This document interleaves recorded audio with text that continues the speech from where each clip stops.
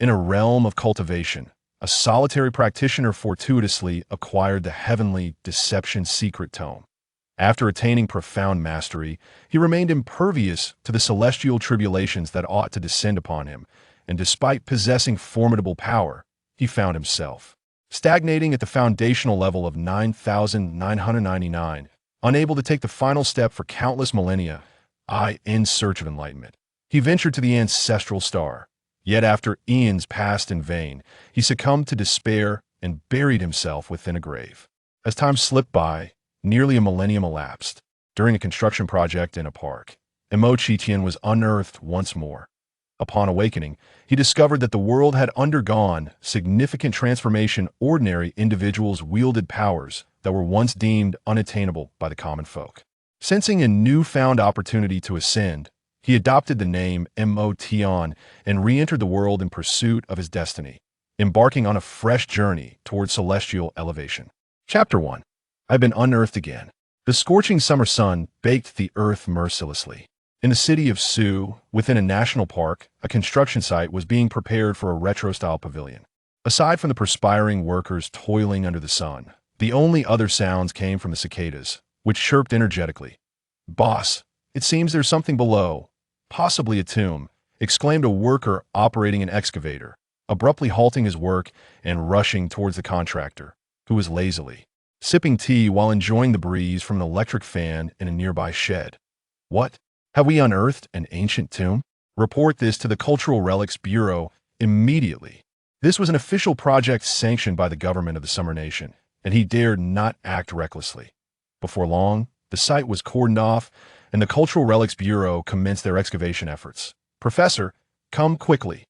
It appears we have stumbled upon an ancient tomb from the Ming Dynasty. Strangely, there are no burial artifacts or epitaphs present, leaving us in the dark about the identity of the interred.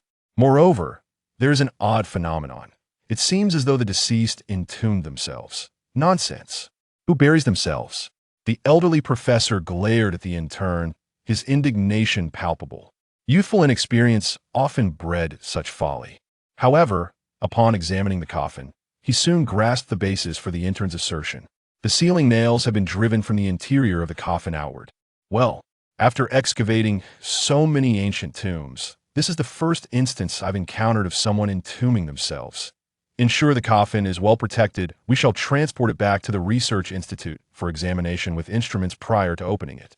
The burial site was modest, yielding only a coffin with no other findings. It was as if the occupant had simply chosen a random spot to inter themselves, neglecting to carve a gravestone or include any offerings, an exceedingly hasty affair. Yet the coffin itself was resplendent, adorned with intricate and arcane designs. Remarkably, despite the passage of 5 or 6 centuries since the Ming Dynasty, the coffin exhibited no signs of decay, suggesting that the ancient remains within might also be remarkably well preserved. Soon, the coffin was carefully placed onto a transport vehicle, escorted by officers from the Public Security Bureau en route to the Sioux City Cultural Relics Bureau. "Be cautious. This coffin is a precious relic. Do not let it sustain any damage," the old professor admonished the somewhat reckless workers, his frustration evident. Soon, the coffin was placed upon the apparatus, initiating an exploration of its interior. When the film was finally developed, all the archaeologists stood in astonishment at the dark image before them. Within the coffin lay a luminous humanoid figure.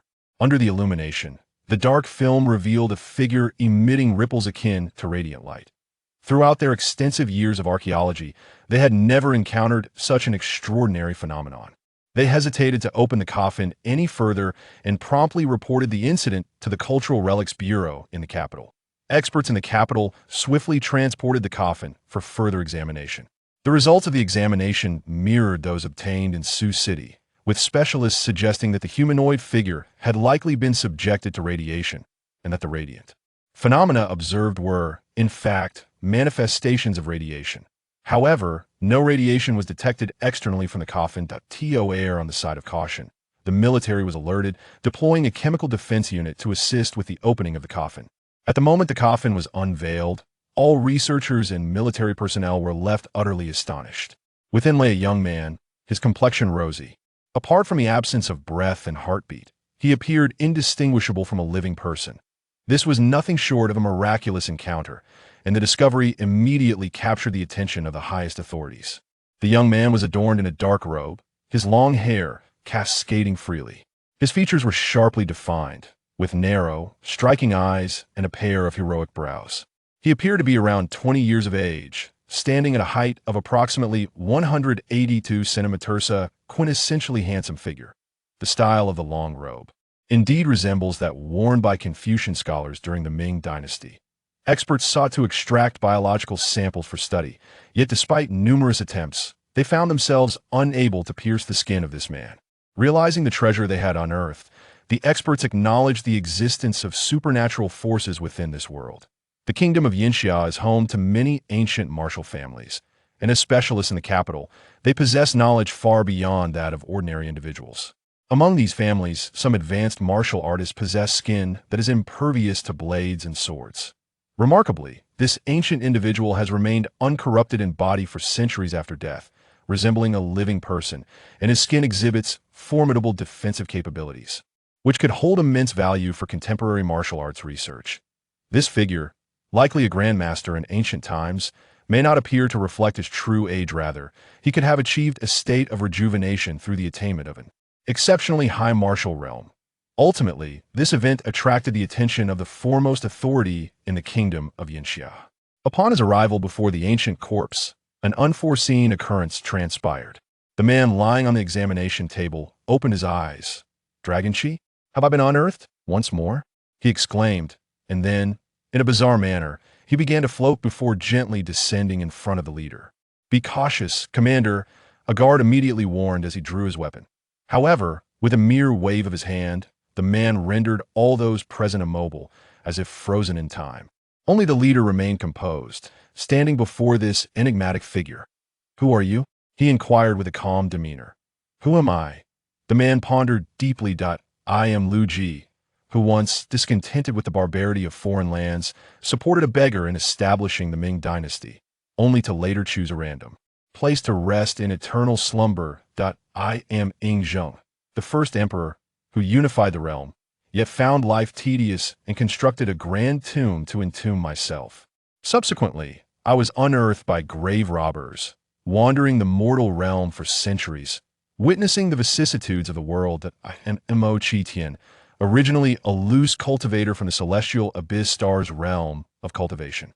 By chance, I acquired the secret tome of deception, enabling me to deceive the heavenly Tao.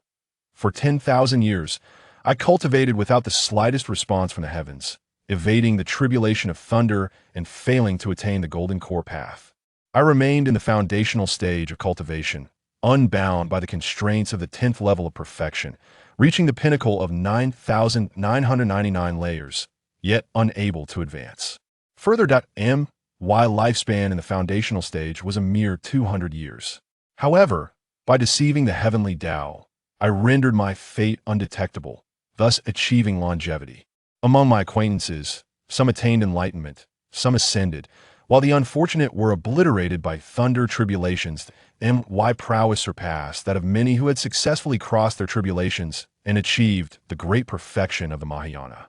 Yet, I found myself unable to summon the thunder tribulation necessary for entering the golden core stage. Disheartened, I embarked on a journey across various cultivation planets, ultimately discovering a path to the ancestral star, the origin of cultivation, where perhaps lay the opportunity for my meteoric rise. For millennia, I searched the ancestral star, yet found no opportunity. As the spiritual energy of the ancestral star waned, many lesser cultivation sects were gradually eliminated by the tides of time. When I sought to return to the realm of cultivation, the teleportation array had long since failed, leaving me stranded on the ancestral star. In my subsequent regret, I adopted the name Mo Chi Tian, for by deceiving the heavenly Tao, it was as if I had never existed. The heavenly Tao remained oblivious, and the six realms did not receive me. Even in death, I found no escape. My name is Mo Tian. He erased the character for deceit. What dynasty is it now? It is no longer the feudal era, it is now known as the era of Yinxia. Oh, since you have unearthed it, I shall seek that fleeting opportunity. What opportunity? The chance to ascend to immortality. Does such a world truly harbor immortals? Indeed, How does one achieve immortality? The ancestral star's spiritual essence has waned thus. Immortality is unattainable. Then how did you attain it? I am exception. Number 1 fell silent. Can you serve a nation? In this lifetime, I desire to be an ordinary person, but you may seek me out for difficult problems. Very well. Here is your identity token. This phone contains a number. You can contact this number for any matter, and we will also reach out to you through a emotion accepted, the purple jade token, inscribed with the characters for Hidden Dragon and a numeral 1 on the reverse. What does this signify? My identity is Dragon 1. The era of Yinxia has a Hidden Dragon Guard, dedicated to addressing supernatural occurrences. You are Hidden Dragon Guard number 1, summoned only for matters that others cannot resolve otherwise. You are quite free. How do I utilize this? Emotion inquired, raising the phone. Number 1 promptly instructed him on its use. Understood. Additionally, I require another identity. Where can I swiftly acquire knowledge of this era? At the university, I shall arrange an identity for you, allowing you to enroll at Kyoto University. Simply proceed to the registration office tomorrow, and I will ensure your identification is delivered to the campus.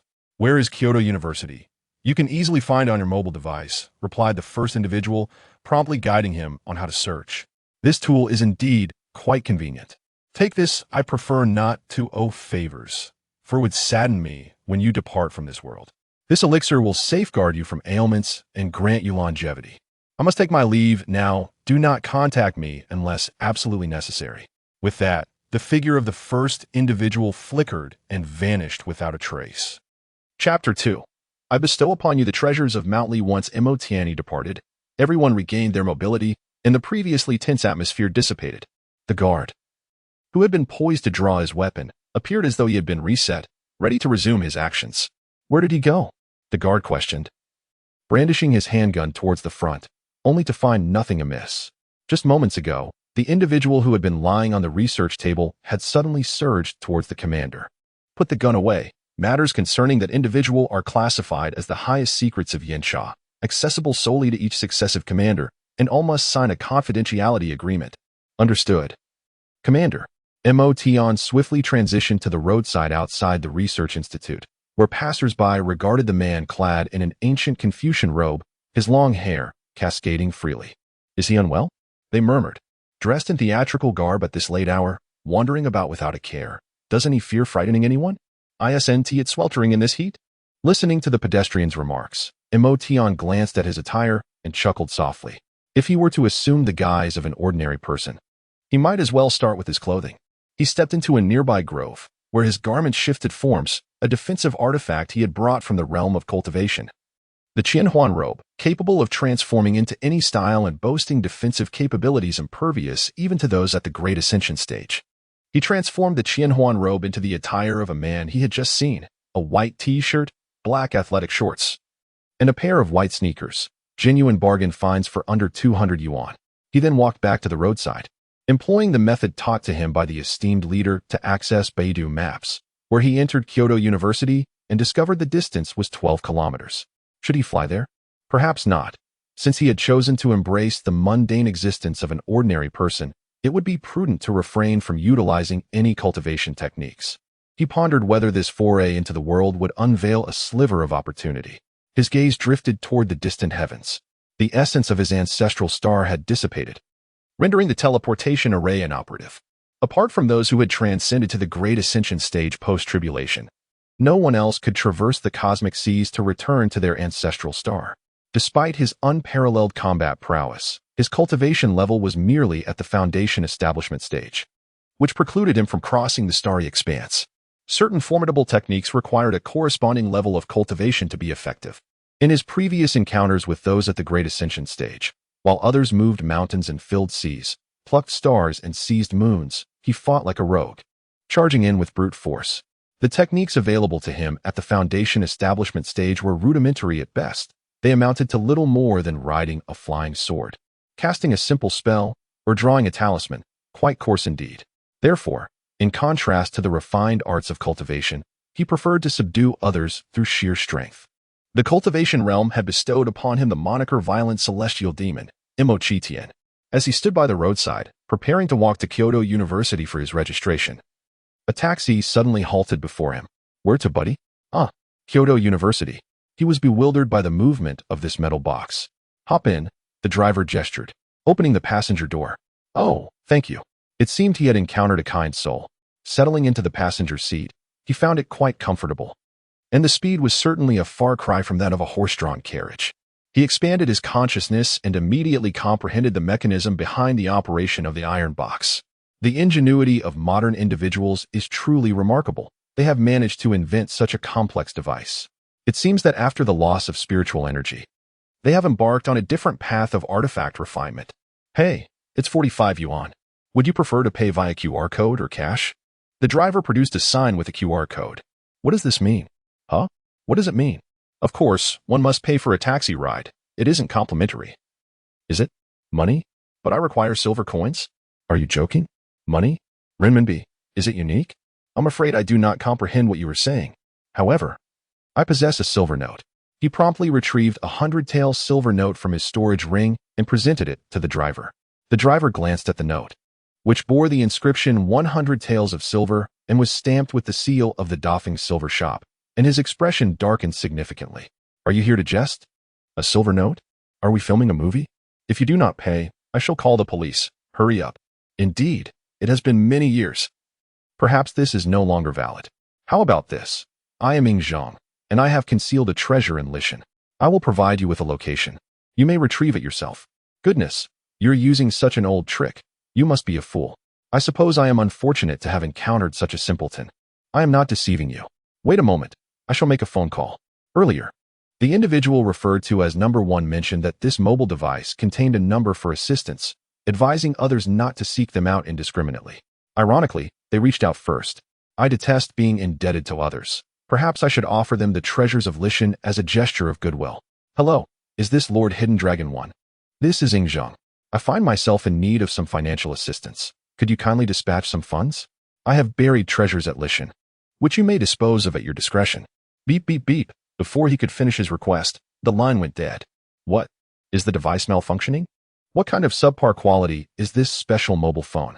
Meanwhile, at the Hidden Dragon Guard base, a middle-aged man held the phone, utterly perplexed. What a pitiful contraption. How is it that your specially designed mobile phone allows scam calls to penetrate? Did you not implement any filters? Such a tired ruse. Even a 3-year-old would recognize it. I shall simply block this number. Alas, Hidden Dragon 1 has successfully been blocked. Oh dear, it seems the phone is indeed faulty. The driver rolled his eyes in exasperation, remarking that it wasn't the device that was broken, but rather the pathetic nature of the scam call, which was evident to anyone. Please, step out of the vehicle. I implore you. I have business to attend to. This ride is complimentary. I beg you, just exit, all right? The driver clasped his hands together in a plea. Well, I must admit that I am not fond of being indebted to others, regardless of your ominous appearance, which may portend a calamity today. I believe that after this brief delay, you are now free from mortal peril. However, the specter of misfortune may still loom. I possess a talisman that can safeguard you from harm.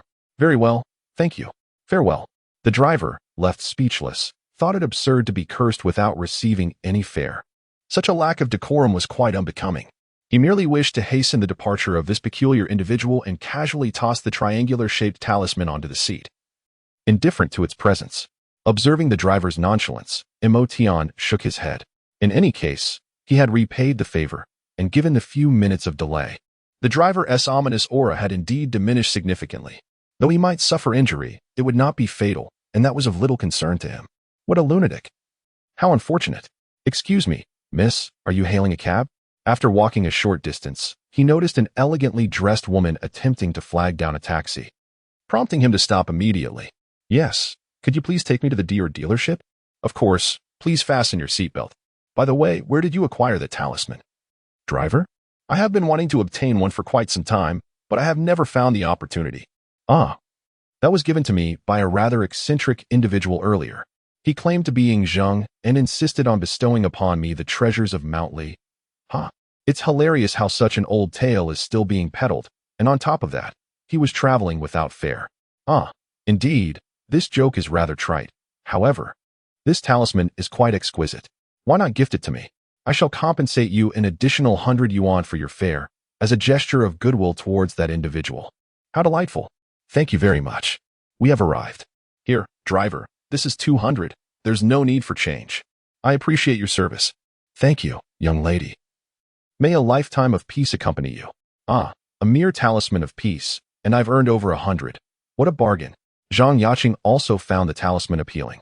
The paper and the intricate patterns inscribed upon it were distinctly different from those she had previously sought at the temple. She intended to acquire one anyway, so she inquired with the driver and made a purchase. The few extra yuan mattered little to her. She nonchalantly placed it into her small bag and proceeded into the 4S dealership. Chapter 3. The people of this era are not simple. The drivers, who naively believed they had secured an incredible bargain, would soon find themselves engulfed in profound regret, having squandered such a significant opportunity. After delivering the generous lady, he completed 2 more rides before preparing to change shifts. However, as he approached an intersection, a sudden accident unfolded before him. A shard of debris flew through the window, grazing his neck. Fortunately, it did not sever an artery, but he did bleed a little. In the aftermath of the fright, he suddenly recalled the madman's ominous words, predicting he would face a calamity. Though he had hesitated for a moment, this misfortune did not pose a threat to his life. Just moments ago, had he not delayed, it could have been him colliding with that truck. Oh dear, just look at that van. It's utterly mangled. The driver inside must be doomed. How fortunate he was to escape.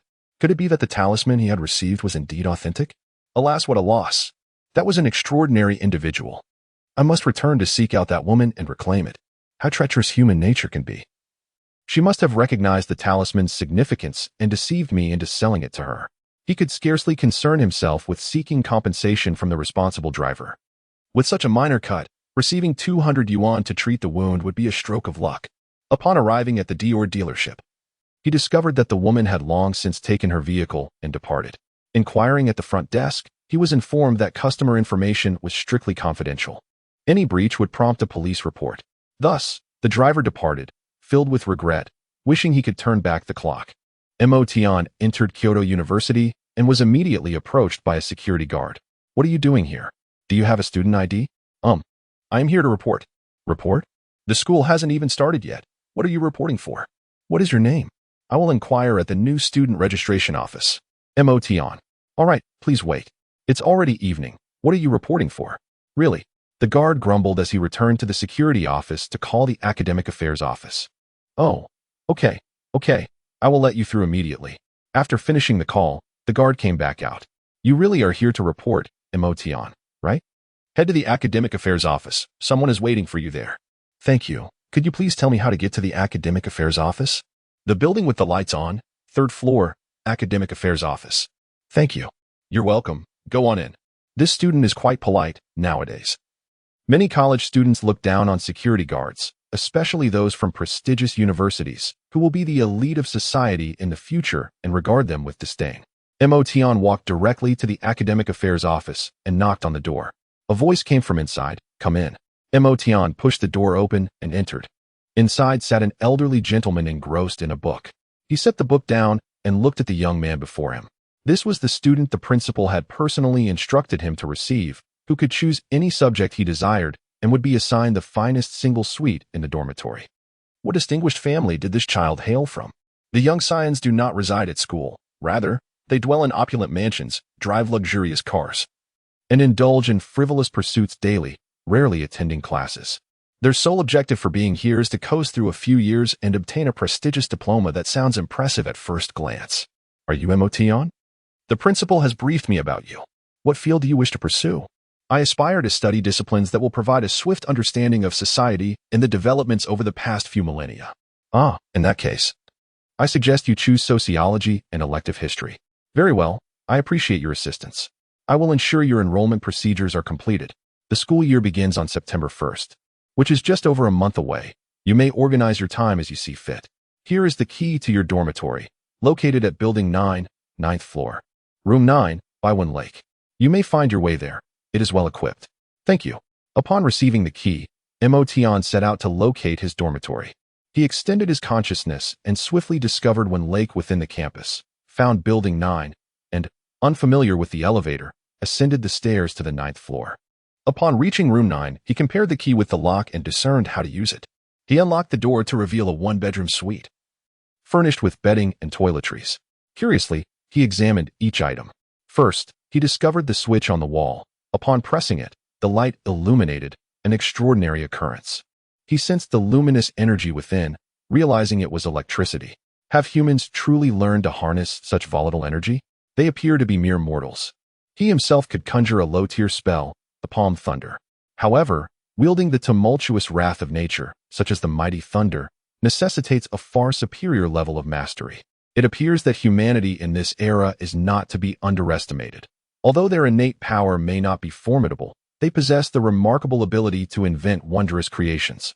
The contraption known as an automobile, the marvel of a mobile phone that can convey messages across vast distances and pinpoint locations. And now the capability to tame the ferocious energy of lightning.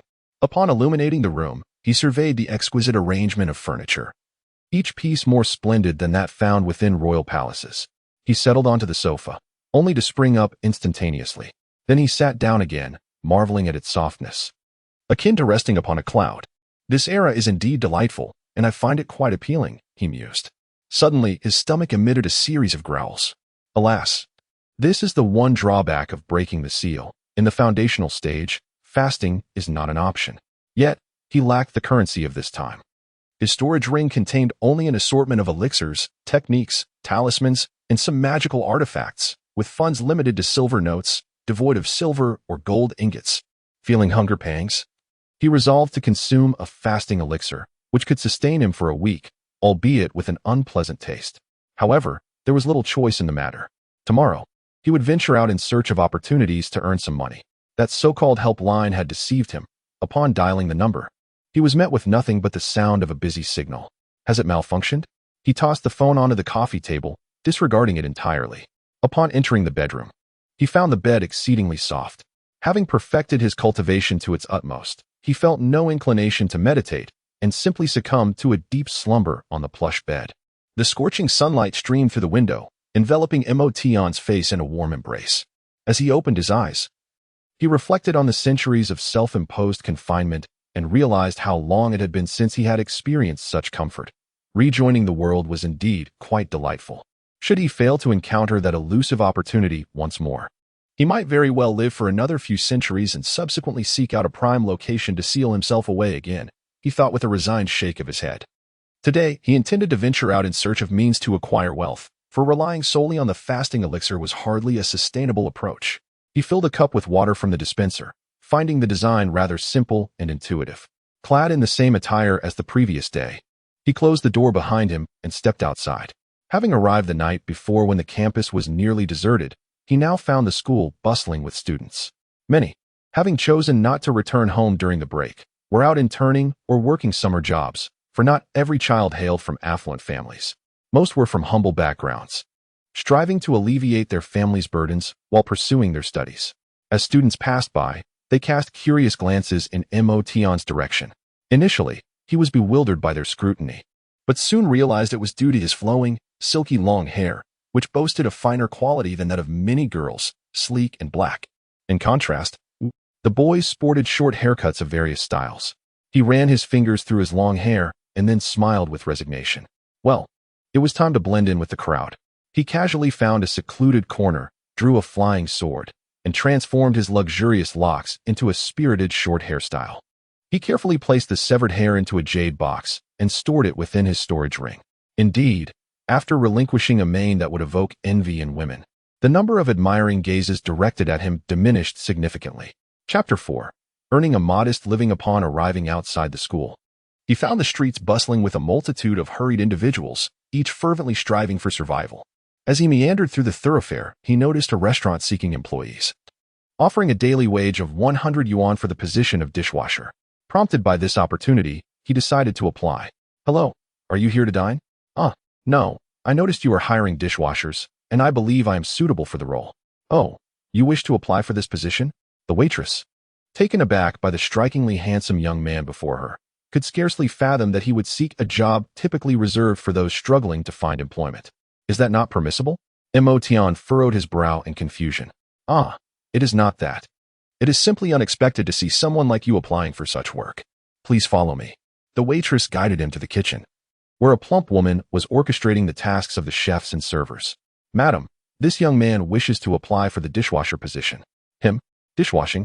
First, wash that basin of dishes for me to see. The proprietress, skeptical of this striking youth's intentions, could hardly believe he would truly wish to take on such a menial task, more fitting for a gigolo than for someone of his appearance. However, after shattering 2 dishes in quick succession, Emotion was promptly ejected from the premises. Kid, are you sent here to cause trouble? Leave at once. We do not welcome your kind here. The rotund proprietress brandished a demeanor akin to that of an irate harpy, forcefully ushering Emotion away. Emotion shook off the suds of dishwashing liquid from his hands and reluctantly departed. That substance, known as dishwashing liquid, was excessively slippery if he held the dishes lightly. They would slip from his grasp, yet if he gripped them too firmly, they would shatter. He concluded that this was not a task for the average person, but rather a skilled endeavor. After wandering several streets, he noticed that most establishments were seeking dishwashers. Eventually, he arrived at the entrance of a private hospital, where a heated dispute drew his attention. Doctor, please, I beg you, save my mother. Alas, it is not that we refuse to help. Rather, it is futile to intervene. Even if we admit her, she will not survive the night. Why spend that money? Furthermore, given her advanced age, surgery is ill-advised. It would be better to take her home and allow her to leave this world peacefully.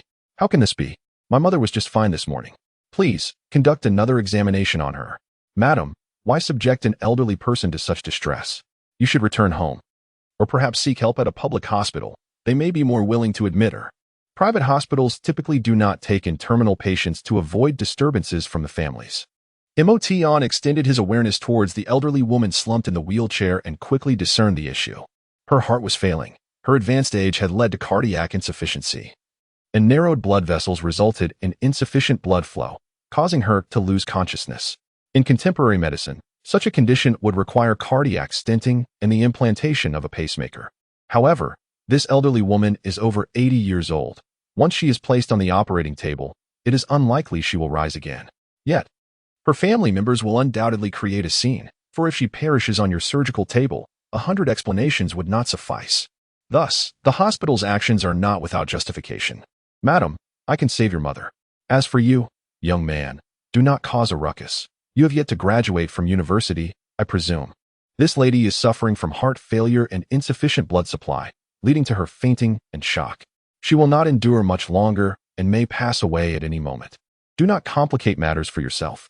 I understand, madam, that my intervention may at best extend her life for a year. Beyond that, I am powerless. Are you willing to allow me to treat her? He can merely activate the residual vitality within the elderly woman. Prolonging her existence for only a year before her life force is entirely depleted, extinguished like a spent lamp. However, if he refrains from acting, her death could occur at any moment. Is what you say true? A year is acceptable. It is certainly preferable to immediate death. The woman is aware of her mother's condition. She has already approached several hospitals. Regardless of whether public or private, none are willing to admit her, as they take her in only to see her pass shortly thereafter. Why invite such trouble? Well, I must charge for my treatment. Very well, how much do you require? Emotion himself was uncertain of what to charge. He thought of 100 yuan for washing dishes, and thus raised a finger to signify one. 10,000 yuan. Is it? As long as you can save my mother, 10,000 yuan for a year of life. It is a bargain. I merely meant 100. Never mind. After all, life is priceless. He reached into his pocket and retrieved 3 strands of hair he had cut earlier that day from a storage ring. Infusing them with his vital essence, the 3 strands instantly transformed into 3 hard, black needles. He promptly pressed the needles into the elderly woman's chest. Upon entering her body, the hair traversed through her bloodstream, stimulating her latent potential. They converged at the heart, expanding the narrow passageways of the heart's veins, serving as a scaffold. As her potential was awakened, the heartbeat, once feeble, began to normalize. Though not quite like a healthy person, her condition had significantly improved. Is that it? The woman asked, somewhat dazed. She felt it was too simplistic. A mere tap to the chest couldn't possibly cure her. She had not noticed the transformation of the hair into black needles. These young people nowadays, willing to deceive anyone for money. The doctors and onlookers shook their heads in disbelief. The woman was adorned in high-end brands, clearly not short of wealth. If he truly healed her, it could lead to a fortuitous connection. But if he were to deceive her, it could invite considerable trouble. Well, She had never held much hope for this unreliable young man. She approached it with a mindset of mere experimentation. After all, who could heal a patient with just a tap? Suddenly, she should be regaining consciousness. No sooner had Emotion spoken these words than the previously fainted elderly woman opened her eyes. Yulon, where am I? The crowd erupted in excitement. Had she truly been revived? Was it really that simple? Was it just a coincidence? This was nothing short of miraculous. Mother, you are awake. How wonderful. What has happened? Wasn't I just watching television? I want to go home. All right, mother, I shall escort you home. Young man, regardless of whether you truly healed my mother, I must express my gratitude. Please provide me with your card number. I will transfer the amount to you immediately. Ah, what card? I don't have one. Oh. Then I will give you cash. Come with me to the car. My bag is inside. Once the individuals departed, the crowd continued to murmur. This must be a trick. How could it be so miraculous? A mere clap, and she is fine? The signs of performance are too evident. That elderly woman genuinely suffered from heart failure and insufficient blood supply. It might just be a coincidence that she seemed to recover at that moment. Nonetheless, it is merely a fleeting moment of vitality. She cannot survive much longer, at most until tomorrow. Several doctors quickly reached their conclusions, and the crowd nodded in agreement. Yet, that young man managed to deceive them out of 10,000 yuan. What extraordinary luck. Here is the 10,000. Could you leave your contact information? Very well. He relayed the phone number given to him by the top official to the woman. Thank you for saving my mother. In truth, I merely awakened her latent potential. She can only live for another year at most. Eventually, she will exhaust her vitality and perish. Sigh. Living an additional year is already a boon. I must thank you once more. Farewell. She was uncertain whether her mother could truly survive another year. Perhaps it was merely a fleeting moment of vitality before the end. Moreover, she had not left any means of contact. Is this the currency of our age? Gazing at a stack of red notes, each bearing the value of 100 yuan, he carefully deposited them into his storage ring. As he observed the middle-aged woman named Yulon driving away, he too began his journey towards the school, intending first to procure some sustenance. Chapter 5. Surviving great adversity brings untold blessings. Having acquired such a substantial sum of money, Emotion first indulged in a bowl of beef noodles at a local noodle shop, spending $20. The taste was exquisite, far surpassing the noodles of the Ming dynasty. And after centuries without sustenance, he relished every bite. It seemed that this 10,000 in purchasing power was quite formidable. He could enjoy 500 bowls of beef noodles before exhausting his funds, ensuring his enjoyment would last a considerable time. He produced a $100 bill, and the attendant returned $80 and change. Upon returning to the university, he observed many students bustling in and out of the campus supermarket, laden with bags of various sizes. I should venture in as well, to better integrate into society. Upon entering the supermarket, he was dazzled by the array of food and beverages that greeted him. Observing others, he decided to purchase a bag of tomato-flavored chips, and then turned his attention to the soda aisle, where he noticed many students were fond of this beverage. He selected 2 bottles for himself. Next, he saw a multitude of students buying instant noodles, and he grabbed a pack of each flavor available. He also picked up some bread, chocolate, and fruit, filling his bag to the brim. When he approached the checkout, the total came to over $200. It appears that this 10,000 in purchasing power isn't as impressive as I thought, he mused. Back in his dormitory, he eagerly tore open the bag of chips, the crisp sound resonating as he savored their delightful flavor. These are delicious. I must purchase more tomorrow. With a parched throat, he twisted the cap off a bottle of cola. However, with a loud pop, the beverage sprayed all over him as he jostled the bag. What on earth? As he channeled his vital energy, he instantly appeared immaculate. He licked the rim of the cola bottle. It was sweet and somewhat tantalizing to his tongue, seemingly quite delightful. He took a hearty swig. Burp, a surge of gas erupted, and he let out a resounding belch. Well, this beverage is quite enjoyable. Although it pales in comparison to my own brewed osmanthus wine, it is surprisingly refreshing. I should purchase a bit more of this. After sampling the chocolate, which was delectable, he resolved to acquire more of that as well.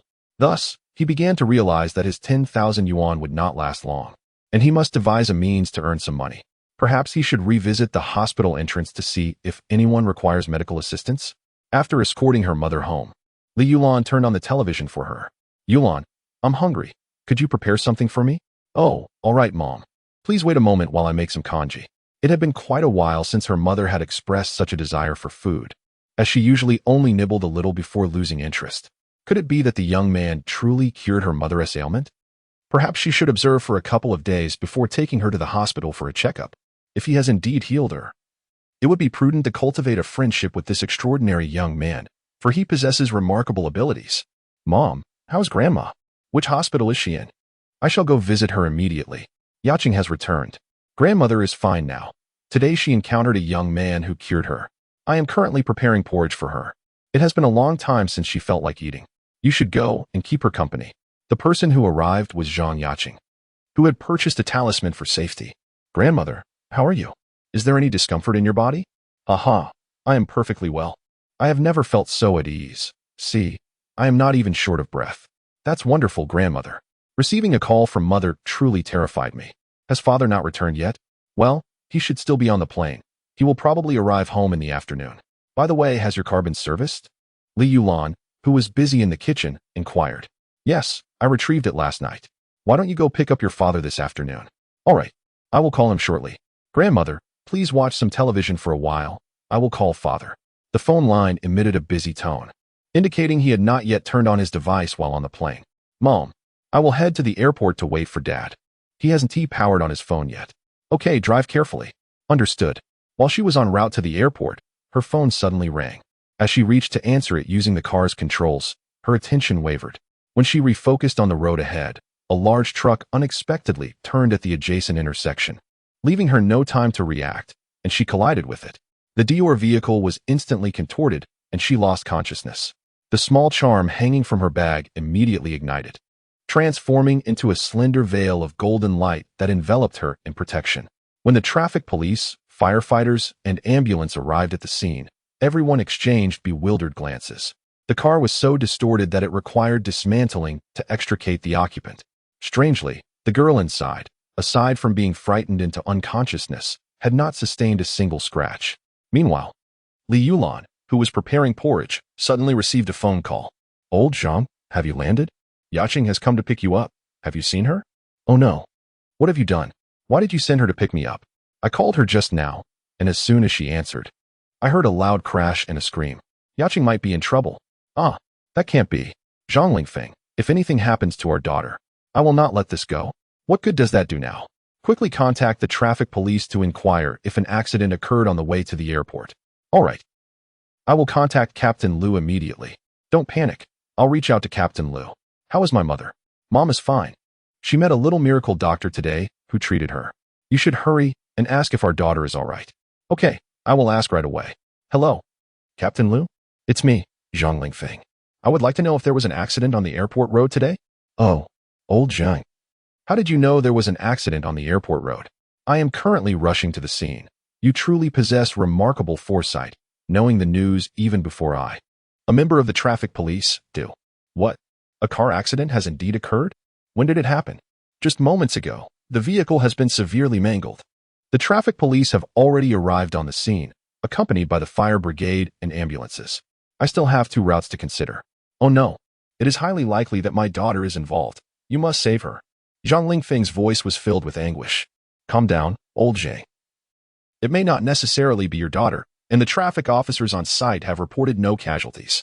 Please remain composed. I will go to the scene and call you shortly. All right. Upon hearing that there were no fatalities, Zhang Lingfeng felt a slight sense of relief. Soon, Captain Liu arrived at the accident site. Zhang Yaching had already been rescued from the vehicle by the firefighters, though she remained unconscious, with doctors and nurses attending to her condition. As he approached, he confirmed that it was indeed old Zhang's daughter. Given the uncertainty of her condition, he refrained from making any premature declarations. How is she? Is she in danger? Captain Liu inquired of the examining doctor. She merely fainted from shock. There are no visible injuries, and all her vital signs appear normal. She should regain consciousness shortly. Is hospitalization necessary? The doctor was uncertain whether a hospital visit was warranted. She has awakened yet, so of course, she must be taken to the hospital for a comprehensive examination. I will promptly notify her parents. Hello, old Zhang. It is indeed your daughter who was involved in the accident. Please do not panic. Allow me to explain. She is unharmed, not even a scratch. Merely frightened to the point of fainting. At this moment, I have arranged for an ambulance to take her to the hospital in the northern part of the city for further examination. You should head directly to the hospital. I still need to manage the situation here. After work, I will visit my niece. Thank you, Captain Liu. I truly appreciate your assistance. I will treat you to a meal another day. Oh, there is no need for such formality. Hurry to the hospital. Your daughter is indeed fortunate. The car is crumpled beyond recognition, yet she has emerged unscathed. This brush with disaster surely foretells a future filled with blessings for her. All right. I will contact her mother to reassure her. Yes, understood. Goodbye. Chapter 6. Do you know Ying Zhang? How is Yaching? Please, tell me. Li Yulan paced anxiously at home. It's nothing, just a faint. She is perfectly fine, Zhang Lingfeng quickly reassured her. So where is Yaching now? Upon hearing that there was no serious harm, Li Yulan finally felt relieved. As long as she was safe, that was enough. She has been taken to the North City Hospital by ambulance for a full-body checkup. I am currently heading there myself. Okay. I will ask the aunt to come over and take care of Mom. I will be there shortly. All right. But don't drive. Take a taxi instead. Your emotions are too heightened for you to be behind the wheel. Understood. 20 minutes later, at the North City Hospital in Kyoto. On the third floor of the inpatient department. Oh dear. Mom. I'm fine. The hospital just took some x-rays. And truly, there's nothing wrong, Zhang Yaching said, bouncing lightly on the bed. You frightened your mother to death. I should never have let you go pick up your father. Oh, I was just startled. Dad, what happened to my car? How bad is it? Zhang Yaching asked, linking her arm with her father's. Take a look for yourself. This is a picture sent by Uncle Liu from the scene. You truly escaped with your life, Zhang Lingfeng said, pulling out his phone and opening a WeChat image. This is my car? As she gazed at the twisted wreck resembling a pretzel, Zhang Yaching could hardly believe that this was her vehicle. How could anyone possibly survive such a transformation from a car accident? Whose is it if not yours?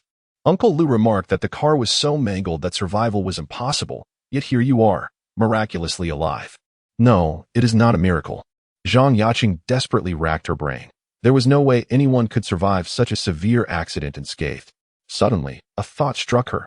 If there was anything peculiar about the situation. It was the talisman she had purchased from the taxi driver the previous night. Mom, where is my bag? Quickly, bring me my bag. Zhang Yaching immediately searched for her small handbag. Oh, here it is. What is the matter, Yaching? Li Yulan picked up the small bag from the chair behind her, having taken it down to assist Zhang Yaching during her examination. Hand it to me. Zhang Yaching snatched the bag, opened it, and reached for the spot where the talisman was kept. However, she only found a handful of black ashes. The talisman had been completely consumed by flames, yet curiously, it had not ignited her bag. Indeed, it was this object that saved my life, Zhang Yaching remarked as she gazed at the ashes. What is this substance? It resembles the ashes of burnt paper. This is a talisman, Mom and Dad.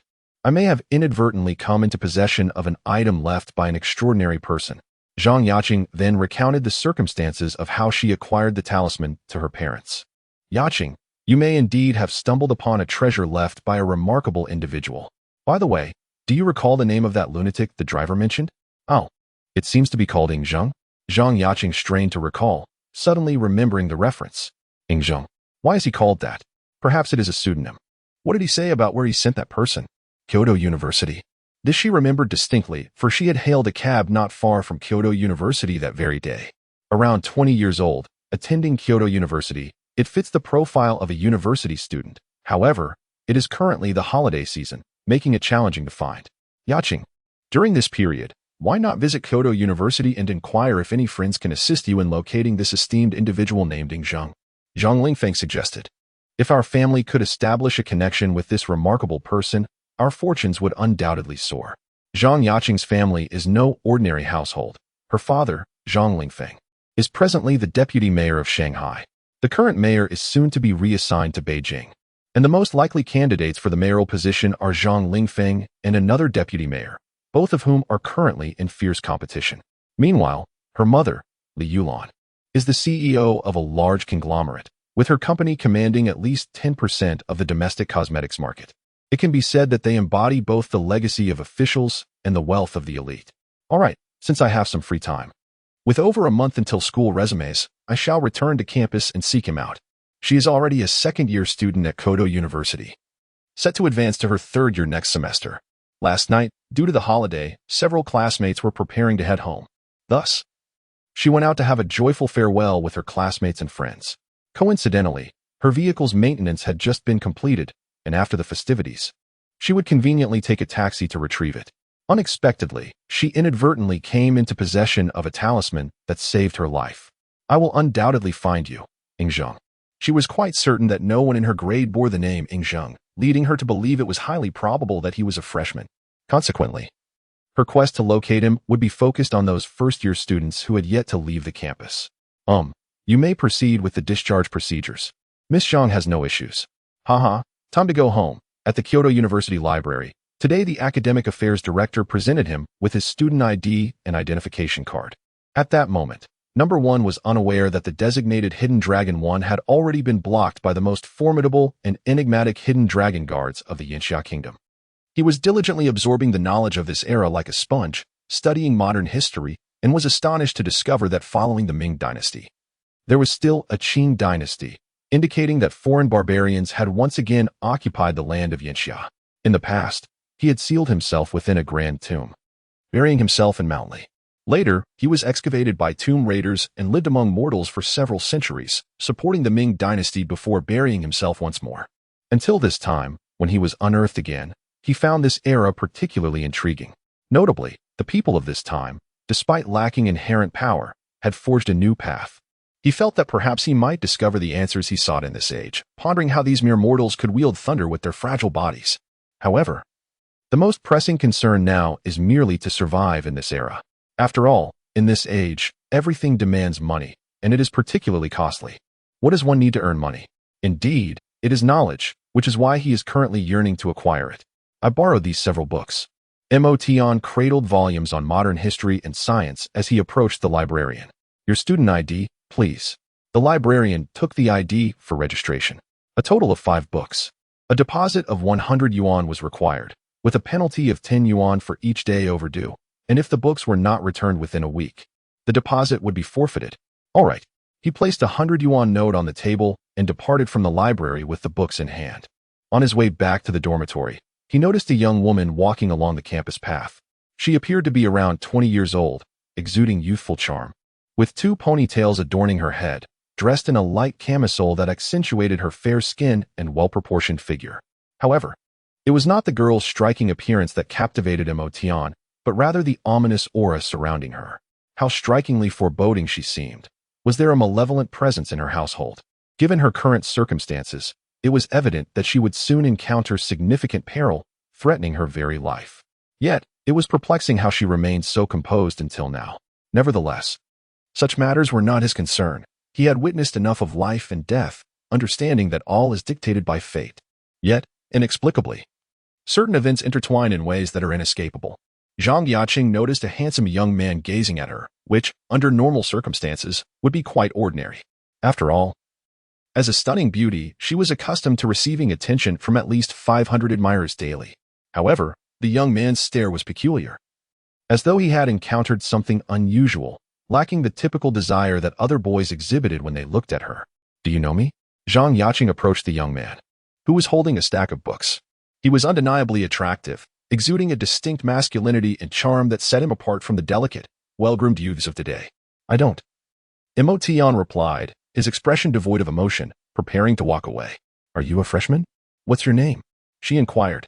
I'm a freshman. My name is Motion. He answered. Motion? Do you know someone named Ingzhang? Zhang Yaqing suddenly asked from behind him. Motion halted abruptly. What do you want with Ingzhang? Do you really know Ingzhang? Zhang Yaqing exclaimed, rushing towards him with excitement. Chapter 7. It has been over 2,000 years since Ingzhang's demise. Why do you seek him? The striking young woman, Motion, remained unfazed and continued to inquire. I am here to express my gratitude for saving my life. When did he save you? Yesterday. I was involved in a car accident that should have been fatal. However, the night before, I inadvertently acquired a safety talisman from a taxi driver, which ultimately saved my life. Upon hearing Zhang Yaqing's explanation, Motion quickly grasped the situation's unfolding. It seemed that fate had interwoven their lives in an unexpected manner. A person entirely unrelated to him had established a connection through such circumstances. Since fate had brought them together, it would not hurt to lend a hand. After all, she had inadvertently assisted him by paying the taxi fare, thus helping him resolve a minor karmic entanglement. Do you know Ingzhang? Could you take me to meet him? I do know Ingzhang. but I cannot take you to see him. Why not? Because he has been dead for over 2,000 years. Are you mocking me? Zhang Yaqing, infuriated, exclaimed. As everyone knows, Ying Zheng has been deceased for millennia. Yet, what she sought was not the historical figure himself. She felt this young man was merely toying with her, which was utterly vexing. I know what you seek him for. You know nothing. There are very few who dare to toy with me, the young lady retorted, hands on her hips.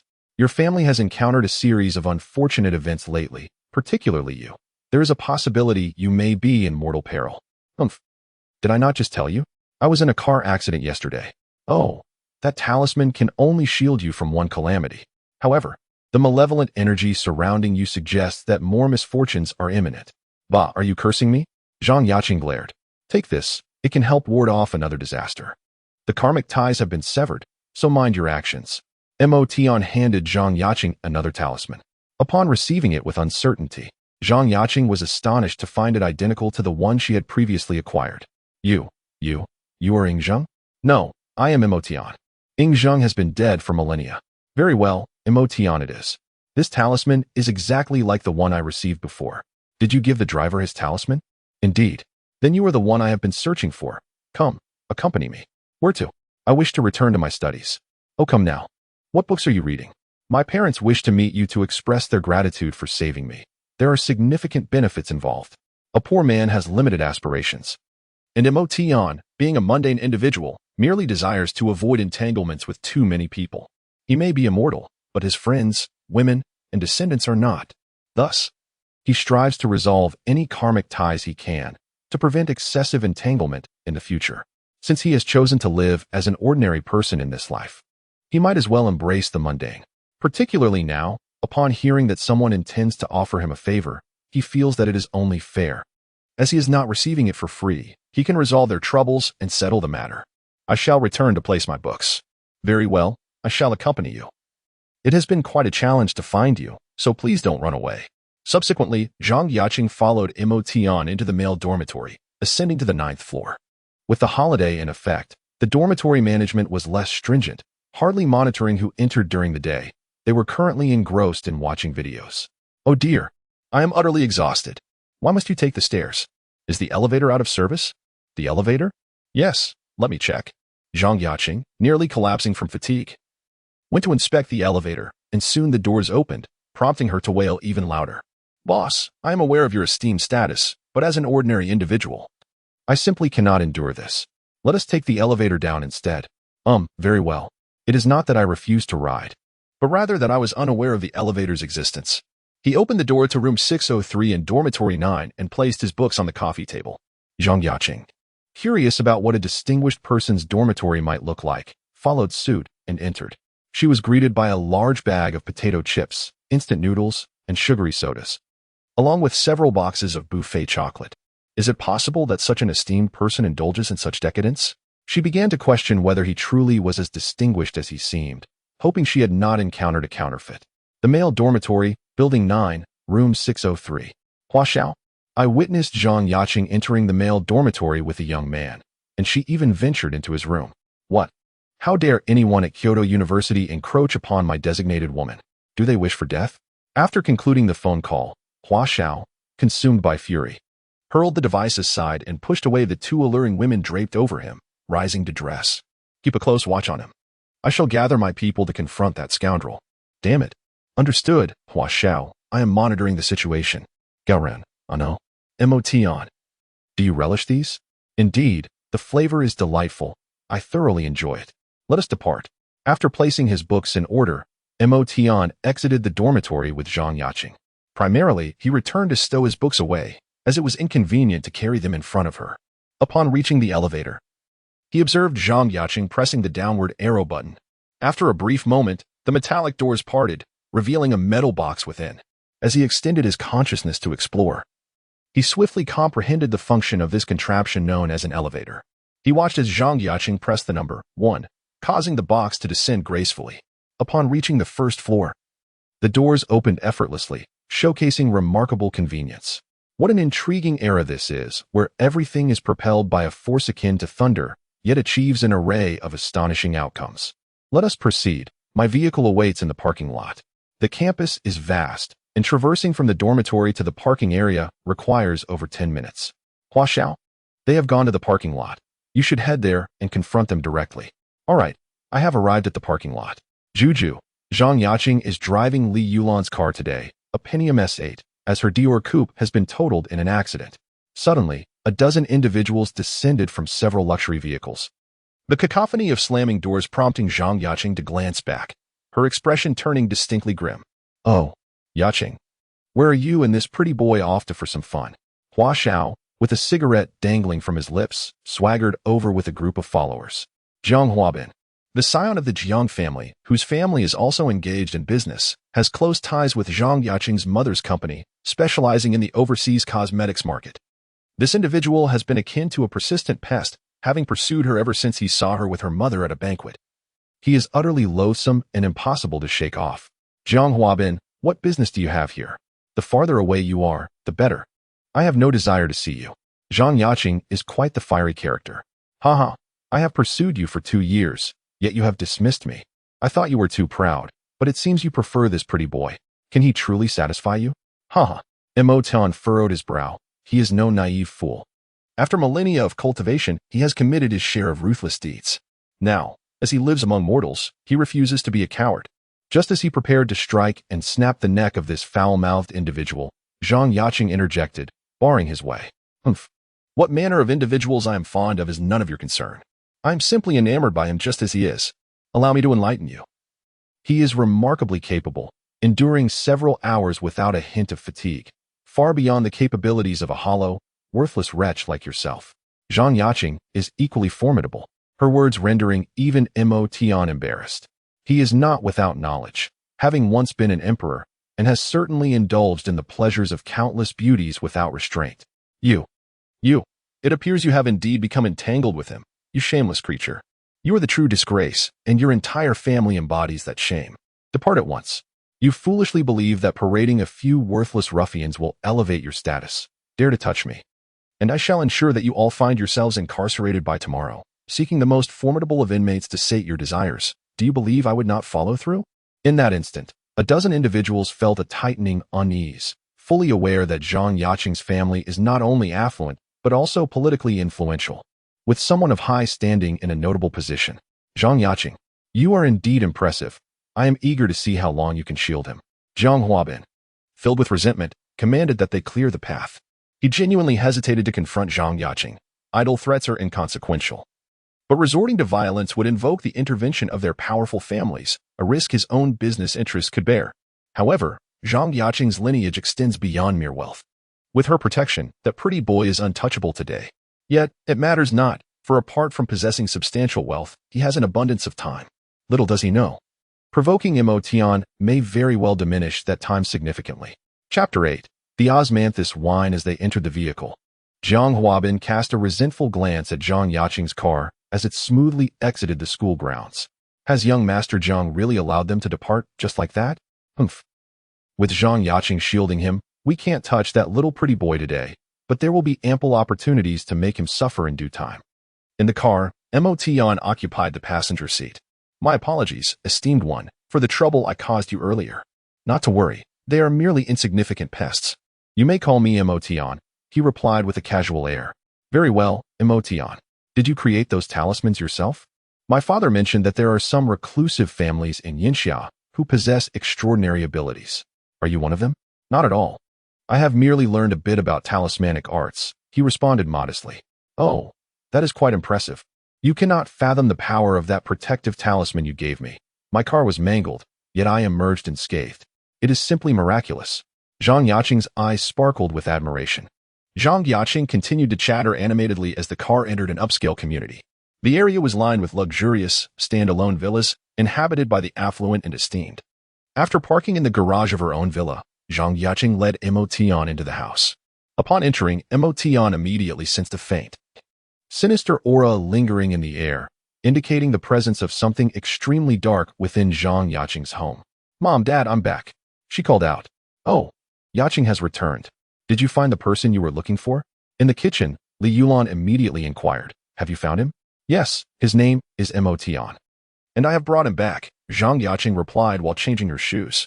Mo Tian, You need not change your shoes. Please come in. Ah, the little divine doctor, it's you? Upon hearing Zhang Yaqing mention that the person had been found, Li Yulan quickly washed her hands and emerged from the kitchen, only to find Mo Tian standing at the doorway. Hee, it is indeed I. It seems this family and I share quite the destiny. Old Zhang, come quickly. This is the little divine doctor I mentioned who saved our mother. Hearing the commotion, Zhang Lingfeng descended from upstairs. Ah, hello? I am Zhang Lingfeng.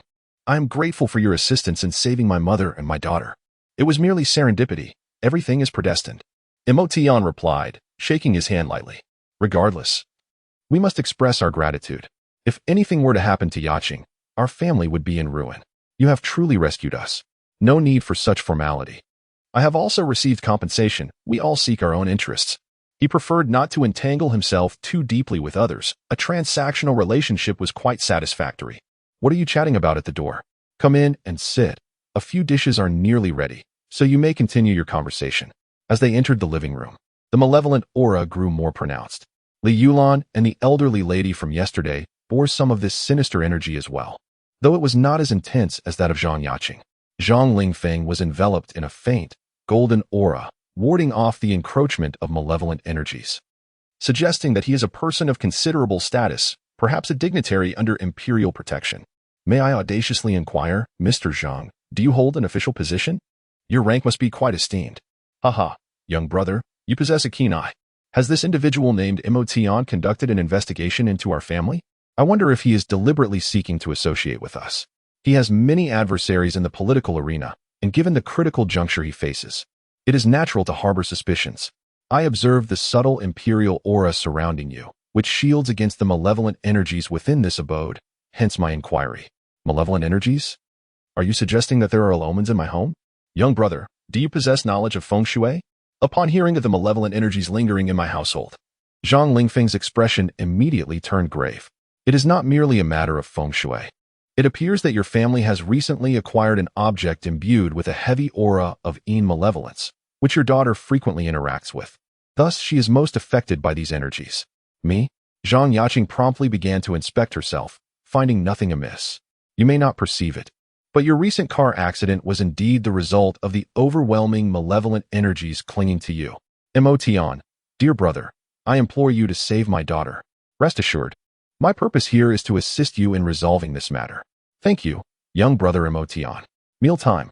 At that moment, Li Yulan called out, let us dine first. Please, young brother. The feast was truly sumptuous, awakening the palate of Mo Tian, who had been subsisting on instant noodles, chips, and sugary drinks for what felt like an eternity. He had mistakenly believed that these were the pinnacle of culinary delights. However, in the presence of a table laden with sea cucumbers and abalone, his horizons were once again broadened. Mo Tian, unreserved and ravenous, devoured the exquisite spread with the enthusiasm of one who had not feasted in ages. Ah, little brother, does this meal suit your taste? Observed the Zhang family, taken aback by the voracity with which Mo Tian consumed the food. One could only wonder just how famished he must have been, as if he had never tasted nourishment before. Indeed, it is exceptionally delightful, 100 times superior to the delicacies prepared by royal chefs, Mo Tian remarked sincerely, while the Zhang family assumed it was mere flattery. Haha, then do indulge further. Come, little brother, do not only focus on the dishes. Allow me to toast you with a drink. Ah, very well, Mo Tian replied, lifting his glass to take a sip, only to furrow his brow in discontent. Is something amiss with the wine? Zhang Lingfeng inquired, noticing Mo Tian's reaction. This was a fine vintage, aged for a decade, and not something one would typically indulge in lightly. Its market value is substantial. It's indeed lacking. The wine has been adulterated with an excessive array of unrefined additives, lacking purity. Ah, is that not the norm? The finer the wine, the more aromatic spices are often blended in, enhancing its bouquet. Perhaps it is best that I stick to my own drink, as I find yours quite difficult to appreciate. Mo Tian reached into his pocket and retrieved a small gourd, no larger than the palm of his hand, filled with his homemade osmanthus wine, infused with various natural herbs, and even some spiritual medicines he had cultivated himself. The osmanthus flowers were grown by him beside the spiritual spring, nurtured daily with its waters. Mo Tian uncorked the bottle and poured the pale yellow liquid into a cup, the wine resembling divine nectar. Instantly, a rich fragrance of osmanthus wafted through the air. Wow! It smells delightful, rich yet not overpowering, Zhang Yaqing exclaimed, inhaling deeply. Young brother, is that wine? There is indeed an incredibly fragrant aroma of fine alcohol. Yes, this is my own brew of osmanthus wine, he replied. May I have a taste? Please bring me a cup. Thank you, young brother. He was eager to discern how this wine compared to his own decade-long collection. He took a delicate sip, the taste lingering on his lips and teeth. A sweet liquid gliding down his throat, a lightness spreading throughout his body, as if his very soul had been elevated. What a splendid wine, truly celestial. After just one sip, I feel as though my body has become weightless. It has been ages since I felt this relaxed. As a high-ranking official, he bore many ailments, shoulder arthritis, lumbar protrusion, eye strain, and other assorted afflictions. Indeed, this wine is beneficial for the body. I have incorporated many herbs into it. Is that so? I haven't been feeling well lately either. Young healer, might it be possible for my aunt to have a sip as well? Certainly. Bring forth the wine goblet, and pour a small cup for your mother as well. It shall be beneficial for her health. While it may not extend her lifespan, it can certainly fortify her constitution. Very well. I shall fetch the cup immediately. Mother, kindly bring me a cup as well. I desire to partake. Hearing of such a delightful elixir is akin to encountering celestial nectar. Will you not drive the little divine healer shortly? No worries. We shall take a taxi back to the university later. In that case, very well. Such a remarkable beverage is indeed not to be missed. That little gourd hardly seems capable of holding much, suggesting its rarity. Little do they know that the gourd in Emotion's possession is a magical artifact, containing an immense space filled with several tons of osmanthus wine. Wow, it is incredibly delicious. Is this truly wine? It does possess a vinous flavor. What makes it so exquisite? Indeed, in imbibing it brings a delightful comfort, leaving the body feeling invigorated and unencumbered. Truly a celestial brew. This is crafted using techniques from the realm of cultivation. Is it not the very essence of divine nectar? Young brother, might I request another cup? You are mere mortals and should not indulge excessively. Zhang Lingfeng found this request rather dull, assuming Emotion was reluctant to part with his precious drink. After all, that gourd is rather small, and it is likely that 2 more cups would deplete its contents. Such exquisite wine cannot be abundant.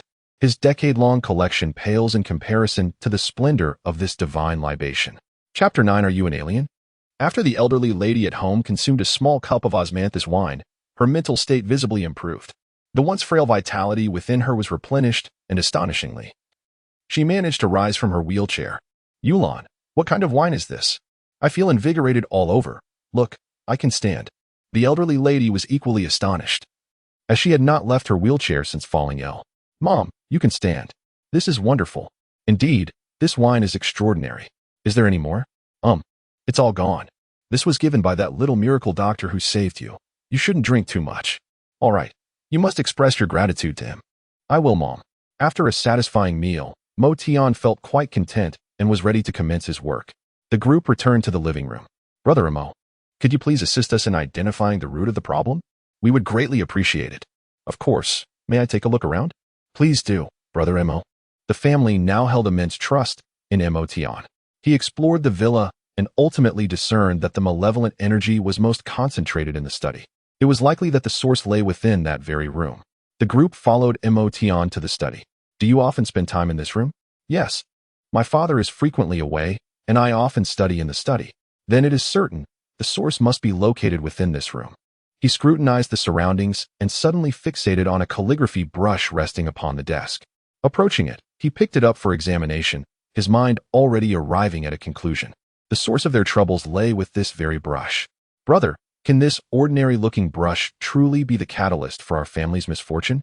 Zhang Lingfeng gazed intently at the seemingly mundane tool. But this brush is crafted from a millennium-old locust tree, and its bristles are made from the hair of an immensely vengeful spirit. What? A brush made from a deceased person's hair? Upon hearing Mo Tian's words, Zhang Yaqing gasped in horror, recalling that she had previously used this very brush for writing. Indeed, where did you acquire this? Ordinary individuals could never obtain such a brush. In the hands of the unskilled, it becomes a weapon of harm, while in the grasp of an expert, it transforms into an exquisite magical tool. This brush is a supreme spirit pin for drawing talismans, ensuring an exceptional success rate and efficacy when inscribing spirit summoning and malevolent talismans. Yaching. From whence did this brush originate? Zhang Lingfeng inquired of his daughter. Uncle Chao gifted it to me during my last visit to Hushi to see you. He presented a complete set of the 4 treasures of study, wishing me success in my academic endeavors. Chao Mingde gave it to you? Zhang Lingfeng pondered. Sensing that this matter was far from simple, Chao Mingde was the very individual currently vying for the position of mayor against him. Brother, how should we proceed with this brush now? Leave it to me. In our hands, it possesses great potential, yet for ordinary people, it is a perilous artifact. Very well, I shall bestow this upon the young brother. Indeed, I shall not accept your offerings without reciprocation. Allow me to present these talismans to you. They may safeguard your life in times of peril, and it is essential to carry them at all times. He produced 3 talismans and handed them to Zhang Lingfeng. Zhang Yaching already possessed one, so the remaining 3 were allocated, one each for Zhang Lingfeng, Li Yulan, and the elderly matriarch. With matters now settled, I shall take my leave. Wait a moment, young brother. This is a check for 100,000 yuan, as a token of gratitude for your assistance in resolving our family's significant predicament. Here is my business card. Should you venture to the city of Shanghai, do not hesitate to call me. I would be delighted to host you. Ah, you are too kind. Is this check truly monetary? Ah, are you unaware of what a check is? Could it be that you are indeed a recluse emerging from the depths of the mountains? Zhang Yaching regarded Mo Tian with a gaze akin to that of witnessing an extraterrestrial. Mo Tian rubbed his nose, feeling a tad embarrassed after all. It wouldn't be appropriate to admit that I had just emerged from obscurity 2 days prior. Yaching, do not be rude. Does the young brother possess a bank card number? I could transfer the funds directly to you. Ah, I do not have that either. What about a mobile phone? I can send it to you via WeChat. I do have a phone, but it may be broken. And I did not bring it with me. The Zhang family exchanged incredulous glances, without knowledge of checks, no bank card, and no mobile phone. It seemed he had just emerged from some remote corner of the world. Perhaps, Yaching, you could accompany the young brother to purchase a new mobile phone, and once resolved, you could transfer the 100,000 to him. All right, Dad, leave it to me. Zhang Yaching immediately took charge. Let's go. I'll first take you to buy a phone. Thank you very much. I shall take my leave now. Mo Tian expressed his gratitude with a slight bow. Haha, my young brother is too polite. If anyone should be grateful, it ought to be us. Please take care, and should you ever require assistance in the future, do not hesitate to ask. Within my capabilities, I shall not decline. Farewell. Mo Tian again bowed slightly and followed Zhang Yaching as they departed. Having consumed alcohol, Zhang Yaching did not drive. Thus, the two embarked on a leisurely stroll towards the community's exit. The vicinity was affluent, brimming with upscale shopping centers, and it would not be long before they arrived at a large mall. After Mo Tian and Zhang Yaching's departure, Zhang Lingfeng and Li Yulan began conversing. Old Zhang, I find this Mo Tian quite mysterious. Could it be true, as Qingyao mentioned, that he hails from some hidden family? There is a possibility. Yet which of the current hidden families is entirely isolated from the world? They all possess their industries in the secular realm. And while they may be referred to as hidden families, in truth, they are colossal conglomerates rivaling nations in wealth. Both individuals were not ordinary and had access to certain members of these hidden families. These individuals possessed remarkable martial prowess, and many of their kin occupied prominent positions across various sectors, including the military and specialized forces. Regardless, this young man, Mo Xiao, must undoubtedly be an extraordinary individual. It would be wise for Yaching to cultivate a close relationship with him. In the future, we may find ourselves in need of his assistance. Zhang Yaching strolled with Mo Tian for approximately 10 minutes before arriving at a grand shopping mall, a place she frequently visited for her purchases. Come, let me show you Guowei's mobile phones. Zhang Yaching tugged Mo Tian towards the Guowei specialty store. Could you please show me that mobile phone? Zhang Yaching inquired, pointing at a model priced at 6,888 yuan. This store was familiar territory for her. She made it a point to reserve the latest models upon their release. And the sales staff were well acquainted with her. Ah, Miss Zhang, you're here. The latest model has been released yet? Has your phone malfunctioned? No. I'm here to get one for my friend. Do you have it in black? Yes, Miss Zhang, is this your boyfriend? He is quite handsome. You have excellent taste. The sales representative complimented, though they couldn't help but notice his rather shabby attire, clearly from a street vendor, suggesting he relied on his looks. Yet, it seemed this time he had attached himself to a wealthy beauty, perhaps the result of some fortunate past life. Ah, no, he is just a friend. His phone is broken, and I brought him to choose one. I'll take this one. Please wrap it up. She produced her phone to scan for payment. Throughout the entire process, Emotion observed intently. Indeed, shopping in contemporary society had become remarkably convenient, eliminating the need for cash, as a simple scan and a few digits could secure one's purchases. Emotion, do you have your ID card with you? Oh, I do. He promptly produced the ID card he had just received the previous day. Could you assist me in acquiring a mobile phone number ending in 999? Yes. How much will that be?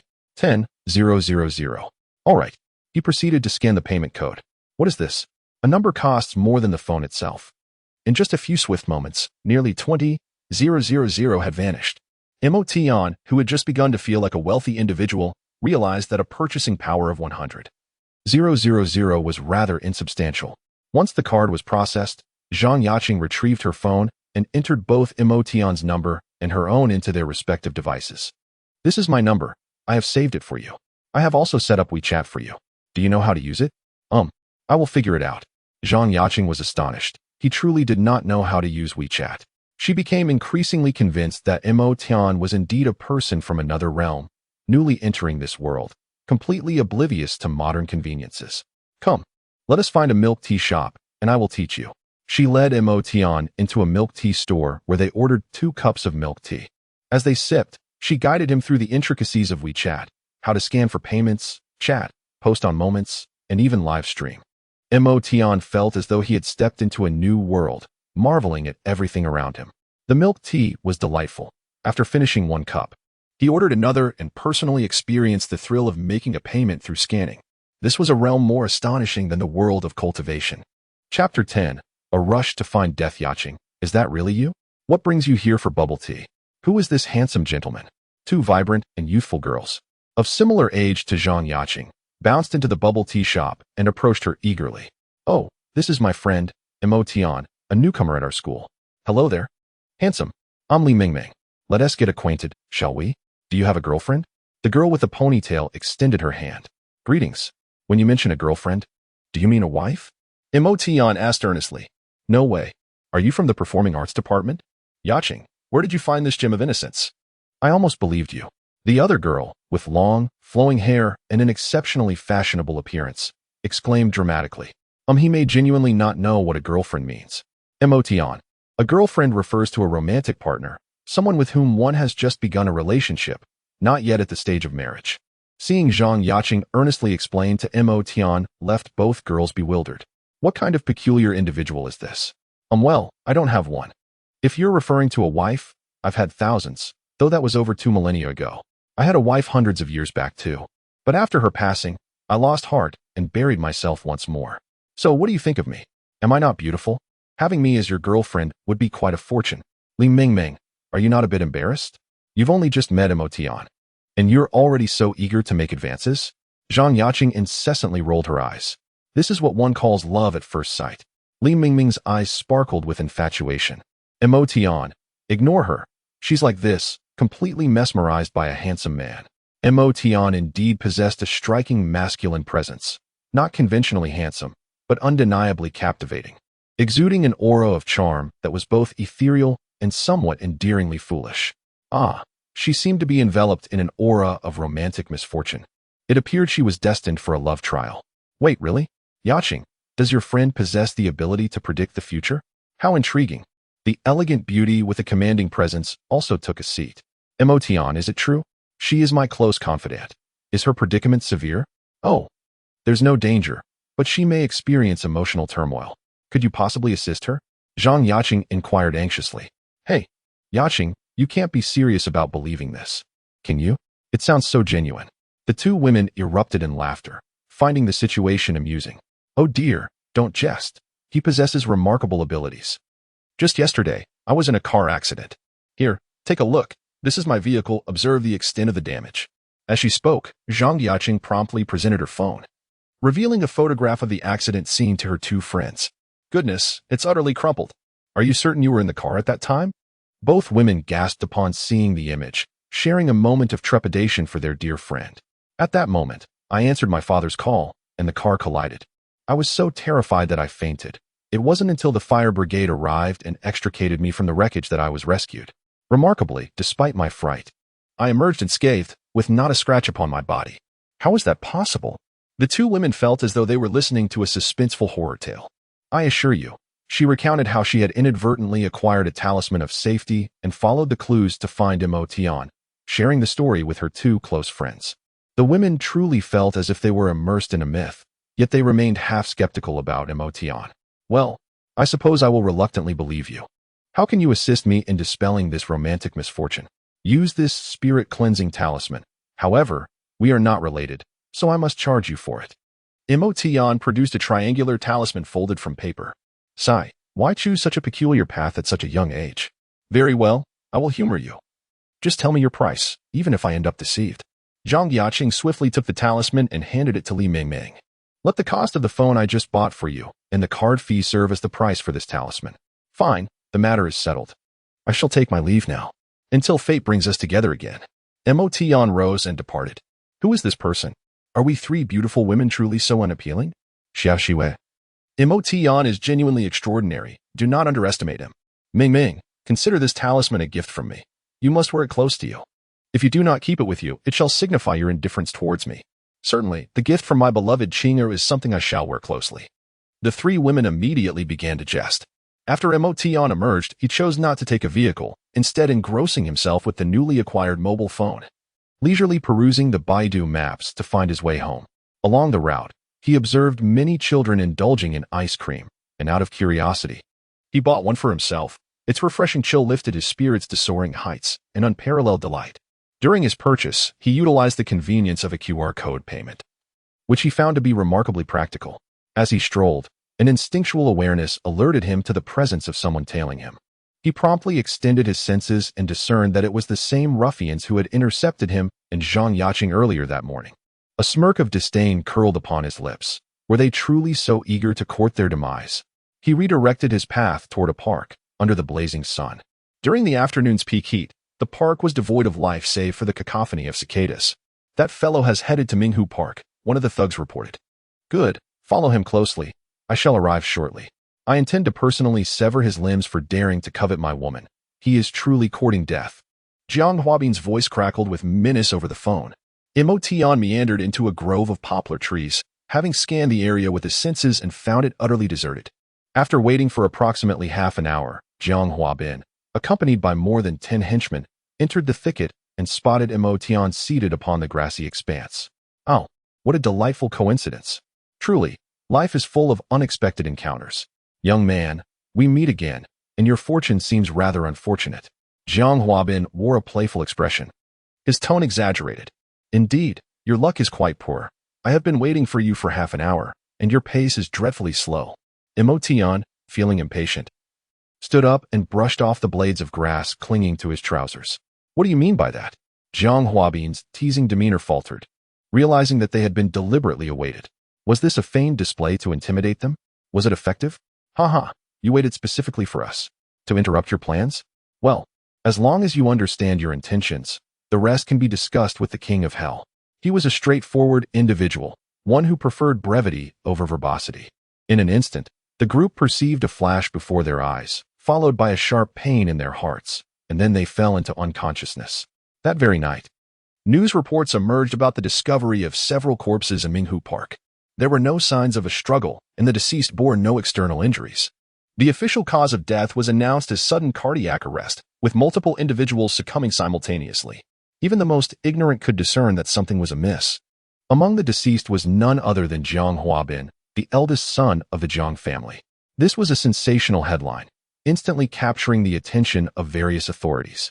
The nation's special agencies were mobilized, for such a method of demise was not within the capabilities of an ordinary person. As the capital of the Yanxia Kingdom, Kyoto could not afford to overlook such a grave incident, and thus, the hidden dragon guards were inevitably summoned. Number 7. Have you discerned anything yet? A cold-faced woman clad in black inquired of the middle-aged man examining the corpse. The body is intact, including the organs. I cannot ascertain how these individuals were slain. You cannot discern it either? You are at the pinnacle of the dark strength. The woman expressed her astonishment. 9. You are also at the late stage of dark strength. Do you believe you could instantaneously kill a dozen people while ensuring that not a single one of them bears any marks of injury? If If I were to employ hidden weapons, I could indeed accomplish the instantaneous demise of several individuals. Yet, consider this. These individuals show no signs of having been struck by hidden weapons or poisoned. Furthermore, if someone of my caliber and dark strength deems it unachievable, what manner of individual could possibly execute such a feat? Are you suggesting a congenital master? A congenital master possesses the ability to project internal energy and kill from a distance, which aligns with this scenario. Yet, why would such a congenital master, who is neither an elder nor a frail person, find it amusing to slaughter a group of ordinary young individuals? How should I know? Perhaps these individuals have offended that congenital powerhouse. Investigate the nearby surveillance and determine if there are any suspicious individuals. Also, look into whether these people have recently wronged anyone. If it truly is a congenital master, can we handle this case ourselves? Nine's face was etched with self-doubt. Huh? Are you jesting? Of course. We must report this. It will require at least someone above level 5 to intervene. Even level 6 may not suffice, as she has only just entered the congenital phase. Given the method of murder, this perpetrator is undoubtedly far more formidable than a mere early-stage congenital master. Chapter 11. We have blacklisted number 1 in the conference room of the Longing base. All members from Longing 2 to Longing 9 were present. Please share the results of your investigation, an elderly man with graying hair said slowly. This is the process and data from our inquiry. Number 7 replied as he activated the projector, displaying images of the scene and the victim's demise. There were no signs of struggle at the scene, and the deceased bore neither external nor internal injuries. We examined the forensic pathology and toxicology reports, and none of the deceased exhibited any signs of diseases that could lead to sudden death or poisoning. Naturally, we can rule out death by illness, as it is improbable for multiple individuals to perish simultaneously from such causes. We later speculated that they might have been killed by hidden weaponry.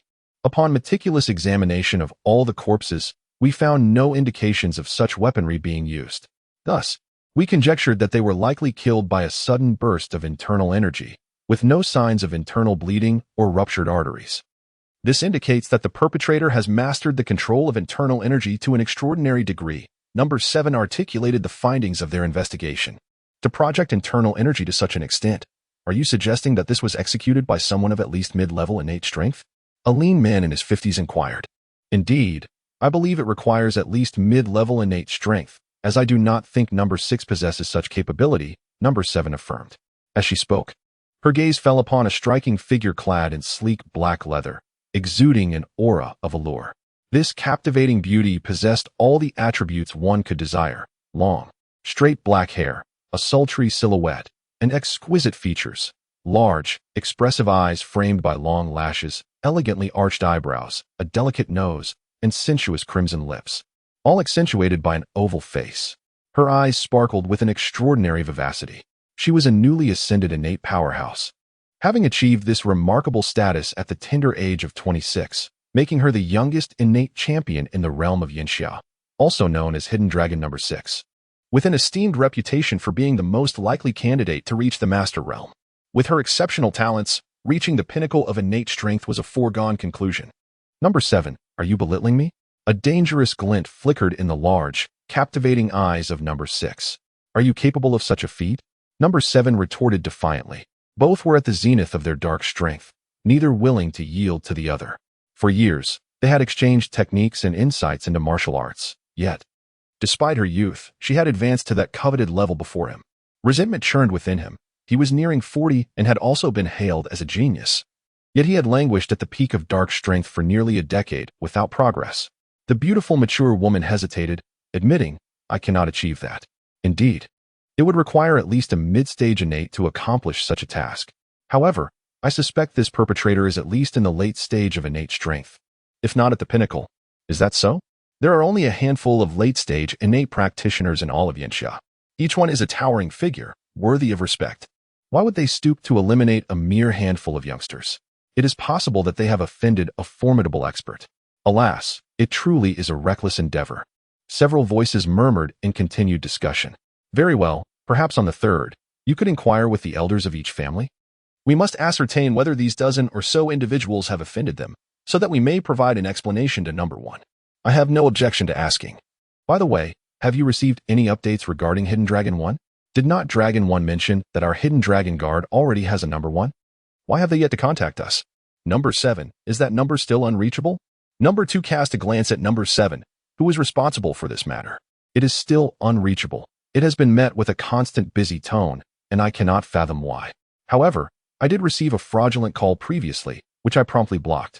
I am perplexed as to how such a phone could receive scam calls.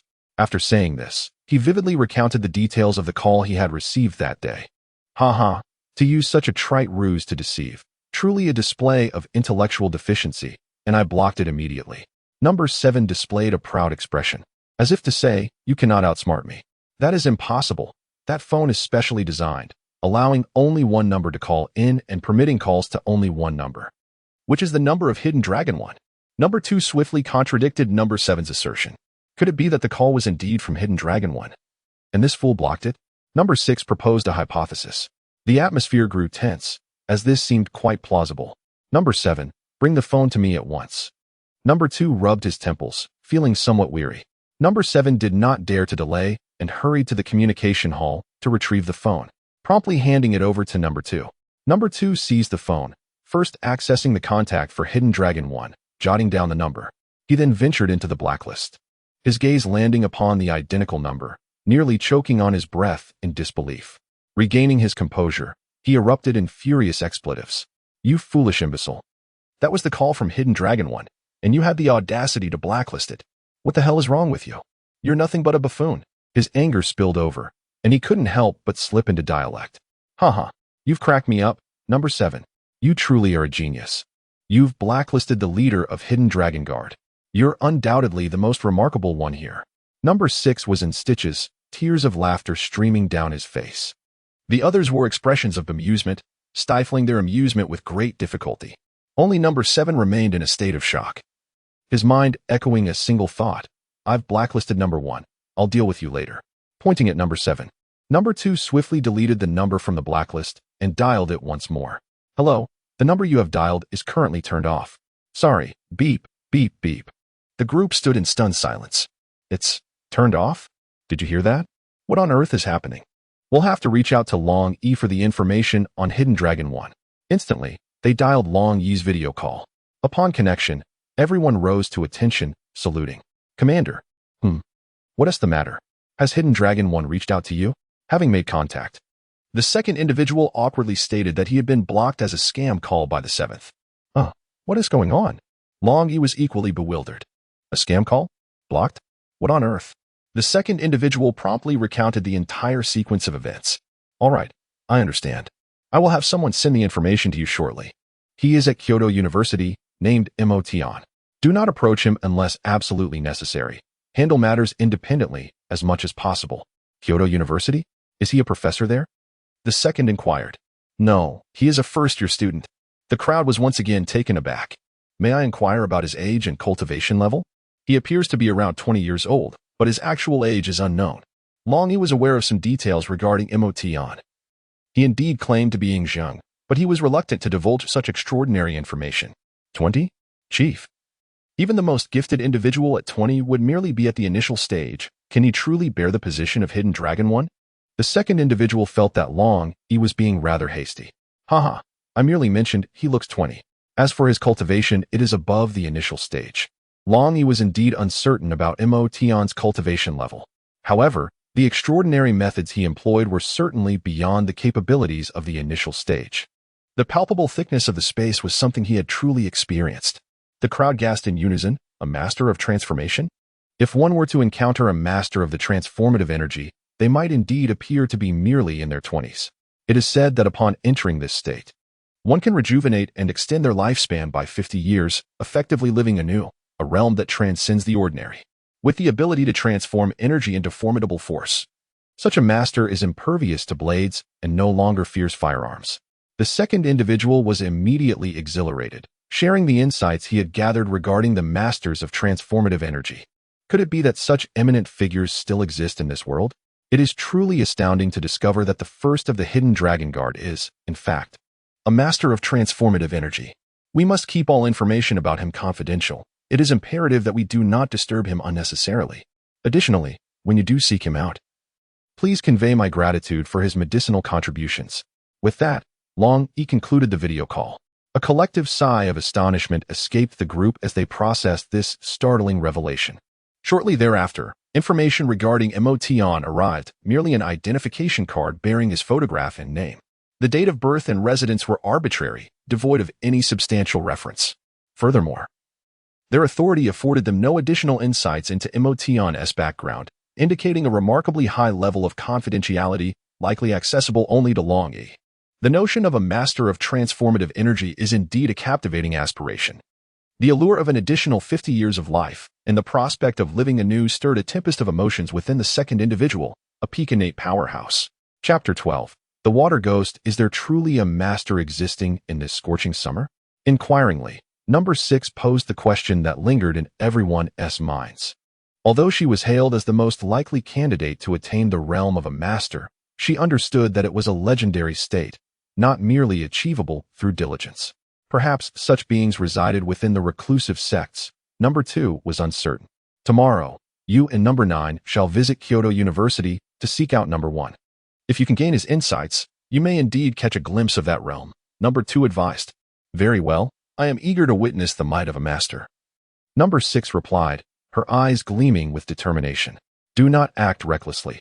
The ways of a master are inscrutable, beyond the comprehension of mere mortals. I am aware of my limits. By the way, bring a charger with you. I suspect Long Yi may have forgotten to provide Number 1 with one, Number 2 remarked. Exuding a sense of resignation, the group fell silent once more, as this possibility seemed quite plausible.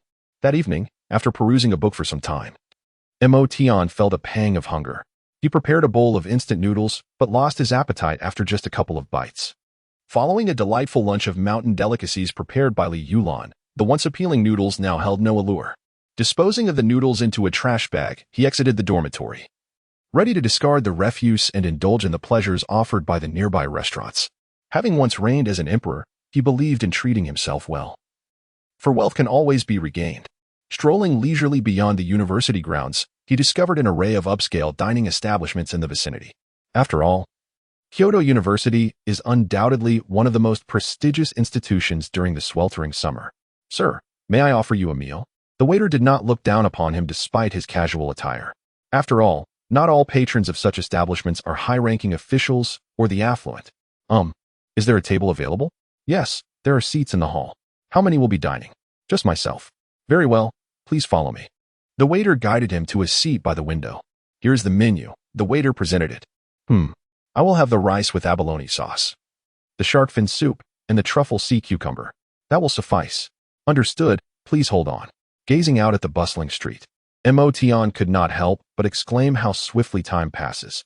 In just a century, humanity has transformed a way of life that had endured for millennia. This afternoon, he had delved into modern history, witnessing the rapid development of humanity over the last 100 years.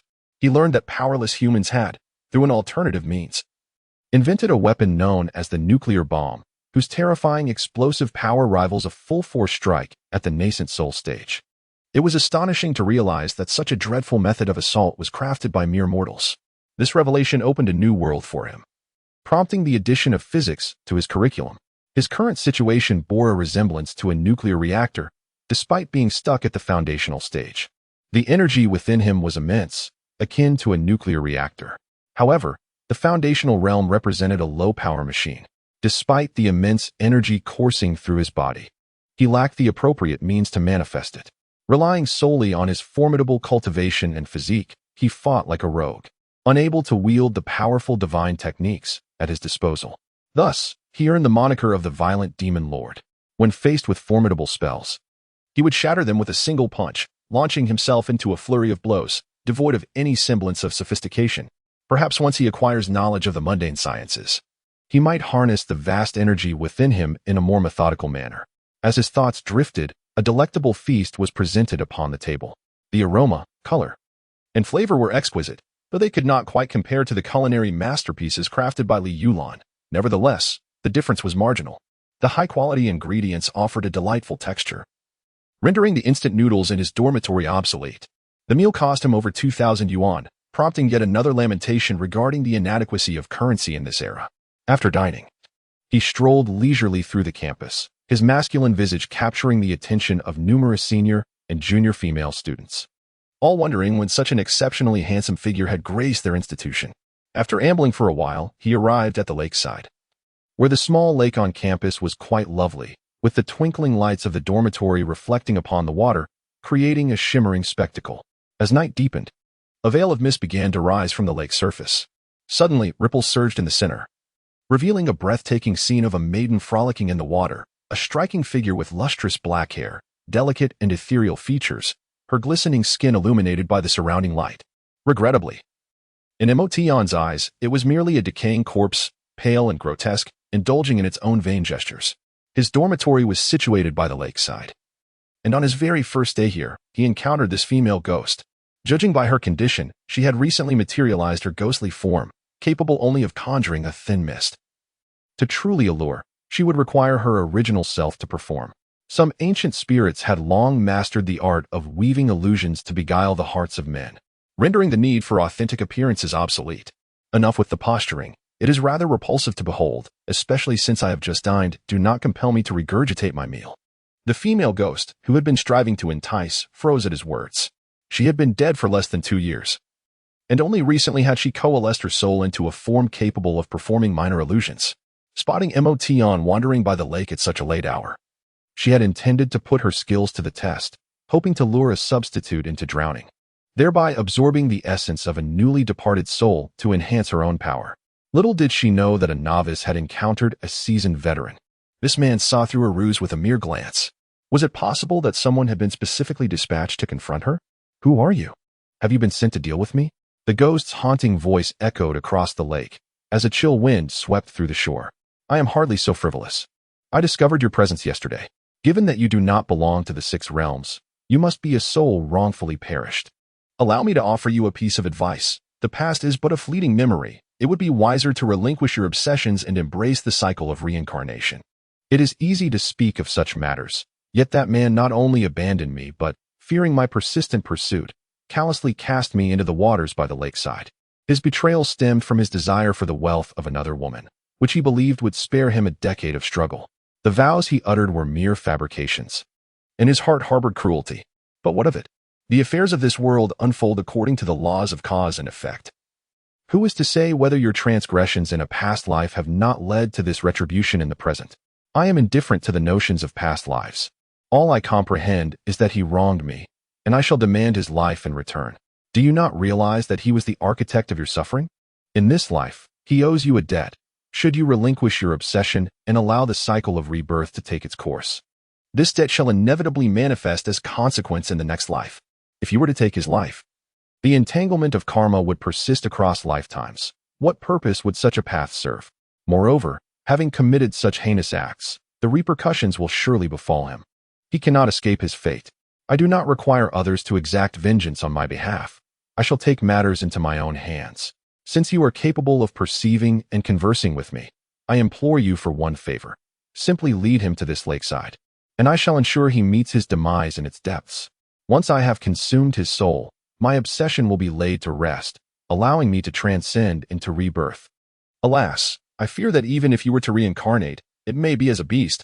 I have no desire to entangle myself in your karmic web.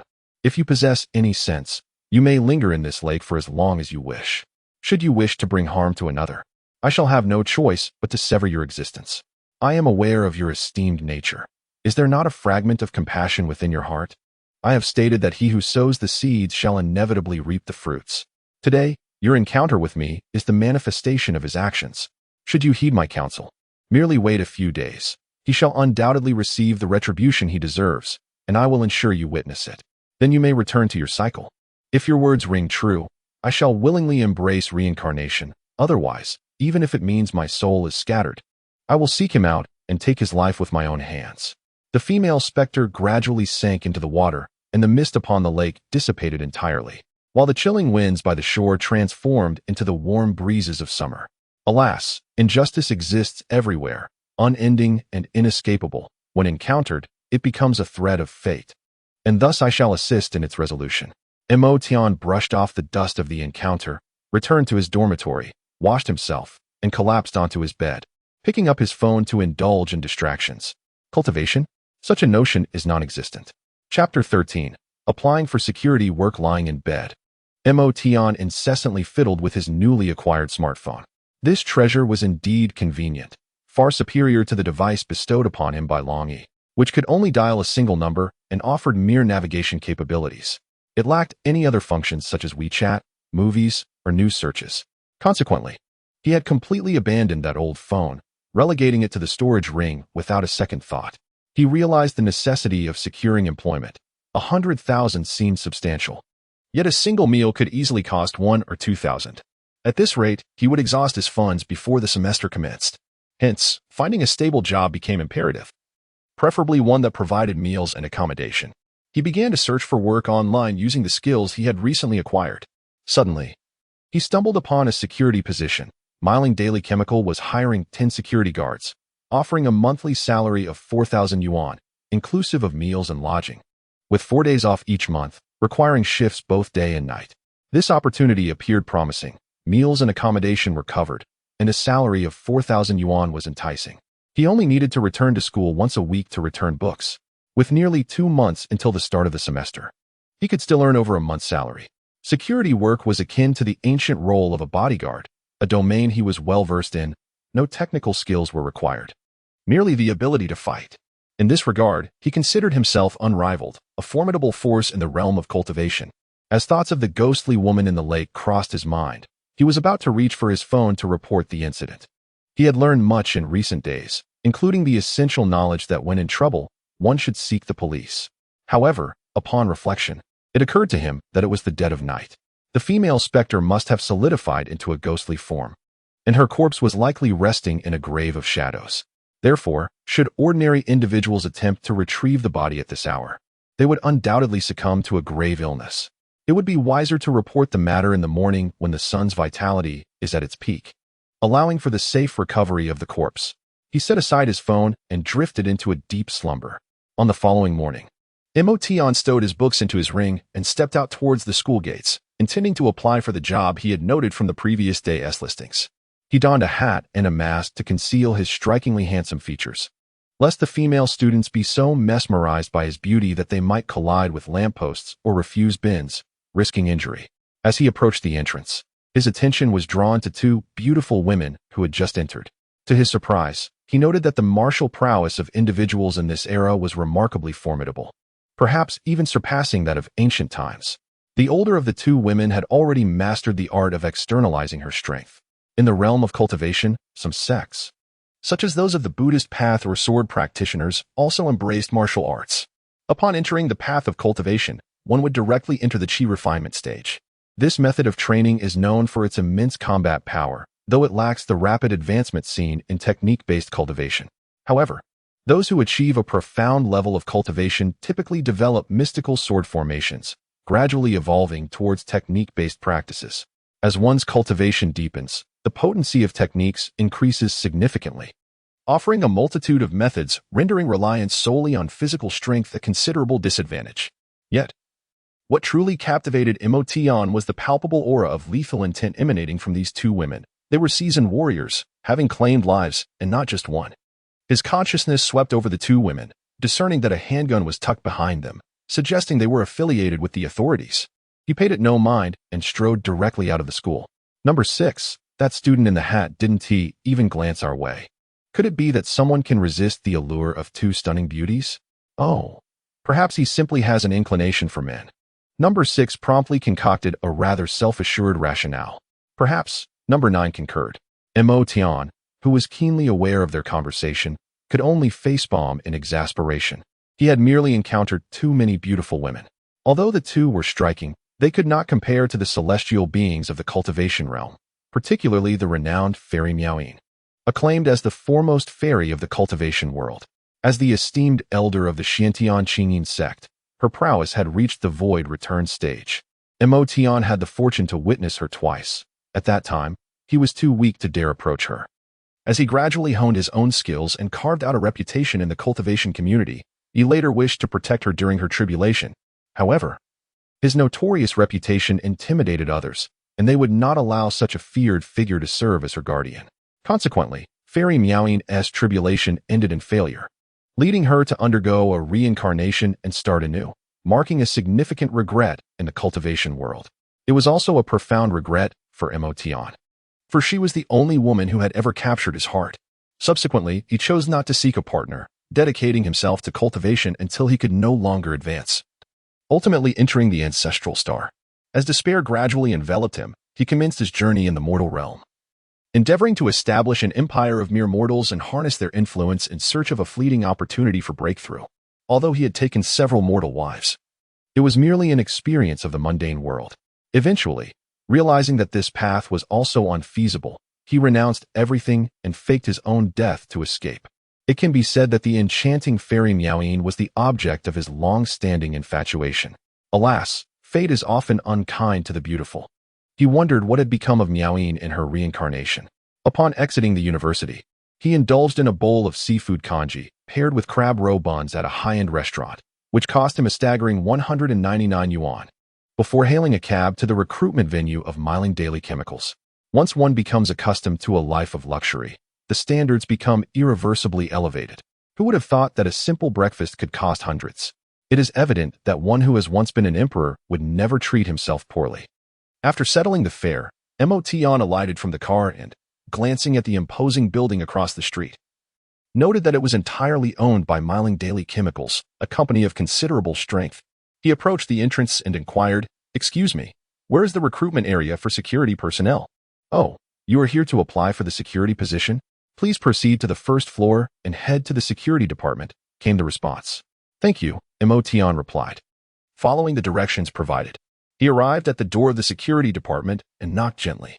"Come in," a robust voice resonated from within. Emotion pushed the door open to reveal a spacious room filled with various exercise equipment, including a boxing ring. "What do you want?" inquired a burly man who was lifting weights. "Oh, I am here to apply for the security position." "Hee, young man, have you not yet graduated from university? With your slender arms and legs, you dare to apply for a security position? Just looking for a summer job, I see. Oh, in that case, since it's a short-term position, you won't be entitled to the 5 insurances and 1 fund, but you will receive some cash compensation. Additionally, you can only sign a temporary contract, and should any unfortunate incidents occur during your employment, the company shall bear no responsibility. You will need to sign a disclaimer." "No problem," Emotion replied with a nod. "Well, for short-term workers, you can take the day shift. There is no need for you to cover the night shift. During the day, there isn't much danger, merely preventing unauthorized individuals from entering the building." "All right," he said. "Come over here to sign a temporary contract and disclaimer, and then you can begin your duties." Emotion wielded the pen with grace, producing beautiful calligraphy that elicited envy from the brawny men around him, whose handwriting resembled that of a chicken's claw. "Shoo." He nearly instinctively began to write in small seal script. He mused to himself. You can go over there to select a suitable security uniform for yourself, and then take your post at the entrance. Stand guard for a day to see if you can manage, as someone will come to relieve you at noon, allowing you to head to the cafeteria for lunch. You'll have a 2-hour break, and the dormitory is over there. Of course, if you have your own place outside, you may return there to stay. It's all right. My place is far, so there is no need for such trouble. I'll just stay in the dormitory. Your attitude is commendable, though you are a bit on the slender side. Our meals are quite generous, especially at noon when we eat to our heart's content, helping you to grow stronger, haha. The security captain, exuding an air of generosity, is a veteran of the special forces. Attaining such a prestigious position within a major corporation is no small feat, and his annual salary exceeds 6 figures. After selecting a well-fitted security uniform, he entered his dormitory to change attire, discreetly placing the uniform into a storage compartment before adjusting his robe to resemble the security garb. By now, it was already past 10 in the morning, with the sun at its zenith. Emotion retrieved his phone and dialed the emergency number. "Hello. How may I assist you?" "Oh, I wish to report a crime. There is a female corpse in the lake at Kyoto University, and her murderer is her boyfriend." With that, he abruptly hung up. The female officer who received the call was momentarily taken aback, but not daring to delay. She promptly escalated the information as a homicide, even if it were a false alarm, necessitated a response. Before long, a substantial police presence and recovery teams arrived at Kyoto University, cordoning off the lakeside area. Meanwhile, in the dormitory, residents number 9 and number 6 curiously observed the bustling officers below. When they had arrived, they found the dormitory empty. Unlocking the door was no challenge for them, and they easily entered, sensing that the occupants had only just departed, perhaps narrowly missing them. Undeterred, the two resolved to wait a day. Surely, resident number 1 would return. They began to examine the modest arrangements within the dormitory, noting its simplicity and the lack of numerous personal items. The most prevalent items are various snacks and beverages. It seems that the lifestyle of the first individual is rather indulgent. Perhaps after enduring a prolonged period of austerity, they have begun to relish the pleasures of life? Chapter 14. A new dawn. The two had planned to wait in their dormitory for the return of the first person, but instead of their anticipated arrival, they were met with a fleet of police cars. Peering over the balcony, they observed officers donning diving suits, accompanied by forensic specialists who were already on standby. At noon, when the sun's rays were at their zenith, the lifeless body of a woman at the bottom of the lake was finally illuminated by the sunlight filtering through the water. Subsequently discovered by a diver. Using a retrieval line, the corpse was brought to the surface. The body was grotesquely swollen, yet remarkably intact, showing little signs of decomposition. Given the abundance of fish in the lake, it was indeed peculiar that the body had not been consumed. Only Motion understood that this unfortunate soul had fallen into a hidden crevice, shrouded in dark energy that preserved her remains from decay, merely causing them to bloat. The heavy presence of this dark energy also deterred fish from approaching. However, it similarly prevented the body from rising to the surface. Had it not been for the midday sun's powerful rays, the body would have remained undiscovered, which explained why it had never been found since her disappearance years prior. Indeed, there was a body. A renowned female student from Kyoto University had gone missing 2 years ago, and they had previously searched this lake without any findings. The question lingered, could this be the very missing woman? If so, it would resolve a long-standing mystery. A middle-aged police officer remarked that he had also participated in the search for the missing woman back then, but regrettably, to no avail. Well, we must await the body's return for medical examination to ascertain the identity of the victim. Given its state of bloat, facial recognition will be utterly impossible, he mused. A young female police officer covered her mouth, feeling discomfort at the sight of the corpse. Heh, Shao Kai, you still lack experience. It's been nearly 3 months since you joined the force, and you can't react this way when encountering a body. You'll encounter far more grotesque scenes in the future. The caller reported that the murderer was the victim's boyfriend. How did he know? Once we ascertain the victim's identity, compile her entire social network for me, especially that of the boyfriend. All right, Chief. A young male officer nodded in agreement, eager to show his attentiveness by patting Shao Kai on the back, only to be brusquely pushed away. No need, I can manage. Her sweet appearance made her a popular figure among the single male officers, who constantly vied for her attention. The middle-aged captain, however, was aware that Shao Kai hailed from an impressive lineage. She was directly assigned to his team by the chief, with the task not merely to protect her, but to intimidate her into voluntarily relinquishing her aspirations of being a police officer. This is intriguing. As a seasoned detective, if he cannot grasp the nuances of such a situation, he would have wasted years in his profession. Clearly, this is the rebellious daughter of a prominent family, unwilling to follow her family's plans and determined to forge her own path. The family aims to dissuade her, coaxing her back to the predetermined course. Heh, don't say I didn't warn you, lad. It's best not to provoke Shao Kai. Your background won't withstand the weight of hers, should you cross her. It won't bode well for you. Do you have any insider information? The young officer inquired quietly. No news, believe it or not. In any case, you'll likely be retrieved from wherever you are when the time comes. The case will probably just be deemed an unfortunate drowning, came the reply. Is it really that mysterious? The young officer murmured. Ignoring the wisdom of the elders often leads to immediate regret, the middle-aged officer sighed, stretching lazily. There is nothing of value to investigate here. The victim has been dead for quite some time. We should start by examining interpersonal relationships instead.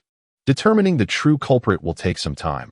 We cannot simply apprehend someone based on a single phone call, especially one that seems dubious. How did the caller know there was a female corpse in the lake? Why was he so certain that the perpetrator was the victim's boyfriend? There are too many uncertainties.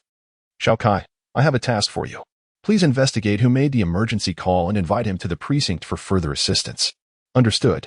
I will ensure the task is completed, Shao Kai replied earnestly, standing tall, which only heightened the already imposing atmosphere. The surrounding young officers immediately began to gulp nervously, silently reciting the 8 honors and 8 shames. Ahem. Why so serious?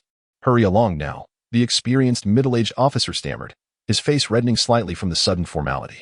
He coughed a couple of times to mask his embarrassment and waved Xiao Kai off to complete the assignment. Hee, that female officer is at the mid-level of her strength. I believe she is the granddaughter of old Kai, right? Instead of joining the military, she chose to become a police officer. She certainly has a strong character. Flee from the shackles of familial arrangements. These old men incessantly scheme to leverage women to secure their power and influence. Is it not precisely because of such vexations that we have sought refuge within the Hidden Dragon Guard? Alas, while others envy the offspring of illustrious families, who truly comprehends the lack of autonomy they endure? My mother has never smiled in my father's presence, except when she turns to me. I have no desire to tread the same path as her. Number 9 playfully stuck out her adorable tongue in response. Indeed, who knows where Number 1 has wandered off to? Number 6 idly twirled her ponytail. At that moment, a vibrant young woman approached Number 9's dormitory. Noticing the door ajar, she beheld 2 women whose beauty rivaled her own standing at the entrance. We are friends of Emotion, here to see him. Oh, so you were here to find him as well? Is he not present? Why is the door open? The newcomer was none other than Zhang Yaqing. I gently knocked before entering, but there was no one inside. Thus, we found ourselves standing at the door, hesitant to intrude without the owner's consent. Number 6 casually fabricated an excuse to deflect the inquiry. Well, if there is no one here, I shall take my leave. Please remember to close the door behind you. All right, but by the way, do you have his contact information? His previous phone is turned off. He has changed his phone. He mentioned that his old one was malfunctioning and would not connect. The individual referred to as Number 7 found himself in a rather foolish predicament. 2 women gritted their teeth in frustration. It was evident that after being blocked, Number 1 had attempted to reach out to the Hidden Dragon Guard on numerous occasions. However, due to the blockage, he was unable to make contact, leading them to speculate that his phone might be malfunctioning. Might I trouble you to share his new phone number with us? Perhaps you should jot it down. 2 stunning ladies are likely not of ill intent. It is indeed an era that values appearances. The requests of beautiful women are often irresistible, regardless of one's gender or age. The 2 women promptly secured the door and dialed the previously mentioned number. The call connected, yet no one answered. At that moment, Emotion stood upright at the entrance of the Miling Daily Chemical Company, diligently checking whether the personnel were displaying their identification badges. During working hours, mobile phones were strictly prohibited, and he had placed his device in a secure locker. We're sorry, the number you have dialed is temporarily unavailable. Please try again later. Sorry. After several attempts with no response, one of the women speculated whether the number they had been given was a false one. It was quite simple. They could have Number 7 verify the real name registration of the number, as all phone numbers are now registered under real names. Soon, they received confirmation that the number indeed belonged to Emotion. Given this, they had no choice but to continue calling. If they failed to reach Number 1, they would surely become the laughingstock of the Hidden Dragon Guard, a special department known for misplacing their leader, particularly concerning the Tiger Bin Guard. It seems that this matter has already reached their ears. They are the department responsible for managing special events in the Yinxiao region. However, their capabilities are rather lacking, as the Hidden Dragon Guard, operating in the shadows, overwhelmingly surpasses them in strength. Consequently, the 2 departments maintain a rather antagonistic relationship. Matters that the Tiger Bin Guard cannot handle inevitably fall into the hands of the Hidden Dragon Guard, often leading to ridicule. This time, the Tiger Bin Guard has finally seized an opportunity to mock the Hidden Dragon Guard, making it hard for them not to revel in laughter. It is entirely the fault of that foolish Number 7. I could burst with frustration. Lately, my undergarments have felt increasingly ill-fitting, which is truly exasperating. I already found them bothersome, and now they are even more so. With a vexed sigh, Number 6 abruptly ended the call. Now, whenever they encounter members of the Tiger Bin Guard, others inevitably ask, "Oh, has your leader not returned yet?" Followed by uproarious laughter, which only fuels her growing irritation. Chapter 15. Qin Gang's realization. Meanwhile, the search for Emotion was not solely undertaken by Number 6 and Zhang Yaqing. Uncle, I assure you, what I am saying is the truth. Hua Xiao genuinely went to confront someone named Emotion that day, and then the incident occurred. This matter is undoubtedly related to Emotion. A young man, appearing to be a university student, nervously recounted the events of the day Jiang Huabin met his demise to a middle-aged man. Who exactly is Emotion? The middle-aged man was none other than Jiang Huabin's father, Jiang Tianqin, who tenderly wiped the dust off his son's photograph, in which Jiang Huabin looked spirited and defiant. Yet, the reality was that Jiang Huabin now lay lifeless. Even with his power, he was unable to see his son one last time. The official response he received was merely that of cardiac arrest. To hell with cardiac arrest. It was absurd that a dozen people suddenly experienced it simultaneously. Even a fool could discern that someone had harmed his son. Although he had more than one son, this was his eldest, the future heir of the Jiang family. Lost in such an inexplicable manner. Thus, he mobilized his resources to locate the Kyoto University student who had made several calls to his son before his death. He learned of the conflict between his son, Emotion, and that vile woman Zhang Yaqing on the day of the incident. Later that afternoon, his son received news of Emotion's whereabouts, prompting him to send someone to tail Emotion, only for all to vanish without a trace, leaving no survivors. Emotion is evidently no ordinary individual. Achieving such a level of prowess indicates an exceptional being. He possesses knowledge of the martial world, and among his bodyguards, there are certainly martial artists. Jiang Tianqin inquired whether those bodyguards could swiftly eliminate a dozen ordinary individuals without causing significant harm. They all replied in the negative. And his most trusted bodyguard also stated that only a congenital master could accomplish such a feat. Even at the peak of the dark energy stage, it remains unattainable. If indeed Emotion is responsible for this, he must be a congenital expert or have one as a bodyguard.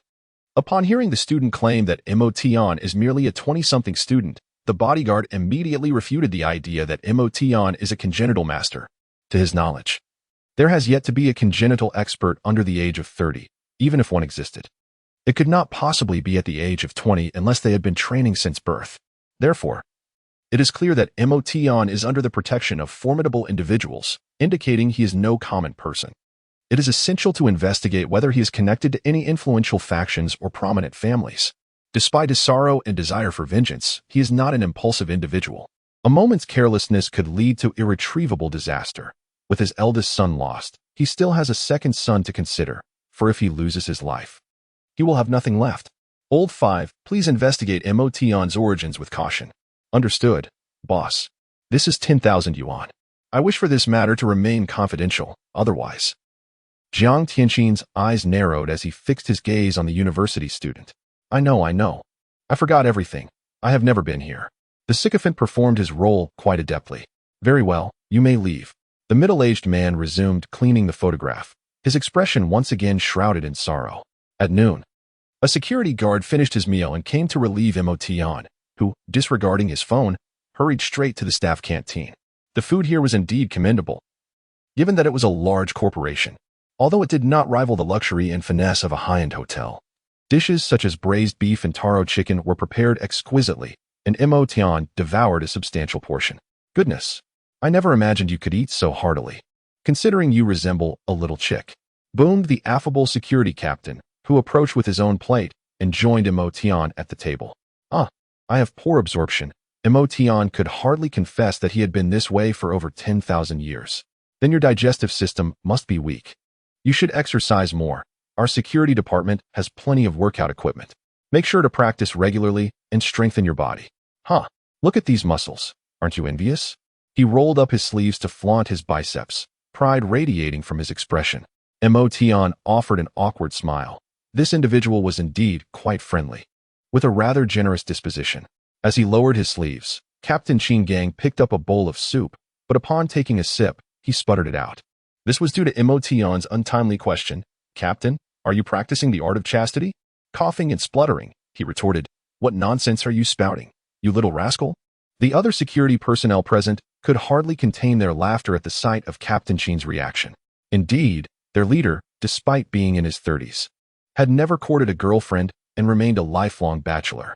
Yet, no one dared to voice this truth, for Captain Qin was formidable enough to render anyone incapable of self-sufficiency. The audacity of this young man was truly remarkable. What are you laughing at? Do you seek a fight? He barked. This afternoon. You will all spar with me in training. Boss, we haven't done anything. We didn't say it. Several security guards lamented, cursing the young man for his reckless words. Speak up, who told you this? I assure you, I won't lay a finger on him. No one told me. I simply observed, the young man replied. Your essence remains intact, yet your cultivation is stagnated at the pinnacle of a martial artist. I presume you wish to break through to the next level before venturing further? Is that truly your observation? Are you also a martial artist? What rank? Qin Gang's demeanor shifted to one of seriousness, for such insights were not those of an amateur, and he immediately discerned the reason for Qin Gang's continued lack of progress in his martial journey. If one practices without cultivating inner strength, they will forever remain incapable of attaining the elusive dark energy. The practice is external, while the strength lies within. A tranquil heart allows one to perceive the vital force. Merely enduring physical training will forever confine one to this stage, for true power is birthed from within. Qin Gang was rendered speechless by these words, as if a burden that had tormented him for over a decade had suddenly been lifted. In his mind, he felt the shattering of something profound, and he sat there, motionless, maintaining the posture of holding a soup bowl. Mo Tian recognized that he had attained enlightenment. This is the nature of practice. No one can instruct you. It relies solely on your own comprehension. Once one reaches a bottleneck, failing to break through may result in a lifetime of stagnation. However, to a master, a mere casual remark can dismantle what has hindered you for years. Such was Qin Gang's plight. His cultivation had long been sufficient to enter the realm of dark energy, yet he could not generate the requisite force. Each day, he dutifully adhered to the juvenile techniques, laboring to strengthen his body year after year, yet he could not accumulate even a fraction of power. Captain, what's wrong? Has he lost his mind? The other team members, witnessing their captain's peculiar state, felt compelled to rouse him. Do not disturb him. Keep watch over him. He is on the verge of entering dark energy. Any contact at this moment could result in a backlash of energy, injuring both him and his meridians. Is it truly that mysterious? Though several were veterans with some familiarity with military exercises, they had yet to encounter true martial artists. Occasionally, Qin Gang would impart rudimentary martial arts principles to them, but they remained far from mastering the ways of a martial artist, and he was hesitant to indiscriminately share the juvenile techniques. Moreover, these security guards are all rather lecherous, having not hesitated to approach those unfortunate young women in need of assistance, rendering any notion of retaining their innocence quite impossible. However, they are well aware that Qin Gang has indeed practiced what they refer to as the so-called innocent skill, and he has repeatedly declined their invitations to join in their charitable endeavors. Upon hearing Mo Tian's remarks, they became cautious, encircling Qin Gang to prevent any unwanted contact. The leader treats them quite well, displaying a sense of loyalty. Whenever his brothers find themselves in dire straits due to excessive charitable contributions, he readily offers his support. Of course, this comes at a cost, as they often receive a good thrashing, which is merely a manifestation of his tough love. Chapter 16. The ancestor of power becomes a security guard upon returning to his dormitory to rest. He would not start work until 2 in the morning. As he retrieved his phone from the locker, he was greeted by an astonishing number of missed calls, leaving him utterly perplexed. Upon inspection, he discovered that 3 primary numbers had been repeatedly calling, one of which belonged to Zhang Yaqing. He decided to dial her number first. Hello. Is this Mo Tian? Yes. What brings you to call me? Is it not permissible to reach out to you without a specific reason? This evening, our school is hosting a talk by an esteemed senior, and many soon-to-be graduates are eager to attend. This senior is quite remarkable in just 2 short years. He has ascended to the position of CEO at a large corporation as if propelled by a supernatural force. The school has seized the opportunity to have him return to Kyoto to deliver this lecture, and both Ming Ming and I plan to attend. Will you be joining us? Oh, I think I'll pass. I found a job and won't finish until quite late. Come on, what kind of job have you found? If you're short on cash, just let me know. I may not have much, but I certainly have plenty of money. Thanks. But I prefer not to rely on others. It complicates things too much, and I fear the hassle. I'll no longer engage with you. Here I am, a stunning beauty, and others swarm around me like flies, yet you seem to wish to keep your distance. I have to get to work now, so I must hang up. Beep, beep, beep. You are the first person daring enough to end the call before me. How unique. I refuse to believe I cannot win over such a stubborn young man. Zhang Yaqing rolled up her sleeves and remarked with a laugh, haha, there's no man my Qinya can't conquer. I'm rather eager to give it a try. Her 2 close friends nearby teased Zhang Yaqing in jest. Let me tell you, this senior Qi Xianfeng is quite the handsome fellow, the type I'm fond of, exuding an air of dominance. Particularly impressive is his humble background. He has achieved so much on his own in just 2 short years. Truly remarkable. I plan to invite him to dinner tonight for a delightful encounter. Li Mingming grinned mischievously. With your skills, if you actually hooked him, would you dare to follow through? Mi Xiaoxue rolled her eyes in disdain, commenting on Li Mingming's penchant for handsome men and her tendency to provoke them, only to halt when others became infatuated. Li Mingming's family had long since arranged her future. She felt little valued at home, merely a tool for a strategic marriage, lacking autonomy. She believed she could indulge herself, but if she were to go too far, her family would not spare her. Despite her family's provision for her needs, she often expressed that her fate was predetermined. Since resistance was futile, she might as well enjoy life as pleasures. Who knows? He could be a hidden gem. Although his current market value is overlooked by the old men in my family, his future prospects seem promising. If he maintains his current momentum, he will eventually gain their recognition. Perhaps my senior Xianfeng will strive to become a man of distinction for the sake of marrying me, ultimately leading to a poignant urban romance. Li Mingming had succumbed to a boundless daydream. Are you sipping on sparkling wine? Not spirits, I see. How did you find yourself daydreaming? Oh, I never expected to encounter my admirer here. It is truly an honor. A remarkably handsome and poised young man approached the three women. Who are you? Senior Xiangfeng? Li Mingming exclaimed in surprise, covering her mouth. Her earlier bold declarations unexpectedly overheard by the subject himself, her cheeks flushed with embarrassment.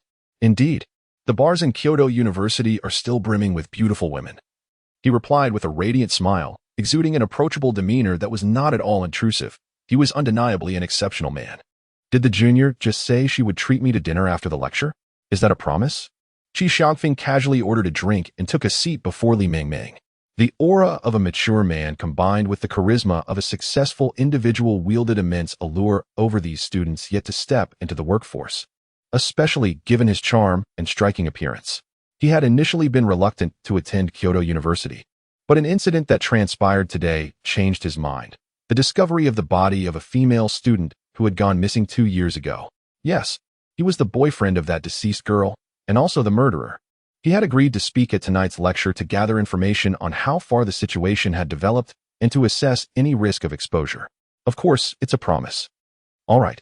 I shall await that sumptuous meal after the lecture then. It is settled, and the bill is on these junior ladies. Having settled the payment, he elegantly nodded at the three women before departing with a nonchalant air, eager to inquire about news from the principal. Truly, he was a remarkably suave gentleman. Not frivolous, but rather courteous. Oh dear, I fear I have already fallen for him. Li Mingming clasped her hands over her exaggeratedly blushing cheeks. Hey, you can't be serious, can you? Will your family approve?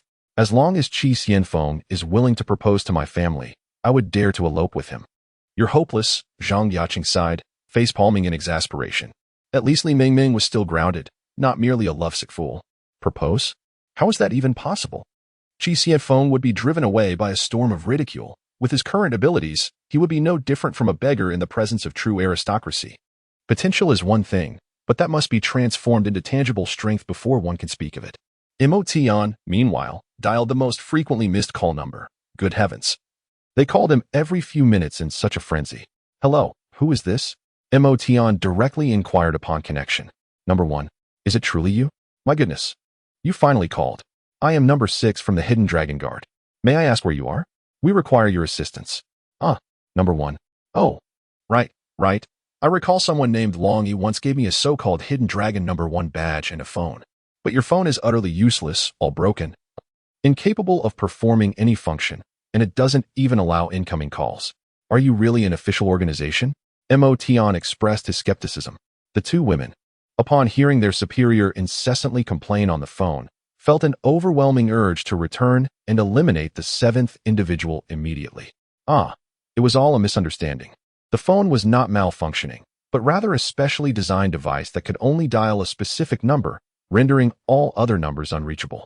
This phone boasted exceptional anti-interference capabilities, allowing calls to be made even underwater. The issue arose because a fool within the Hidden Dragon Guard believed you to be a fraud and consequently blacklisted your number. Well, that is understandable. He was not a novice. Having long been aware of the infamous Qin Shi Huang scam that had become a typical cautionary tale on anti-fraud websites. Is there something you need from me? I have to go to work soon. Where do you work? Regardless of the circumstances, one would think they should meet their subordinates. Oh, you can come over. I am working as a security guard at Miling Daily Chemicals. Say, security? The two women stumbled over their words, astonished at the mention of miling daily chemicals. What kind of esteemed establishment would employ an ancient master of transformation as a mere security guard? He chuckled. Indeed. Number one has a unique approach. The two women exchanged knowing smiles. It's quite decent here, providing meals and accommodation, with a salary exceeding 4,000. Not too shabby at all. As long as you are satisfied, the two women dared not voice any objections. With the authority bestowed upon him as number one of the Hidden Dragon, he could access funds below 1 million at any time using that identity card, couldn't he? They would never presume that number one took on the role of a security guard solely for the meager salary of over 4,000 yuan. Perhaps there exists a clandestine mission, one not meant for us to inquire about. In any case, we have located the individual, and meeting to hand over the charger to number one would suffice to fulfill our objective. Is there anything else? Oh, nothing of significance. Merely a task that requires your esteemed intervention. Just now, number one referred to the nearly 60-year-old Long E as kid, which indeed indicates his advanced age. He truly embodies the essence of rejuvenation. Speak, he said.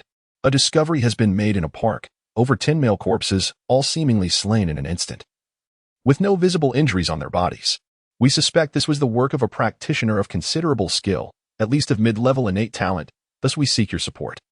Oh, that matter. You need not investigate further, for it was I who was responsible. The two women were taken aback. It appeared they had inadvertently uncovered the involvement of their own superior. May I inquire as to why? The two women asked cautiously. It's nothing grave. They intended to sever my limbs, and to avoid complications, I simply sent them on their way. Oh, then there's no issue. To plot harm against the esteemed leader of Yinxia is indeed a capital offense. Well, I must return to my duties. When you arrive, please refrain from disturbing others, and we shall converse further upon my departure. Chapter 17. The ancestor is about to be dismissed. It appears that our leader has indeed taken on the role of a security guard, exhibiting an unexpected sense of responsibility, which left the two women somewhat speechless. The thought process of the transformation master is truly beyond our comprehension. Haha. After hanging up the phone, number 9 forced a smile, recognizing the eccentricity of their leader. This may very well illustrate the inherent differences that allow him to transcend into transformation, while we remain confined to our innate limitations. He has already risen above the mundane, while we still dwell within the worldly chaos, let alone achieving transformation. Even if one is still in the realm of dark energy, would they be willing to humble themselves to work as a security guard? The two women seemed to grasp something profound. However, Mo Tian was genuinely working as a security guard merely for the sake of room and board, along with a meager salary of over 4,000. Otherwise, his 10,000 would not suffice until the school term began. With the school cafeteria currently not providing meals, dining at external restaurants would easily cost several thousand a day. An expense Mo Tian could not bear. He dialed the final number. Hello, who might you be? Oh, greetings. Are you Mr. Emotion? Yes, who are you? Is there something you need? Hello. I am a detective from the Criminal Investigation Division of the Southern District Police Bureau in Kyoto. I would like to discuss a matter with you. May I ask where you are at this moment? Oh, I'm about to start work. I'm currently at Miling Daily Chemical as a security guard. Is it not possible to discuss this over the phone? I'm in a rush. It would be better to meet in person, as the matter is quite significant. Fine, but please do not interfere with my work. Understood, we will meet shortly.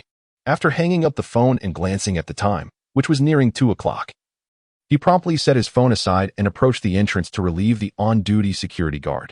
Equipped with his identification badge, he began to scrutinize the badges of employees entering the building. Good day. Please present your ID badge. Emotion intercepted a woman in her 40s who was without a badge. Young guard, I left my badge in the office. I will retrieve it shortly. She replied, I'm sorry, but without a badge, entry is not permitted. That is the rule. Please step aside and do not obstruct others. You may ask someone to fetch your badge for you, he stated firmly. I'm going to be late. I have a meeting this afternoon. Can you make an exception? I am Director Huang from the product department. Do you not recognize me? I do not. I just started today. Our security captain instructed us that we only recognize badges, regardless of who it may be, even if it's the CEO. Emotion responded, resolute. You, How audacious of you to stop me, a mere security guard. Do you believe I won't ensure you face the consequences of your actions? I do not believe so. Present your badge, and I shall allow you entry. Without it, please step aside and allow those behind you to proceed, Emotion said. brushing past Director Huang to permit the other employees to enter. You, very well, she retorted, immediately dialing a number. Xia Yuan. Please bring my ID badge from my office. Humph. How dare a lowly guard be so arrogant? I shall make you regret crossing me, she muttered. Emotion paid her no heed and continued to check the badges. A young woman hurriedly presented her identification badge to Supervisor Huang. Look, this is my badge. I should be allowed to enter, right? She flung the badge in front of Emotion, only for it to be forcefully sent flying away. Oh, my apologies. But you cannot enter. Why not? I brought my badge. Can I go in? Supervisor Huang was nearly exasperated. Because you are not wearing your badge. Are you donning it? I didn't see it. Emotion replied with utmost seriousness. Fine, you are quite something. Xia Yuan, please retrieve the badge for me. The woman promptly dashed to collect the badge that had been sent flying. Is it acceptable now? Supervisor Huang, suppressing her fury. Don the badge around her neck. It's all set. You may enter now, but remember to wear your badge properly during work hours. Emotion kindly reminded her. Supervisor Huang was visibly frustrated, and the surrounding employees observed the spectacle, witnessing her significant embarrassment. Whispers circulated among the other company employees about the audacity of the new security guard, daring to confront the formidable Huang, known for her fierce demeanor. Typically, those in the product department would find themselves questioning their existence under her scathing remarks. Who would have thought that today, a newcomer would bring her to heel? It was truly an eye-opening experience. Brother Emo, I have entered the realm of subtle strength, thanks to your guidance. At last, I can pursue the charitable endeavor of aiding young women in need. A hearty laughter echoed from behind, accompanied by a robust embrace around Emotion's shoulders, prompting him to instantly relax his posture. Otherwise, this old rascal might have been propelled to the ceiling. Captain, I'm still on duty. Let's discuss matters after work, he remarked. All right. Tonight, I shall treat you to hot pot, and we'll indulge in a good drink. By the way, I heard someone mention you've crossed paths with Aunt Huang? Is it that Director Huang? Yes, indeed, that's true. Fear not. I shall shoulder any troubles that arise. It's nothing serious. I am merely adhering to company policy. Damn it. I haven't done anything wrong. Why should I fear her? I'm off to gather hot pot ingredients and some drinks. Tonight, we brothers shall revel together. After over 30 years, I can finally experience what a woman feels like. He vigorously ruffled his buzz cut, feeling a sense of pride swell within him. Entering the realm of hidden strength, he could be considered a formidable expert. After all, even the ninth of the Hidden Dragon Guards was merely at the later stages of his power. With Qin Gang's prowess, he would effortlessly excel as an instructor in a special forces unit. Understood. Emotion stood at attention with utmost diligence. Soon, the 6th and 9th arrived outside Miling Daily Chemicals. Upon seeing Emotion, who stood rigidly at the entrance, the two women exchanged glances, speechless. Was the old ancestor merely playing around? It seems to be quite an immersive experience. Emotion has already recognized the two women in the vehicle. They are the same individuals encountered at school earlier that morning. Unbeknownst to him, they are operatives of the Hidden Dragon Guard. The one exhibiting innate talent must be number 6, while the other, at the later stage of dark energy, is likely number 9. Number 1 has issued a command not to disturb him during his work, leaving the two women with no choice but to patiently await his departure. However, it wasn't long before an elderly woman arrived, accompanied by others, to create trouble for Emotion. Director Jean, this security guard is preventing me from entering. As you oversee personnel matters, what do you suggest we do? Come now. It's merely a junior security guard. Is it really necessary to make such a fuss? Perhaps a slight deduction from his wages would suffice. Director Jean, a man in his 40s with a receding hairline, wields limited authority. His role in human resources primarily involves managing the personnel of lower-tier staff, such as janitors and maintenance workers. Recruitment for other departments, whether it be product, sales, or research, does not pass through him. To put it plainly, he is merely a facilitator. This cannot stand. He must be dismissed today. On his very first day, he dares to confront a senior executive. What will he be capable of in the future? Please refrain from disrupting my work. If you wish to argue, kindly do so inside. Look at this. Director Jean, observe how this little security guard remains quite defiant. You should dismiss him immediately. Our Miling Daily Chemicals cannot afford such an arrogant guard. Oh dear, you really are courting trouble, young man. Please settle your wages and take your leave. The old ancestor has been dismissed, and number 9 is in high spirits. The esteemed and formidable figure of the ancestor has been discharged by a mere junior supervisor. If they were aware of the celestial being they had dismissed, they would likely find it difficult to sleep in the future. Do not laugh. The ancestor is undoubtedly aware of the circumstances. Should the ancestor take a particular interest in you, you would find it quite uncomfortable. Number 9's complexion turned pale instantly, clearly frightened. I wonder who dares to dismiss my people? Jean de Gouet, when did you start meddling in my security department?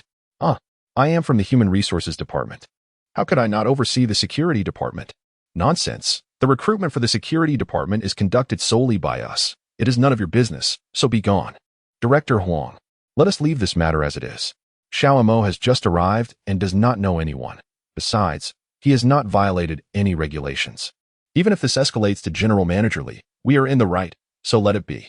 No, he embarrassed me, and I must have him removed. You, Qin Gang, cannot protect him. Humph. Director Huang was evidently unconvinced. At that moment, an unexpected turn of events occurred. A police car halted outside the company gate, and a female police officer and a male police officer approached. May I ask if you're Mo Tian? Yes. What is the matter? Mo Tian stood with unwavering composure. We require you to accompany us to the police station for an investigation. We hope for your cooperation. I am still at work. Mo Tian furrowed his brow slightly. Any disruption to his work was indeed a significant matter, for he was a person of utmost diligence. Hey, Captain Qin. It appears that the individual you have hired might present some issues. The police have come knocking at our door. I believe it would be prudent for you to consider terminating his employment to avoid unnecessary complications for the company. Oh, this Mr. Mo is merely the complainant. We require some information to clarify the situation.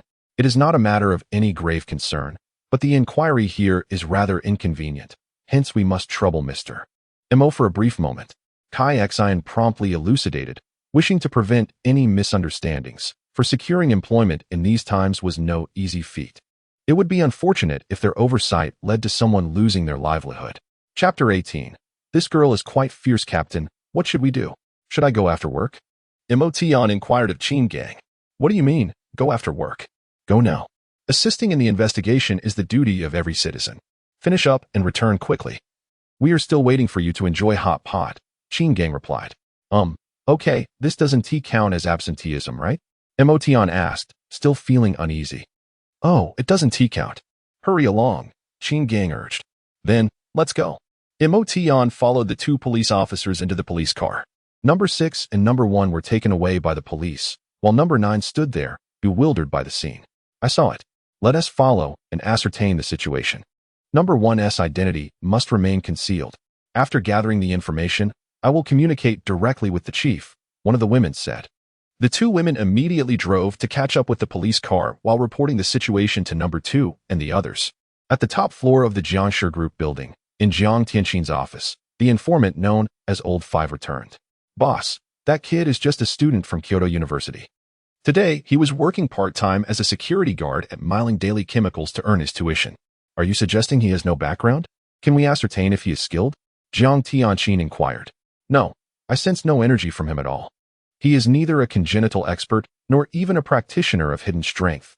He is merely an ordinary person. Are you implying that someone else is responsible for my son's death, and he is just a scapegoat? That is highly likely.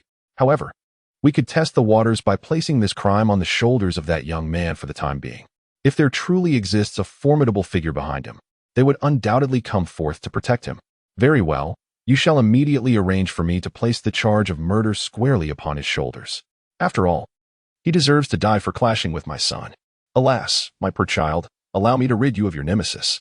Upon being escorted into the police station, Mo Tian was swiftly taken by the criminal investigation team directly into the interrogation room. Kai Xian felt somewhat bewildered. Weren't they supposed to bring him back for questioning? Shouldn't they have gone to the inquiry room instead? Why was he taken straight into the interrogation chamber reserved for suspects? Captain, what is happening? Wasn't this merely a matter of asking a few questions? Why has he been taken to the interrogation room?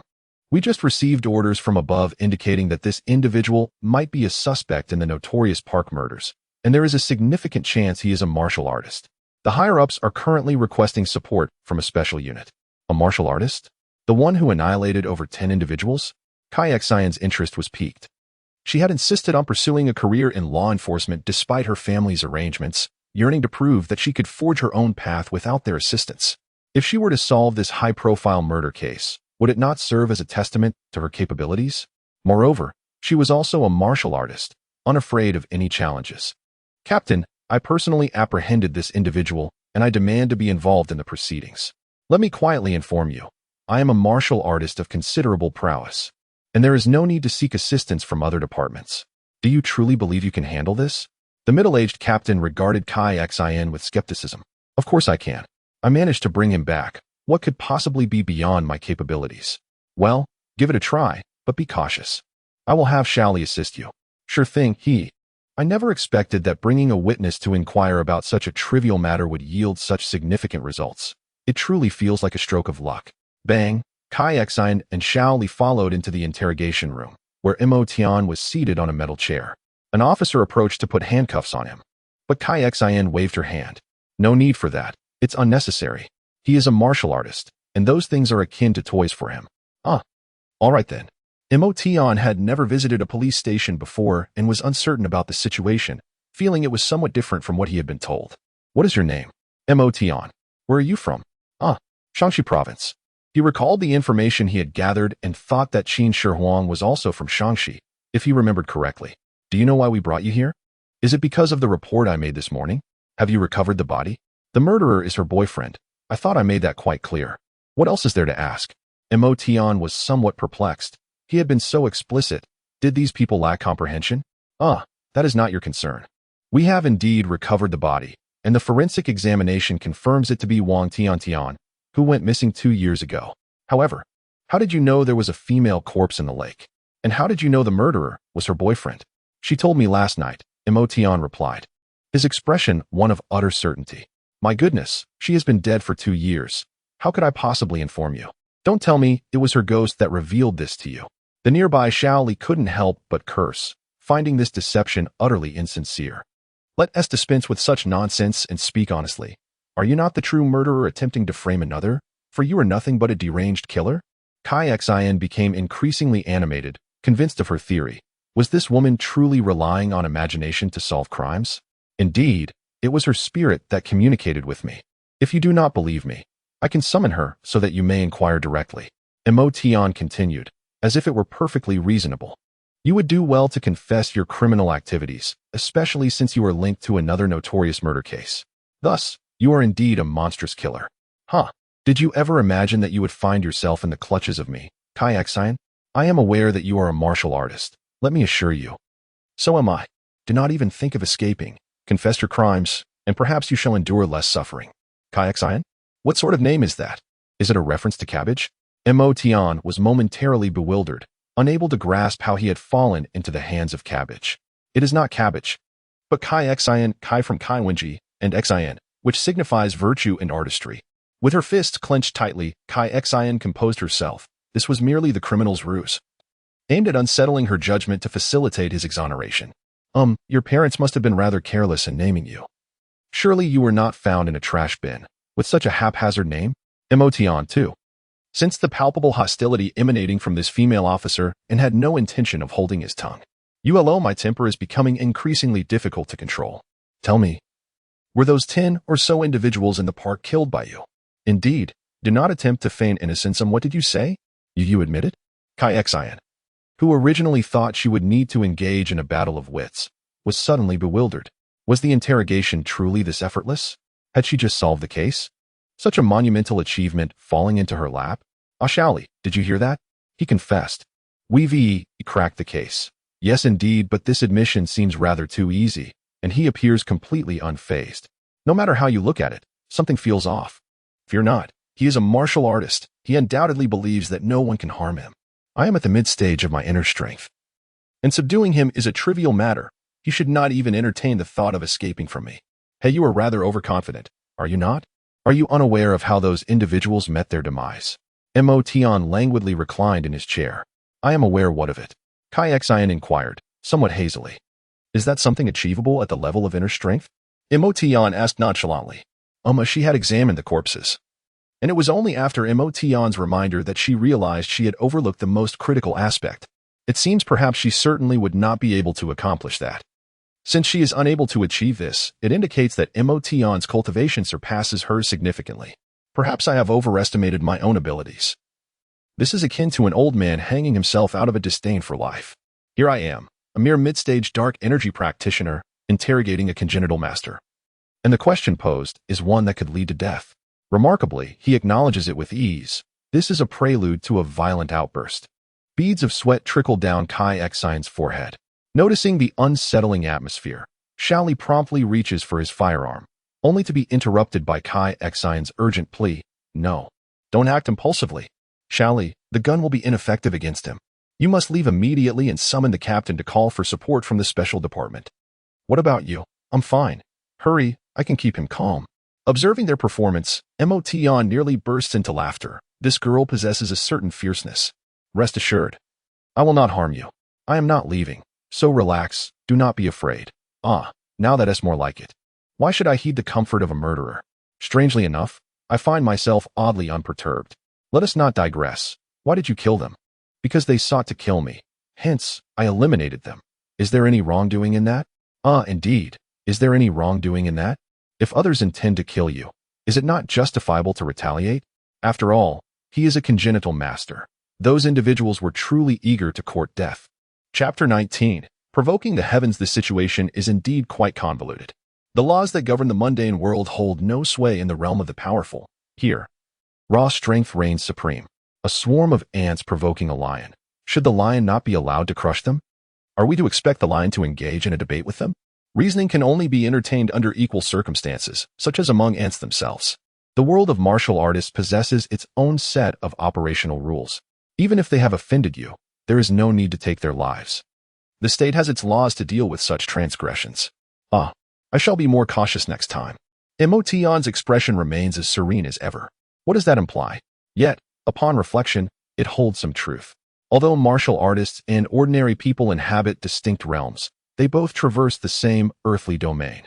It is inevitable that some, lacking awareness, may arrogantly believe themselves invincible, bullying the weak until they encounter a martial artist.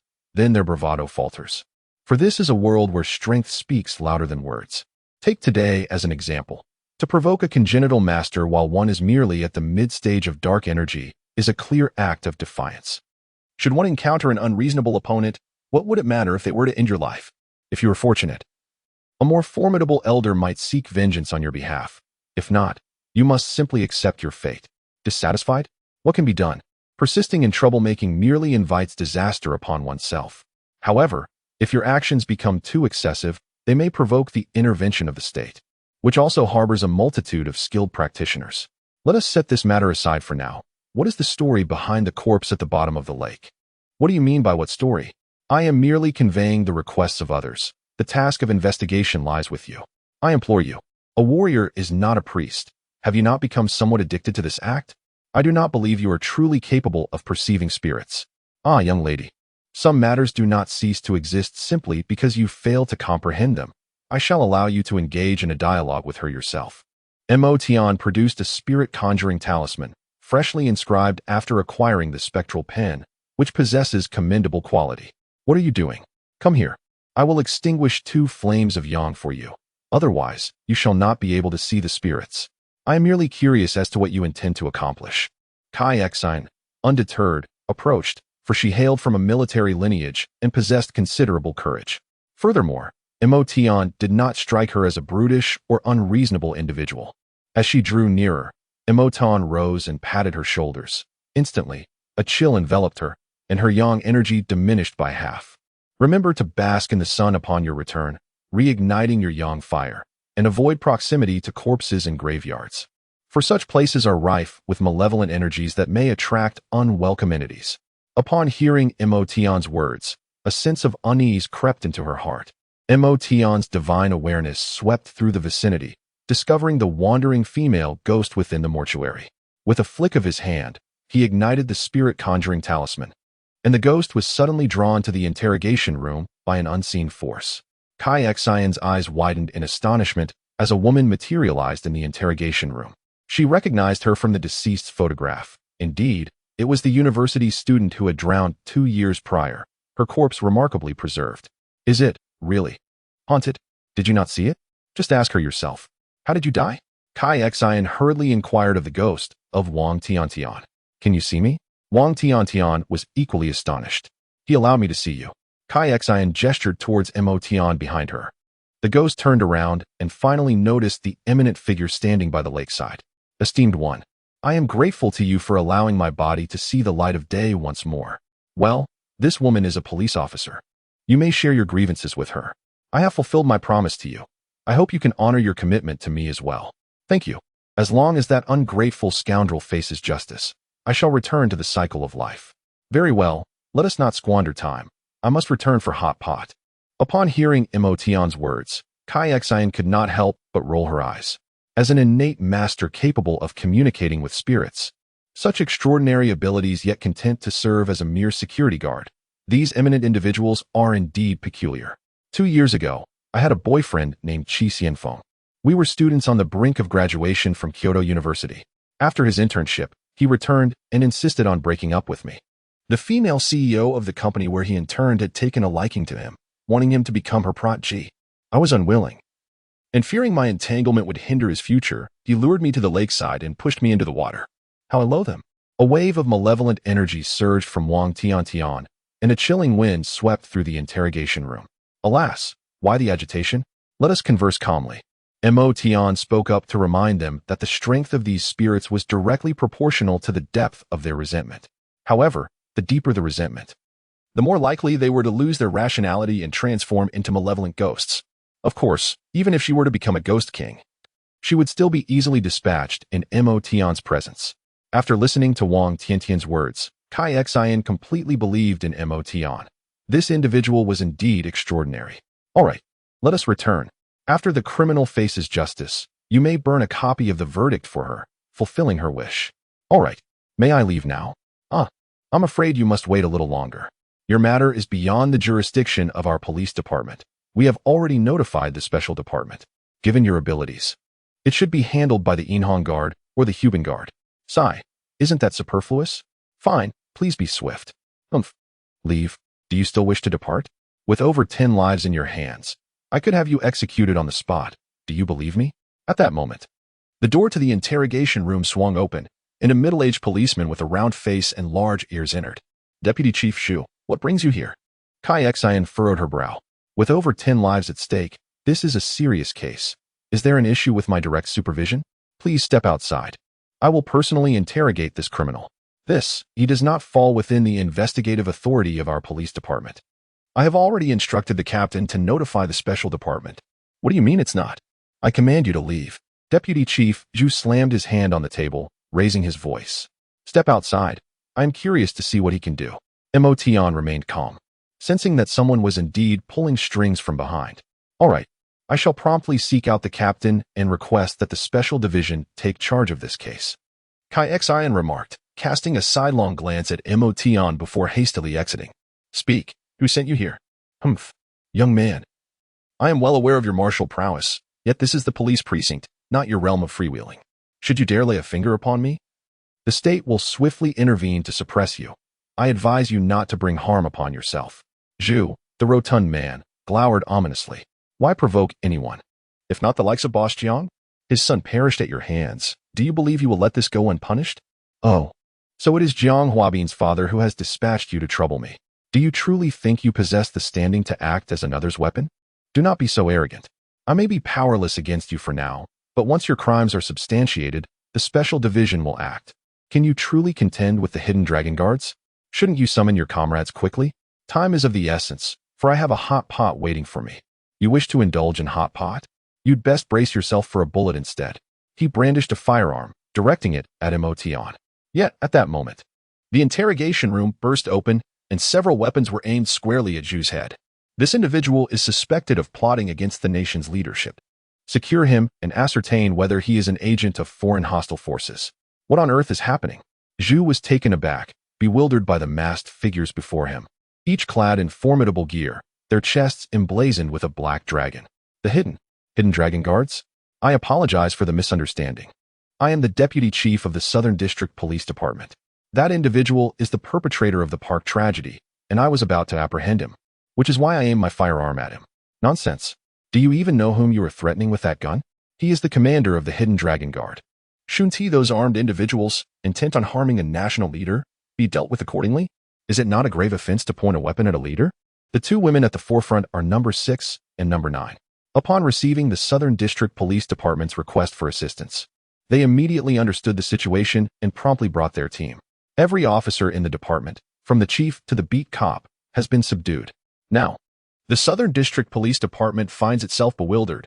They had requested support, yet the members of the Hidden Dragon Guard acted first, disarming everyone and gathering them together under the threat of countless firearms. What on earth is happening? Sir, could there be some misunderstanding? The chief, nearing 60 and on the brink of retirement, finds himself embroiled in this predicament, a most unfortunate end to a long career.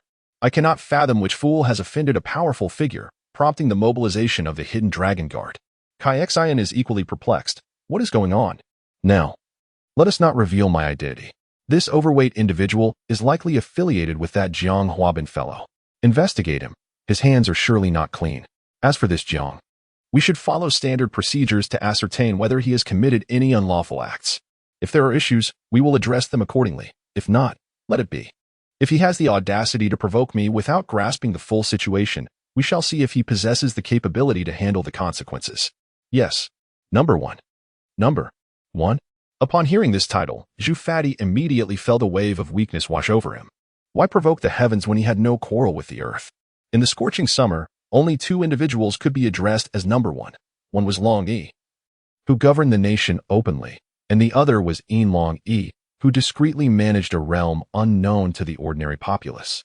Chapter 20. Your friend is impressive. Zhu Pengzi could indeed take pride in the fact that one of the 2 individuals standing at the pinnacle of the sweltering summer had a gun pointed at his head. This might be the zenith of his existence, albeit a moment steeped in peril. Soon enough, Zhu Pengzi was apprehended by the Hidden Dragon Guard on charges of endangering national security, leaving the entire police department in a state of bewilderment once more. The individuals associated with this incident were summoned for discussions, required to sign confidentiality agreements, and the case involving the park was closed, citing the accidental drowning of several individuals who disregarded park regulations to frolic in the water. As for Wang Tiantian's case, it was entrusted to Kai Xian and her team for investigation, though Kai Xian had identified the prime suspect. Her claim that the female ghost had revealed this information to her would hardly be credible to anyone. Arresting someone necessitates evidence. However, knowing the precise suspect allowed the investigation to focus on Qi Xianfeng. She promptly sought to delve into everything related to Qi Xianfeng and Wang Tiantian from 2 years prior, including the company where Qi Xianfeng interned and his experiences over the past 2 years. Before long, she uncovered details that aligned with Wang Tiantian's account. Qi Xianfeng had directly entered the employ of the woman who had been financially supporting him after graduation. And within 2 years, he ascended to the position of CEO. While competence played a role, it was undeniably paramount to win the favor of that female executive. Nevertheless, there remained no substantial evidence to directly implicate him in Wang Tiantian's murder. After all, 2 years had elapsed, making it impossible to verify the surveillance footage and his movements on that particular day. One could easily deflect with a mere phrase. How could I possibly remember after such a long time? At this moment, Qi Xianfeng had just exuberantly concluded his lecture, invigorating the soon-to-be graduates with a fervent boost of motivation. Amidst the resounding applause, he exchanged heartfelt farewells with faculty and esteemed alumni. Upon entering the parking lot, Li Mingming awaited him. Senior, your speech was truly remarkable, absolutely splendid. Ha ha, I merely aimed to bolster their confidence. The world beyond is still one that rewards merit. Well, Senior, you must be hungry. Where shall we dine? It's on me. Ha ha, allow me to treat you instead. Come on. You still have 2 close friends, don't you? Oh, they have returned home. Their families are quite strict. And what of you? Is your family not concerned for you? He had indeed conducted some inquiries regarding Li Mingming, the illegitimate daughter of the Li family in Hangzhou. Though not particularly valued, she could still access certain family resources. While she did not possess the status of a top-tier aristocrat, a girl from a second-rate family could still be an appealing prospect. If he were to successfully win her over, he could potentially cast aside his current partner, and with the backing of a prominent family, he might ascend to elite circles himself. My family is not in the capital, and I am free from their oversight. Haha, let us go eat. Qi Xianfeng drove with Li Mingming towards the outskirts of the school. Keep up. In a sleek black sedan, Kai Xian and Xiaoli promptly followed in pursuit of Qi Xianfeng's vehicle. Now, she found herself at a loss, compelled to follow Qi Xianfeng in hopes of uncovering valuable information. Would you like a drink? Qi Xianfeng inquired as he opened the small refrigerator in his car, handing a beverage infused with flavor to Li Mingming, who sat beside him. Thank you, Senior. I'm quite thirsty, she replied, unscrewing the cap and taking a refreshing sip of the icy beverage. A wicked smile curled at the corners of Qi Xianfeng's mouth. He knew that once he had captured the attention of these women, they would be at his mercy. As long as he expressed a willingness to take responsibility, they would easily be charmed, especially since his own circumstances were already favorable. Senior, where are we going to eat? I'm feeling a bit dizzy. Oh, let us dine by the canal where we can enjoy fish. You might be experiencing some motion sickness, so rest for a while. I will wake you when we arrive. All right, I'll take a short nap, Li Mingming replied, and soon fell into unconsciousness. However, at that moment, the talisman she wore close to her heart began to emit a soothing, cool aura, swiftly rousing her from her stupor. Feeling the chill at her chest, she suddenly realized she had fallen into a trap. She was usually cautious about flirting with handsome men, aware of the potential consequences. Otherwise, if she truly lost herself, the elders in her family would not hesitate to punish her severely. Pretending to be in a deep slumber, she discreetly slid her hand into her bag, retrieving her phone while using her body to shield her actions, and opened a message to her pinned contact on WeChat. Yaching, save me. After typing those 4 words, she quickly shut her phone. She had faith that Zhang Yaqing's intelligence would be her salvation. At that moment, Qi Xianfeng made a phone call. Hello. This is Qi Xianfeng. Please prepare the usual room for me. I shall arrive shortly. Unexpectedly, this seemingly cultured senior turned out to be a beast. Li Mingming. Oh, Li Mingming, you have been hunting all day, and now you have been pecked in the eye by the very prey you sought. Qingya. The fate of our sister rests in your hands. At that instant, Zhang Yaqing, who was applying a facial mask, suddenly received a message from Li Mingming, her expression changing dramatically. Oh dear. Li Mingming has truly played with fire this time. She hurriedly called the police. Hello. This is the police reporting center. How may I assist you? Hello. I wish to report an emergency. A friend of mine, Li Mingming, a student at Kyoto University, has just sent me a distress message. She is likely being abducted. She recently left Kyoto University and entered a vehicle belonging to a man named Qi Xianfeng. Understood. We will promptly notify the police department. Please stay on the line. Soon, the South District Police Station received the report and quickly organized a team to set up checkpoints, retrieving surveillance footage from Kyoto University from the previous hour, promptly identifying Qi Xianfeng's vehicle. Upon receiving the alert, the head of the criminal investigation team inquired. Are Kai Xian and Xiaoli currently tracking Qi Xianfeng? Yes, came the reply. Immediately contact them and instruct them to intercept the vehicle. Hello, Captain. What's the matter? Kai Xian answered the call. Are you and Xiaoli still following Qi Xianfeng? Indeed. What seems to be the matter? Immediately intercept his vehicle. He has taken a hostage named Li Mingming. Currently, his car is on Canal Avenue, and it appears he is headed towards the Canal Grand Hotel. Very well. I shall promptly arrange for law enforcement to set up a blockade ahead. Ensure you follow his vehicle closely, prioritizing the safety of the hostage above all else. Understood. Be cautious, Xiaoli. The suspect has already revealed his hand. Do not lose sight of him. Should we activate the police lights? No. Refrain from alarming him, lest he resort to any drastic measures. On a street in front of the Canal Grand Hotel, traffic police swiftly establish a checkpoint to inspect for drunk driving, a ruse devised by the criminal investigation team. Upon seeing the police vehicles, Qi Xianfeng initially felt a surge of panic, but he soon relaxed upon realizing they were merely conducting a sobriety check. Earlier, he had inquired with the old principal and others at the school, acquiring information that a body had indeed been recovered. However, it remains undetermined whether it was a homicide or an accidental drowning, as there is no surveillance footage and considerable time has elapsed, leaving the case stagnant, thus alleviating his anxiety. As the suspect's vehicle appeared, the officers concealed within the police car prepared to apprehend him, while Kai Xian's vehicle also came to a halt behind the suspect's car. Qi Xianfeng was unaware that he had already been surrounded. Blow into this. The officer instructed Qi Xianfeng with utmost seriousness, requesting he blow into the testing device. Upon doing so, the device illuminated. Have you been drinking? The driving license and vehicle registration were in hand. I haven't had a drink, nor have I eaten yet, exclaimed Qi Xianfeng, somewhat bewildered. He could only comply and open the car door to retrieve his driving license and vehicle registration. However, as soon as he stepped out, he was forcefully subdued and handcuffed. What is happening? I haven't been drinking. Why am I being cuffed? Do you not understand why? What about the female student in your car? What is her situation? She simply fell asleep due to motion sickness, he replied. Asleep amidst such commotion? Are you trying to deceive me?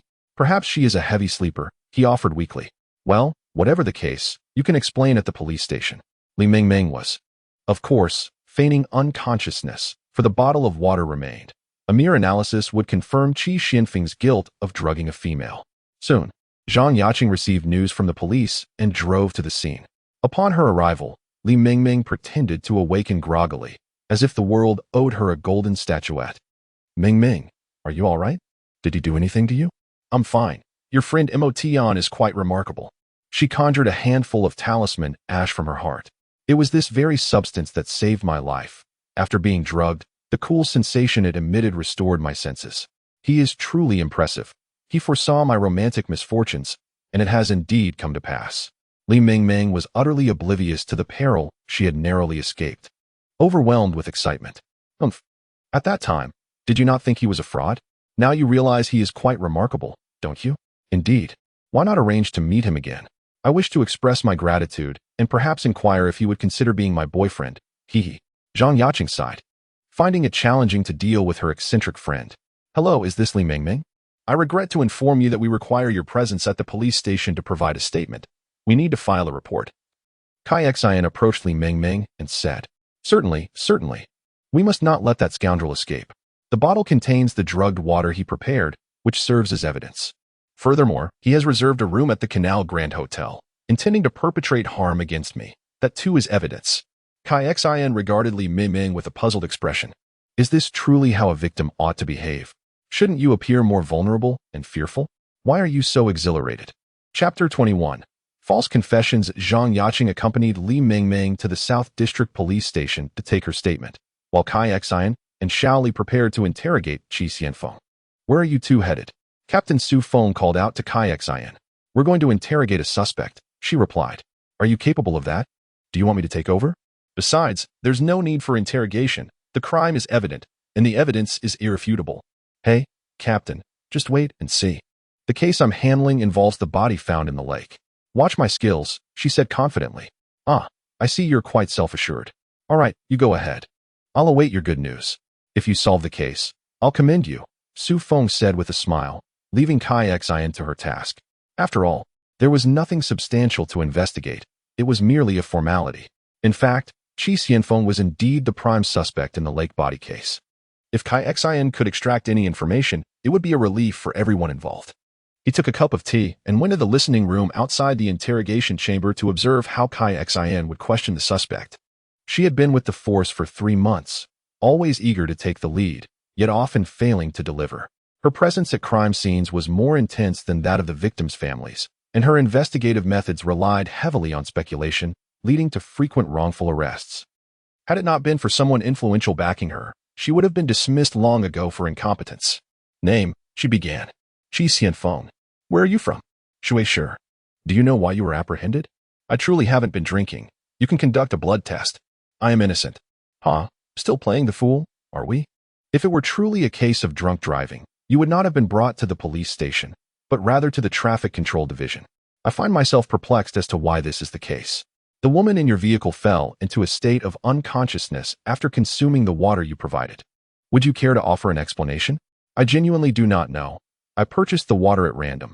How could I possibly know why it caused her to lose consciousness? I am truly innocent in this matter. Where did you purchase the water? I can't recall. It was quite some time ago. And I've kept it in the refrigerator. And what was the purpose of booking a hotel room, especially with an unconscious woman in tow? I booked the hotel for a place to rest this evening. I brought Li Mingming along to enjoy some fish by the canal, and after dining, I intended to take her home. I also need a place to rest. Is there an issue with that? Oh, you seem quite experienced, don't you? Let us set this matter aside for now and discuss something else. Outside, Su Feng, who was observing Kai Xian's interrogation, shook his head in disbelief. A solid case had been turned into a mystery, all due to insufficient experience. A few exchanges had left the interrogator at a loss, ensnared by the suspect's justifications. Kai Xin retrieved a photograph from her bag and presented it to Qi Xianfeng. Do you recognize this individual? The photo depicted Wang Tiantian. Upon seeing the image, Qi Xianfeng's pupils constricted and he became visibly agitated. Tiantian, have you found her? Please tell me where she is. He feigned the exhilaration of a long-lost lover suddenly rediscovered. Shouldn't you already know where she is? Kai Xin narrowed her eyes. This individual possessed remarkable psychological resilience, evidently having rehearsed countless times in his mind how to respond to police interrogation upon being apprehended. I do not know, she reflected. Recalling the long search she undertook after her disappearance years ago, he immediately adopted a pained expression. She is dead. What? Dead? How could that be? Woe is me. How could this happen? Qi Xianfeng continued his performance, while Kai Xin remained unperturbed. Indeed, take a look at this. She then showed him the image of Wang Tiantian being retrieved from the water. Upon glancing at the photograph, he recoiled in horror, discarding it far from him, his composure beginning to falter. Kai Xin recognized the moment was ripe. 2 years ago, you ended your relationship because your current female superior took a liking to you. Wang Tiantian, however, was unwilling to let go, prompting you to invite her to the lakeside. She gradually recounted the scene that unfolded by the lake 2 years prior with vivid clarity, as though she had witnessed it herself, detailing the exact location and manner in which the push into the water occurred. With every word, Qi Xianfeng's forehead glistened with perspiration, his body trembling uncontrollably. The account was so intricate, so precise, it felt as if she had been present at the moment. Yet he continued to protest vehemently, I did not. You are accusing me unjustly. Do you not wish to know how I am aware of these details so clearly? Why? He instinctively inquired. Before Qi Xianfeng could rectify his slip of the tongue, Kai Xin promptly replied, because we have located the surveillance footage from that time and have restored it. It is impossible. The former principal asserted that there were no surveillance recordings from that time. His emotions suddenly spiraled out of control. So you are admitting it. Then, it would be prudent to provide a full account. Perhaps you might even secure leniency, and a death sentence may not necessarily be inevitable. Kai Xin resumed her psychological tactics. At this moment, the already disoriented Qi Xianfeng finally broke down and began to recount the events of that fateful day. Once the interrogation concluded, Kai Xin exited the interrogation room. Is it true that you have actually located the surveillance footage from the incident? Su Feng inquired, puzzled, as he was unaware of such recordings. Kai, your ability to handle matters is indeed commendable. However, she replied, no, there is absolutely no footage. Did you deceive him? Did you fabricate evidence? Are you aware that such actions are against regulations? If he had not confessed, you would bear the consequences, Su Feng exclaimed, his frustration evident. I understand, but honestly, who would dare to trouble me? You truly are something else. Fine, I shall acknowledge your contribution. The rest is up to me. Su Feng conceded with resignation. Hee, thank you, Captain. Oh, I'm so exhausted. By the way, could you also take care of that attempted assault case against women? Understood. Oh dear, I'm so tired. I think I'll grab a cup of coffee and take a short break. She stretched languidly, showcasing her graceful figure, which elicited an envious reaction from a group of yearning onlookers. Having resolved their matters, Zhang Yaqing and Li Mingming exited the police station and entered Zhang Yaqing's car, returning to her residence. Although Li Mingming was rather carefree, the events they had just experienced warranted some solace. Upon receiving news, Mi Xiaoxue also arrived at Zhang Yaqing's home, and the 3 young women engaged in lively conversation.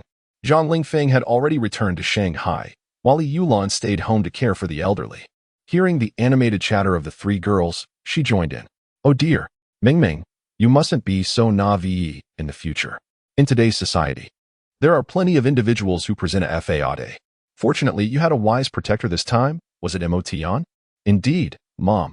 The day I took Mo Tian to buy a phone, Mingming and the others showed up, and Mo Tian mentioned she was facing a romantic crisis.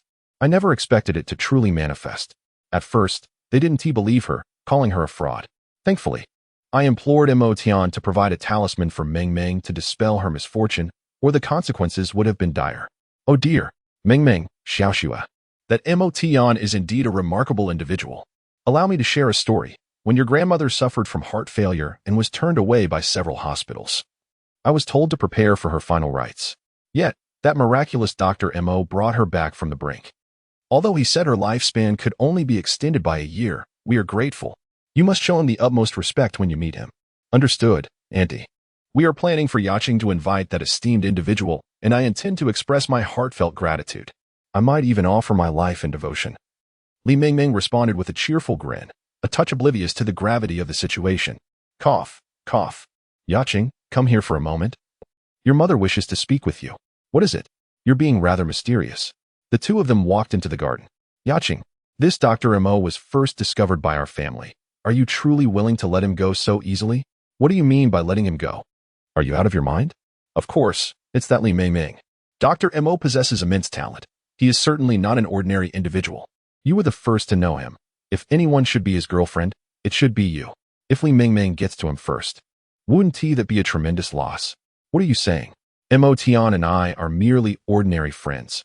Besides, he may not even be interested in me." "Oh dear. Stop worrying unnecessarily." "Oh, my child, truly, I want to meddle. If Dr. Mo were to become my son-in-law, I would be more than willing. And your father would undoubtedly have no objections. If Dr. Mo is considering finding a girlfriend, you must seize the opportunity." "Oh, are you ever going to stop?" "I'm not interested in dating. I haven't even graduated from university yet." "Come on. Many students date during university. Why can't you?" "Oh. Stop pushing me. Just feel free to invite him to watch a movie or have dinner at our home. I've noticed that Dr. Mo seems to enjoy my cooking." "All right, I understand. Are you going through menopause or something, being so chatty?" "Oh, you don't want to hear it? Fine, fine. Perhaps I am being overly sentimental. Just remember, you may one day regret this." Li Yulan waved her hand, dismissing the matter. A daughter grows independent of her mother. Chapter 22. Caught red-handed, of course. None of this concerned Mo Tian, who was currently relishing a delightful meal with Qin Gang and the others. Each bite of the spicy hot pot meat, paired with a refreshing sip of cold beer, was nothing short of exhilarating. He reveled in this life, which allowed him to forget the vexations of his unattainable immortality, fully immersing himself in the joys of existence. It had been a long time since he felt the essence of being human. The inability to ascend or reincarnate left him with a profound sense of being forgotten by the world, as if he were a figure outside of a painting, disconnected from everything. However, at this moment, he found himself woven into the fabric of the scene, experiencing a sense of participation that brought him immense pleasure. "Come on, let's go? Haha. Tonight I'll take you all to meet some charming ladies." Qin Gang had finally entered a state of subtle strength, no longer needing to maintain his youthful innocence, and was ready to indulge himself heartily. "I'll pass. I have no interest in superficiality," Mo Tian replied. "Ah, so you consider yourself above it all? But you are a university student." "Very well, we won't lead you astray. The quality of women in college is far superior. With your looks, you need not worry about attracting attention. Haha, how about you take a shift tonight? We can go out and unwind. And you can enjoy a full day off tomorrow." "Sure, no problem," he replied, for he had little else to occupy his time. "Haha, good brother, thank you." A security guard exclaimed with delight. Originally scheduled to work that night, he was now thrilled at the prospect of joining Qin Gang for some fun, and he immediately expressed his gratitude to Mo Tian. Just a small favor. He dipped a generous portion of beef tripe into the hot pot, savoring the exhilarating experience. Although the ice-cold beer could not compare to the exquisite osmanthus wine, it provided a refreshing sensation that invigorated him with each hearty sip, followed by a satisfying belch. In the evening, a simple patrol of the building every hour would suffice, especially around the warehouse and the research and development room. Other areas could be explored at leisure. Should any issues arise, he could be contacted directly. "Rest assured, with me here, everything will be fine." With a chuckle, he raised his glass in a toast. And everyone honored Mo Tian, their brows glistening with sweat from the feast. Just as Mo Tian was immersed in the enjoyment of his meal, his phone rang unexpectedly. "Hello, what is up?" Upon recognizing Zhang Yaqing's number, he promptly answered. "Oh, do you have plans for tomorrow? Mingming wishes to invite you to dinner. She has encountered some romantic misfortunes. Thankfully, the charm you provided her saved her from a dire situation." "Oh, as long as she's safe, that's what matters. I happen to be off tomorrow. Please let me know the time and place once you have arranged it." "Sure, I'll send you the details on WeChat." After ending the call, he resumed his indulgence in the hot pot. At 10 o'clock that night, Qin Gang, accompanied by a group of friends, ventured out to enjoy themselves. Leaving him alone in the building, he refrained from using spiritual perception to scan the premises, opting instead to carry out his patrol dutifully. To truly immerse himself in this world, he understood the importance of refraining from relying on cultivation techniques for trivial matters. Such habits would diminish the joy of experience and create a disconnect from the world around him. If he grew weary, he might be tempted to retreat into solitude, which would hinder his quest for opportunities. With a flashlight in hand, he patrolled each floor methodically, undeterred by the monotony. The first half of the night passed without incident. However, as the hours waned, an elusive figure stealthily slipped into the building through an unlatched window. The sound of the window creaking caught Emotion's acute attention. Although he refrained from using his spiritual sense, his keen hearing and sharp eyesight quickly discerned the disturbance. He extinguished the beam of his flashlight and silently approached the source of the noise. There, he observed an individual gently opening a door, emerging from the product department. It seemed that Director Huang was indeed in the product division. The figure then proceeded directly towards the research department. Was he intent on pilfering the new product formula? Emotion chose not to alarm the intruder. He preferred to observe the unfolding situation. After all, could anyone truly escape his vigilant perception? Unbeknownst to the intruder, he had already been marked. Earlier that day, Director Huang had informed him that the entire building was staffed by a solitary security guard, and that one window in the product department had been deliberately left ajar. Thus, the intruder was emboldened to attempt stealing the newly developed whitening serum formula after 3 in the morning. This was not his first endeavor. He had successfully executed a similar theft before, selling the formula to a rival company and reaping a substantial profit, which he had split with Director Huang. This opportunity was indeed rare. Director Huang, connected to the company's surveillance via her mobile phone, had noted that all the security personnel had vacated by 10 o'clock, leaving only the inexperienced new guard behind. Moreover, the company's new product is nearing completion of its development, prompting senior management to instruct the product department to commence preparations for promotion and market positioning. Should they secure a sample formula first, rival companies could swiftly launch their products, yielding substantial profits while conveniently shifting any ensuing blame onto a certain security guard, thereby avenging today's grievances.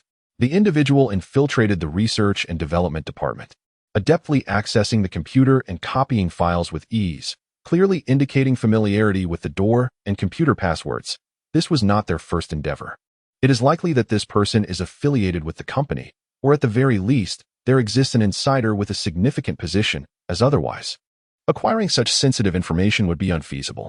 As he completed his illicit activities and prepared to leave the product department, he turned to find a security guard staring intently at him, causing his heart to skip a beat in fright.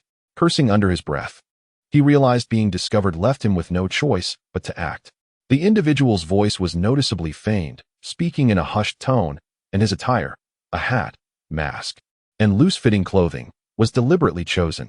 Even his shoes were an inappropriate size, equipped with heightening insoles.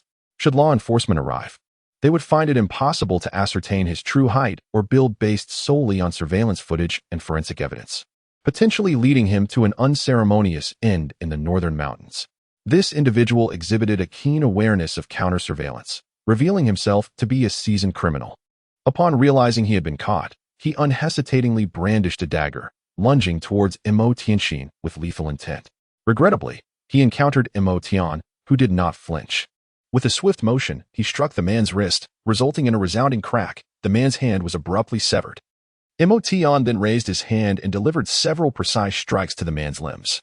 Instantly, the individual emitted a blood-curdling scream, as all his limbs suffered shattering fractures, reduced to mere fragments.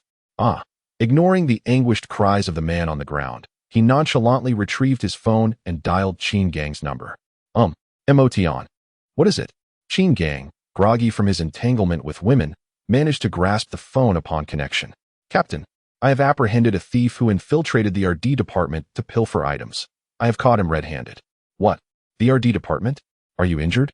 Qin Gang immediately snapped to attention. I am unscathed. I have incapacitated the thief by breaking his limbs. Please return promptly to address the situation. Understood. We will return at once.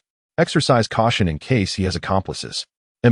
After ending the call, Emotion waited patiently by the side, indifferent to the thief's threats and pleas, maintaining an air of diligent responsibility.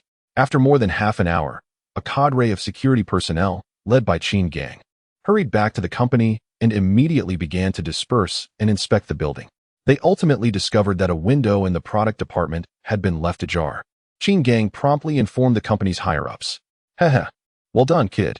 If anything had truly been stolen, my position would have been jeopardized. With me around, there are no worries. In the dead of night, Li Yulan received an urgent call informing her that an intruder had infiltrated the company building to steal the formula of a new product. The perpetrator was caught red-handed. Without hesitation, she sprang from her bed, hastily drove to the company headquarters, and promptly alerted the authorities. Previously, there had been incidents of formula theft, yet the culprits had evaded capture, while rival companies swiftly launched similar products. Although they were aware of the identity of the saboteur, they felt powerless to act. This time, with the thief apprehended in the act, Li Yulan was determined to uncover the identity of the traitor within the company. Therefore, she refrained from notifying any senior executives, wishing to catch the internal mole off guard and prevent them from taking any countermeasures. Chapter 23. Are you a troublemaker? Soon, Li Yulan arrived at the company and immediately spotted Mo Tian standing beside the thief. Dr. Mo, what brings you here? Li Yulan inquired. Her expression filled with confusion as she noticed Mo Tian still clad in the security uniform of their company. Oh, I work here as a security guard. I just got hired yesterday, he replied. Mr. Li, do you know Xiao Mo?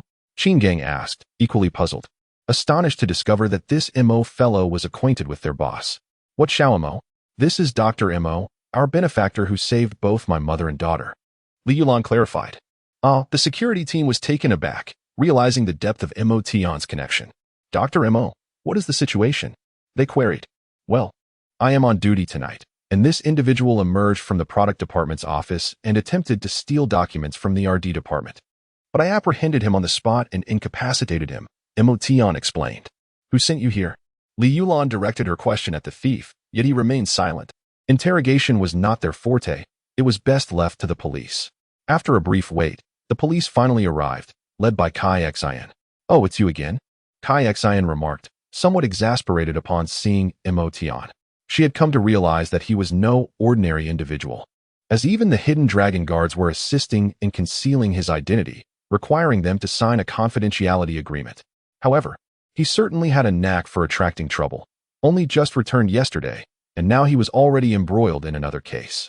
Please, we need you to accompany us to record a statement, she requested. Kai Xian felt helpless, yet this was a necessary procedure. She had no choice but to ask him to return and assist with the investigation. Very well, said Mo, I shall accompany you. I am Li Yulan, the president of this company. Then it would be troublesome for President Li to join us on our way back. Li Yulan drove Mo Tian to the police station. During the ride, Li Yulan inquired, Mo, how did you come to work as a security guard for our company? Oh, I saw your company was hiring security personnel online, offering meals and accommodation, with over a month until the school year begins. I thought I might as well take a summer job. Li Yulan was completely taken aback by the simplicity of Mo Tian's reason for becoming a security guard. Given his capabilities, earning money should be exceedingly effortless for him. A security guard hardly befits your status. How about this? I will hire you as our company's security consultant, with a monthly salary of 100,000. I will draft the contract tomorrow. But I can only work for a little over a month. That is of no concern. You can come in whenever you have the time. It won't interfere with your studies. Your sole responsibility will be the safety of the company. Reporting only to me. When at school, you need only ensure the safety of my daughter. All right then. After all, he was still expected to work. He would not be receiving money without effort. Upon arriving at the police station, Mo Tian completed his statement and was subsequently returned to the company, as the interrogation did not concern him. The next day, Mo Tian officially became the company's security consultant, with his office conveniently located next to the president's office on the top floor. On the same day, Director Huang of the product department was taken away by the police, leaving everyone astonished that the mole was actually a high-ranking official within the company. How amusing. I am grateful to Dr. Mo for helping me resolve a significant dilemma. Had the data been stolen, our company would have suffered tremendous losses. In Mo Tian's office, Li Yulan expressed her gratitude to him. Merely fulfilling my responsibilities. By the way, I am on leave today, and your daughter mentioned she would treat me to lunch. I need to keep that appointment. Oh, it's nothing. I am aware of the situation. It is thanks to you that Ming Ming was able to escape danger this time. You young people should communicate well. She would certainly not hinder Mo Tian from dating her daughter. In fact, she would welcome their closeness. The company does not provide breakfast, and Mo Tian, still clad in his security uniform, exited the premises. It was still early, and he felt no urgency. With a book in hand, he read as he walked. The previous evening, Zhang Yaqing had sent him the location for their meal. He decided to return to school first. The hour was still early, and after a long night, he planned to catch some rest.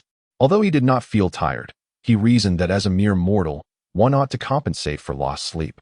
He even simulated the dark circles under his eyes, striving to blend into the world of ordinary people.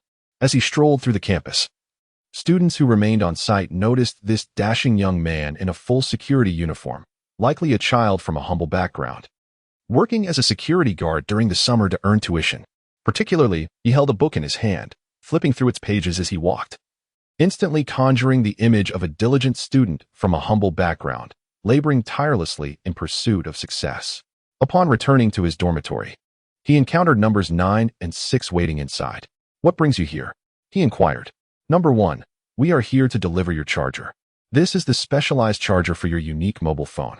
We kindly request that you ensure your phone remains operational," they replied. "Ah, isn't my current phone sufficient? Carrying 2 devices is quite cumbersome. Unfortunately, that is not feasible. Other phones may be susceptible to surveillance. The missions we undertake are of a highly confidential nature, and we can only communicate through this device," Number 6 respectfully explained. "Fine, just don't bother me unnecessarily," he sighed. "Understood." The two responded with a bow and promptly exited Emotion's dormitory. They were completely unaware of the formidable energy emanating from him, truly a master of the transformation technique. After a refreshing shower, he was preparing to lie down for a much-needed nap when his phone rang. Noticing it was Zhang Yaqing, he answered the call. "Hello, esteemed one. Where have you been? My mother mentioned you left the company earlier that morning." Li Yulan had informed Zhang Yaqing that Emotion had taken a job as a security guard at her mother's company. Of course, he had now ascended to the role of a security consultant. Given his skills, Li Yulan would never dare to keep him in a mere security position. "Oh, I noticed it was still early, so I returned to the dormitory to catch up on some sleep. I haven't rested all night and feel rather fatigued." "Then you should rest for a while. I will come to pick you up at noon." "All right." Upon hanging up the phone, Emotion promptly fell into a deep slumber. At noon, there was a knock on the door.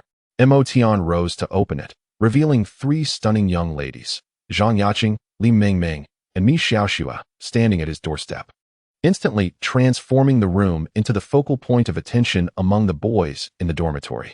"Have you awakened?" "Yes, let us go." "Are you really going to wear that to dinner?" Upon noticing his security uniform, Zhang Yaqing was left speechless. This extraordinary individual certainly had an unconventional style. Just wait a moment." Closing the door, he swiftly changed his attire, reverting to his previous ensemble of a t-shirt, shorts, and flip-flops.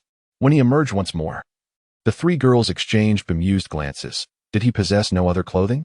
Aside from the security uniform, it was all merely street market fare. Still not acceptable? Sigh.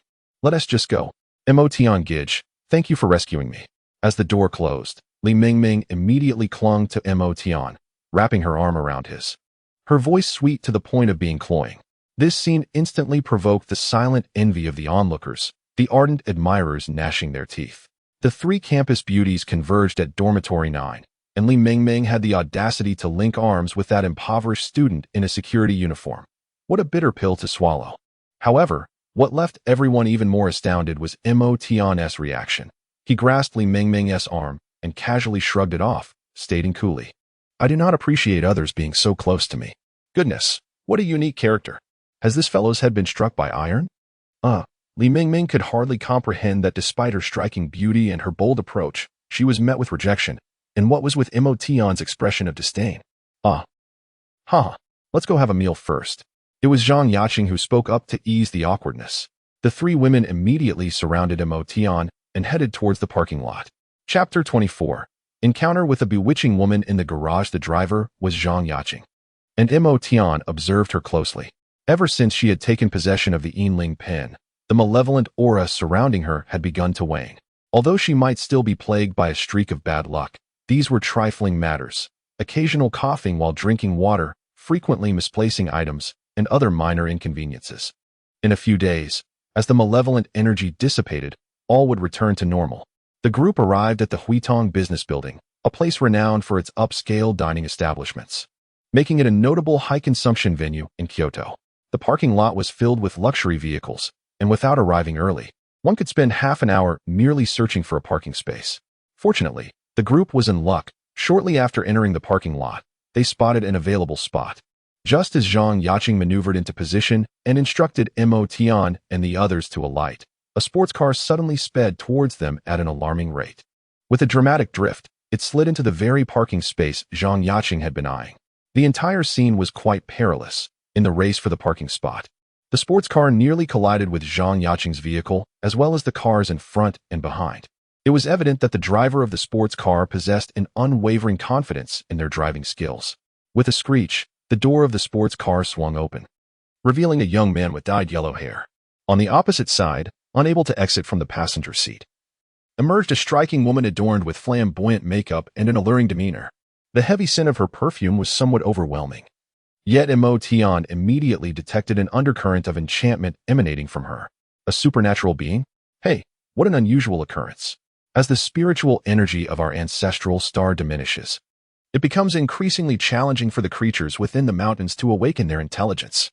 He could hardly be bothered as these beings ventured into the mortal realm, clearly unable to endure the hardships of their ascetic practices, and began to stray onto a misguided path, merely seeking to absorb vital essence to aid their cultivation.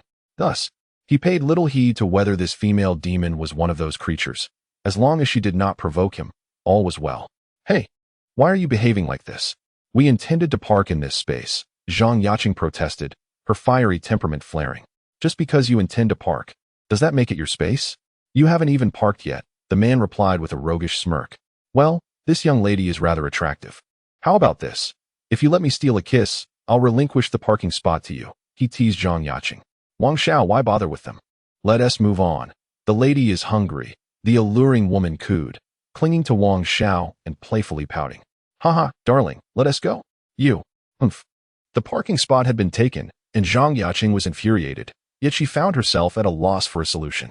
Not to worry, we'll find another spot. That man won't last a month. There's no need to get riled up over a corpse, he said dismissively. Brother Mo, while that person may be detestable, there's really no need to wish death upon him, Li Mingming interjected, noting that Brother Mo's words were rather sharp. The woman beside him is not human. Not human? Upon hearing Mo Tian's words, a chill ran down the spines of the three women. Mo Tian is a remarkable individual, and the three of them have now come to realize that the world is not as they once perceived it.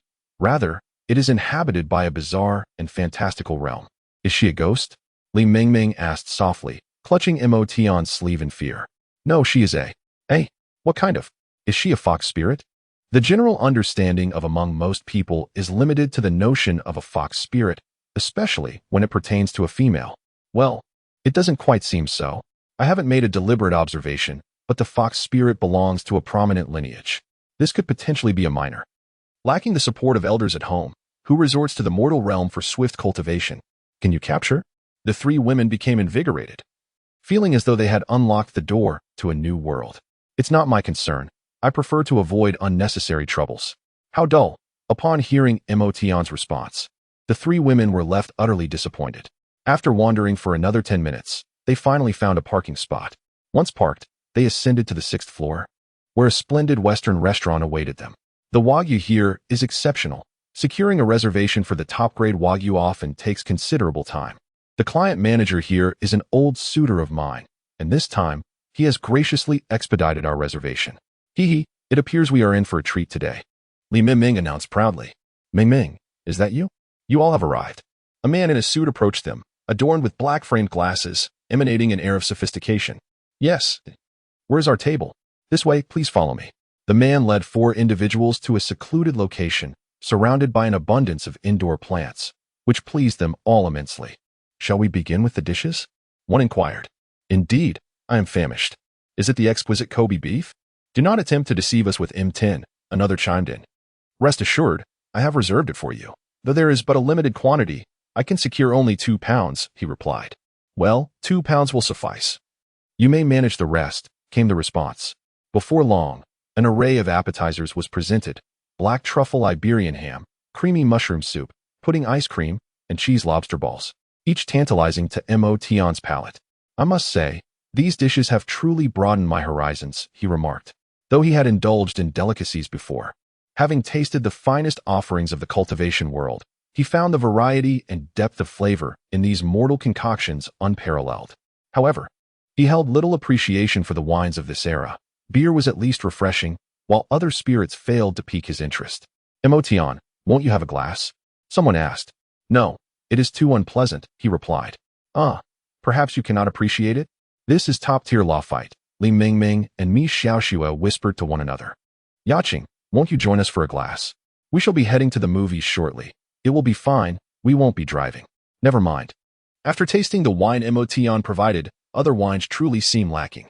"Ah, does Emotion possess fine wine? Might we indulge in a little?" "Perhaps. However, having tasted my wine, yours may go to waste."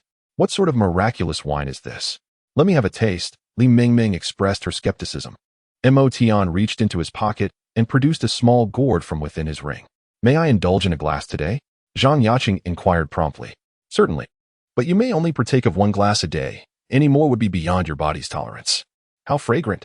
Upon removing the cork, Emotion poured a modest amount into each of their goblets. Instantly, the rich aroma of the wine enveloped the entire dining hall. "Goodness, what wine is this? It is so fragrant." Waiter, have you ever encountered such a delightful scent? What is this wine? Bring us a bottle." The entire hall erupted into a flurry of excitement. The patrons, all individuals of high status, had never encountered such an intense bouquet of wine. The invigorating aroma revitalized their spirits. "Ah, I apologize, sir, but we only serve red wine and champagne here. We do not sell this particular wine. It may have been brought in by a guest." "Which guest?" "Find them immediately. I wish to purchase their wine for 100,000. A wealthy patron promptly began bidding. We truly do not know who brought it in." "Go on, drink up. Otherwise, it may soon incite public outrage," Emotion remarked coolly, fully aware of the intoxicating effect this wine had on connoisseurs.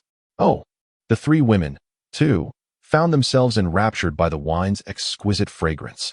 Just as the 3 women were about to indulge in their drinks, a sudden, pungent fragrance wafted through the air. "Hold on," an alluring voice called out anxiously. The women turned to see the enchanting figure they had encountered in the garage. Instantly, they froze, recalling Emotion's words that she was not human, but a demon. Well, what a serendipitous encounter. I never expected the source of that delightful aroma to be you. Now, tell me, how much for a bottle?" "I shall purchase it all," came a voice brimming with arrogance from behind the demoness. Who else could it be but young Master Wang? Chapter 25. Terrifying. Upon inhaling the fragrant aroma of the wine, Lan Xiang felt a surge of demonic energy within her, indicating a potential breakthrough. She immediately realized she had encountered something extraordinary, as this wine possessed the ability to elevate her cultivation. The sight of the liquid in those 4 cups intensified her perception. This was undoubtedly celestial brew, a legendary treasure that could only be found within ancient caves. Her excitement was palpable.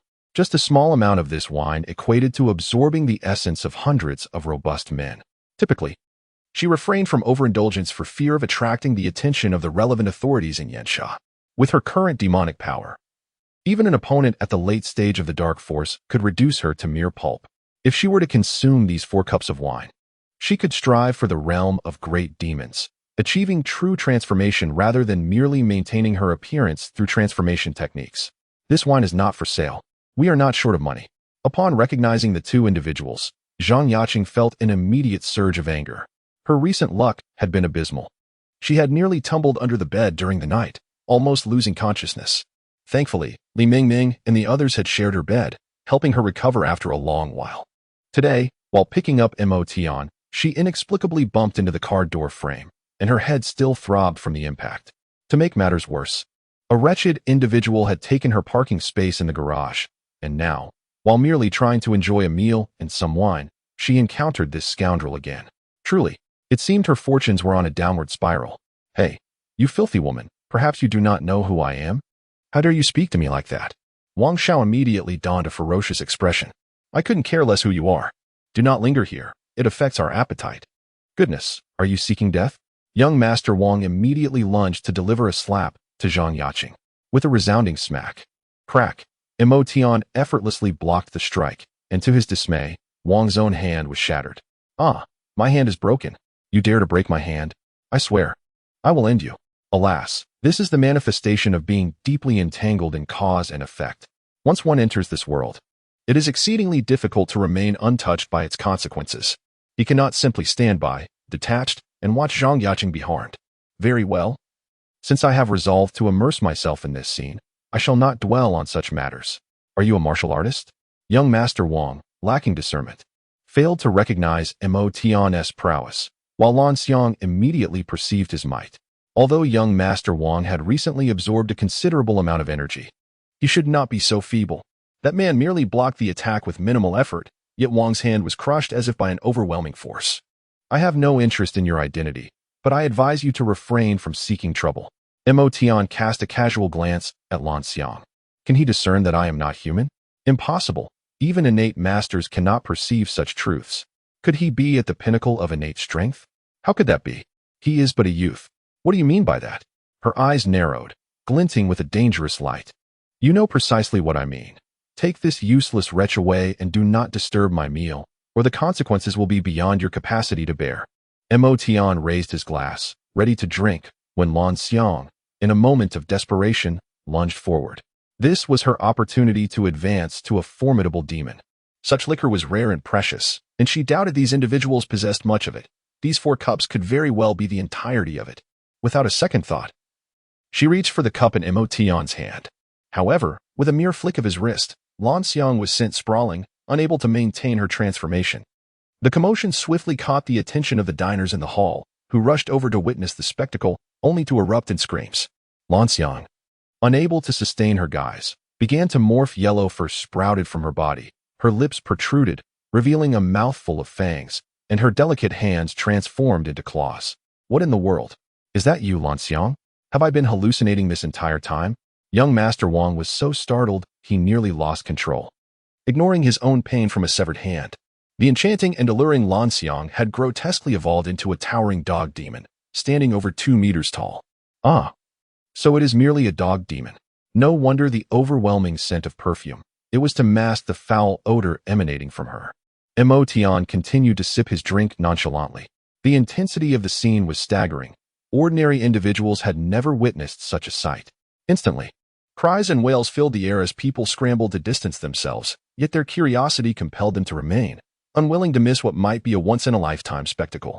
Mo Tian leisurely retrieved a mobile phone, dialing the solitary number inscribed upon it. Hello, there is a malevolent creature causing disturbances on the 6th floor of Huaidong Building. Kindly send someone over to address the situation. Understood. A crisp and decisive female voice responded from the other end. The task of contacting number 1 had now been entrusted to her, while the clumsy number 7 had been stripped of the privilege to communicate with him. Who are you? Are you a late-stage innate expert? The voice, dripping with malice, emanated from the bloodied maw of a dog-like creature, casting a sinister inquiry at Mo Tian. You lack the right to know. Stand still and do not move. Where is our Wagyu? Why has it not been served yet? You still have the luxury to think about Wagyu? This is a monster. Zhang Yaqing and her companions were equally terrified. Their faces ashen as they pressed tightly against the backs of their chairs, their bodies rigid with fear. Relax, it is merely a minor demon. Savoring our meal is of utmost importance, Mo Tian declared, popping a lobster ball into his mouth and savoring it. Excuse me. Your Matsutake Kobe A5 Wagyu, please enjoy. A server, mustering courage, placed the Wagyu on the dining table before hastily retreating to a corner, peeking out with wide eyes. Seeing Mo Tian's complete disregard for her presence ignited her fury. You seek death, she roared, her claws elongating with a glimmer of cold light. With a powerful thrust of her muscular limbs against the wall, the surface cracked under the immense force. I told you to remain still. Why do you refuse to listen? Mo Tian hurled the fork in his hand, and in an instant, the speed at which it struck the approaching dog demon was akin to being hit by a truck traveling at 200 miles per hour, sending her crashing backward. The resounding impact left the dog demon impaled against the wall, causing extensive cracks to mar the surface, a sight most terrifying. Seated on the ground, Wang Xiao found himself surrounded by a large pool of yellow liquid beneath him. Was this a deity? Had he just provoked a creature capable of effortlessly dispatching monsters? You are a monster, he screamed as he crawled away, now more terrified of this man, more fearsome than the nearly lifeless dog demon. Then of the creature itself. Ah, this meat is quite delectable, do try it. It melts in your mouth, splendid indeed. Yet, your heart is rather bold. The stench of urine is somewhat unappetizing. Emotion's composure also served to calm the three women.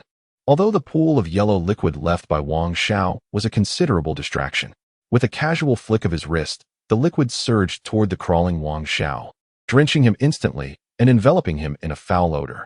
Those nearby quickly covered their noses and retreated from the stench emanating from Wang Xiao. Soon, the sound of helicopters filled the air as dozens of operatives clad in black tactical gear from the hidden Dragon Guard burst through the windows of the Western restaurant. The entrances were immediately secured by the hidden Dragon Guard, and agents number 6 and number 9 leaped inside, taking in the exaggerated scene of battle before them. A common stake fork impaled the dog demon firmly against the wall, causing the structure to crack extensively, leaving it on the brink of collapse. Is this the method of the ancient master of transformation? The two women swallowed hard, feeling a dryness in their mouths. I'll leave this to you. Do not disturb my meal. Understood, they replied respectfully, immediately commencing to secure the area. The heavily armed hidden dragon guards surrounded Emotion and his table. Well, let us eat. Now we are free from interruptions. The three women realized that their understanding of Emotion remained superficial, and awkwardly raised their glasses to take a sip to calm their nerves, as the day's events had utterly shattered their worldviews. Yet, the intoxicating aroma of the wine enveloped them, drawing them into its delightful embrace. Chapter 26. The elegance of the goddess of Luo after a hearty meal and delightful company. Life felt splendid, with troubles effortlessly managed by others. Brother Emotion, you are truly remarkable. You vanquished that terrifying creature with a mere thrust. I admire you so much. Li Mengmeng exclaimed, her eyes sparkling with adoration, reminiscent of sweet milk tea. Oh, it was just a minor demon. Even an average practitioner at mid-level could easily dispatch it. Emotion replied nonchalantly, waving his hand dismissively. He had recently picked up a fair amount of contemporary slang. Is there really a world filled with ghosts and demons? It feels as though I have lived for 20 years, only to uncover this truth now, Mi Xiaoxua murmured, still in disbelief.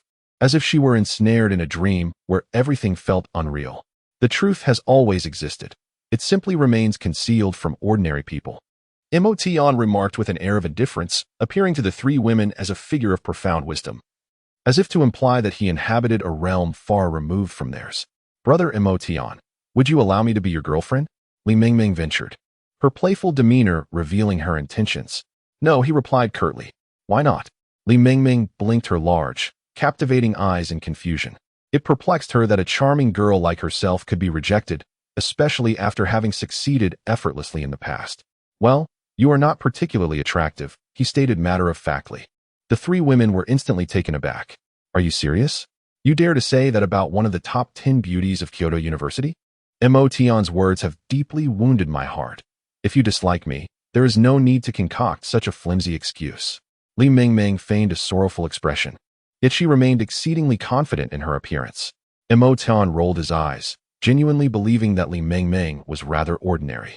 Any renowned fairy from the realm of cultivation could easily overshadow these three women.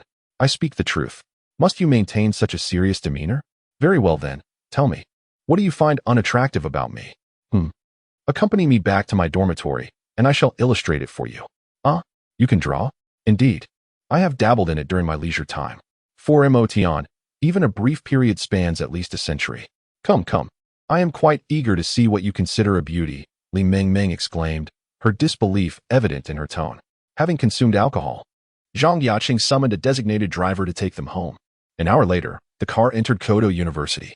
The campus was bustling with students, primarily comprised of third and fourth year students, all preoccupied with internships and job hunting.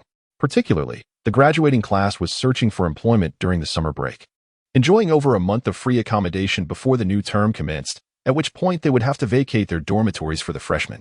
Surrounded by the university's renowned three beauties, Emotion commanded the attention of countless onlookers as he traversed the campus. If mere gazes could inflict harm, Emotion would have been shattered into oblivion.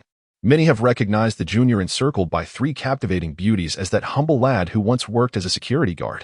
Has he truly become a pampered darling? Such individuals are looked down upon, yet it seems the one ensnared in this attention is himself. While countless single souls inwardly roar in frustration, none of these women are ordinary. It is a commonplace occurrence for three ladies to draw gazes wherever they go, and Emotion remains utterly unfazed, treating it with indifference. As he leisurely made his way back to the boys' dormitory, he noted an increased frequency of enchanting visitors at room 9 lately. 2 strikingly cool beauties had also been frequenting the place. What is the true background of this junior residing in room 9? In just a few days, Emotion has nearly become the bane of all male students at Kodo University. Upon opening the dormitory door, the 4 entered in succession, and then with a resounding bang. They shut the door behind them. The young men, who were observing the situation, felt their hearts shatter at the sound of the door closing. They had entered. And now the door was closed. Youth has slipped away, and fairy tales are mere fabrications. This is indeed a world that values appearances. Quickly, quickly. What shall we use to draw? Do you need me to buy you some sketch pencils? Oh, no need. I have my own. He instructed the 3 ladies to wait in the living room while he retreated to his bedroom to retrieve his brushes, ink, paper, and inkstone from a ring. Brushes? Shin paper? Are you planning to create traditional Chinese paintings? I never expected you to possess such skills. Emotion's collection of brushes, ink, paper, and inkstone was no ordinary set. Each item was a treasured artifact, an advanced tool from the Danqing sect of the cultivation world, gifted to him as a token of gratitude for a small favor he once rendered to them. He spread a sheet of rice paper across the tea table and began grinding ink. The ink exuded a subtle fragrance that invigorated the 3 women, clearing their minds and dispelling the lingering effects of the 3 parts intoxication from Emotion's osmanthus wine. They immediately sensed that these items were extraordinary, and the enigma surrounding Emotion deepened. The more they interacted with him, the more they felt unable to fathom his true nature. Emotion dipped his brush into the ink, standing before the rice paper in silence, lost in contemplation. His thoughts drifted back in time, as if he had transcended the ages to return to the cultivation realm of millennia past. He recalled a time shortly after he had just begun his foundational training when he fortuitously encountered the enchanting fairy Miaoing. Draped in delicate veils, she caressed the strings of her guqin, and with a mere gesture, a fleeting glance, she ensnared his heart, rendering him utterly captivated. She was the first and only woman to evoke such feelings within him. At that time, Fairy Miaoing had already attained great mastery in the transformation stage, and the chasm between them was insurmountable. To catch a mere glimpse of her was a stroke of fortune. They existed like 2 parallel lines destined never to intersect. Even when Fairy Miaoing underwent her reincarnation, he never shared a moment with her, and his inability to protect her during her tribulation remained a lifelong regret. The profound sense of melancholy that suddenly enveloped Emotion left the 3 women astounded. Here stood a radiant youth of merely 20 years. Yet he bore the weight of centuries, exuding an aura that suggested he had lived through far more than a century. They sensed not a young man before them, but a soul weathered by the passage of time, one who had endured trials beyond the comprehension of mere mortals. The sensation is ineffable, leaving the 3 women in considerable discomfort. Sensing something amiss, Emotion hastily centered his thoughts, having inadvertently released an aura that affected the 3 women as he momentarily delved into his memories. Ahem. He coughed, imbued with true essence, and the 3 women instantly regained their composure, beads of cold sweat forming on their brows. What had just transpired? Why did they feel as if they were submerged in a deep pool, overwhelmed by an oppressive sense of breathlessness? Do not disturb me. I shall begin to draw. Emotion promptly grasped his brush, and with just a few strokes, he delineated a graceful figure, exhibiting perfect proportions. As Emotion's artwork gradually took shape, the women found their breaths becoming increasingly labored. Upon the completion of Emotion's final stroke, they were utterly captivated. What manner of woman was this? A sheer veil concealed her moonlit visage, yet it only enhanced the air of mystery, igniting a desire to lift the veil and behold her true beauty. The glimmering depths of her eyes, akin to autumn waters, ensnared their spirits. The ethereal grace of the goddess, her autumnal gaze, cascading hair adorned with jewels, and the gentle whisper of celestial melodies. Emotion had captured the most profound scene of his life, the moment he first beheld Miaoing. An indelible image etched in his memory. Isn't she breathtaking? I long to see the countenance hidden beneath the veil. What kind of unparalleled beauty lies there? Indeed, she must be a celestial being. How could we possibly compare ourselves to such divinity?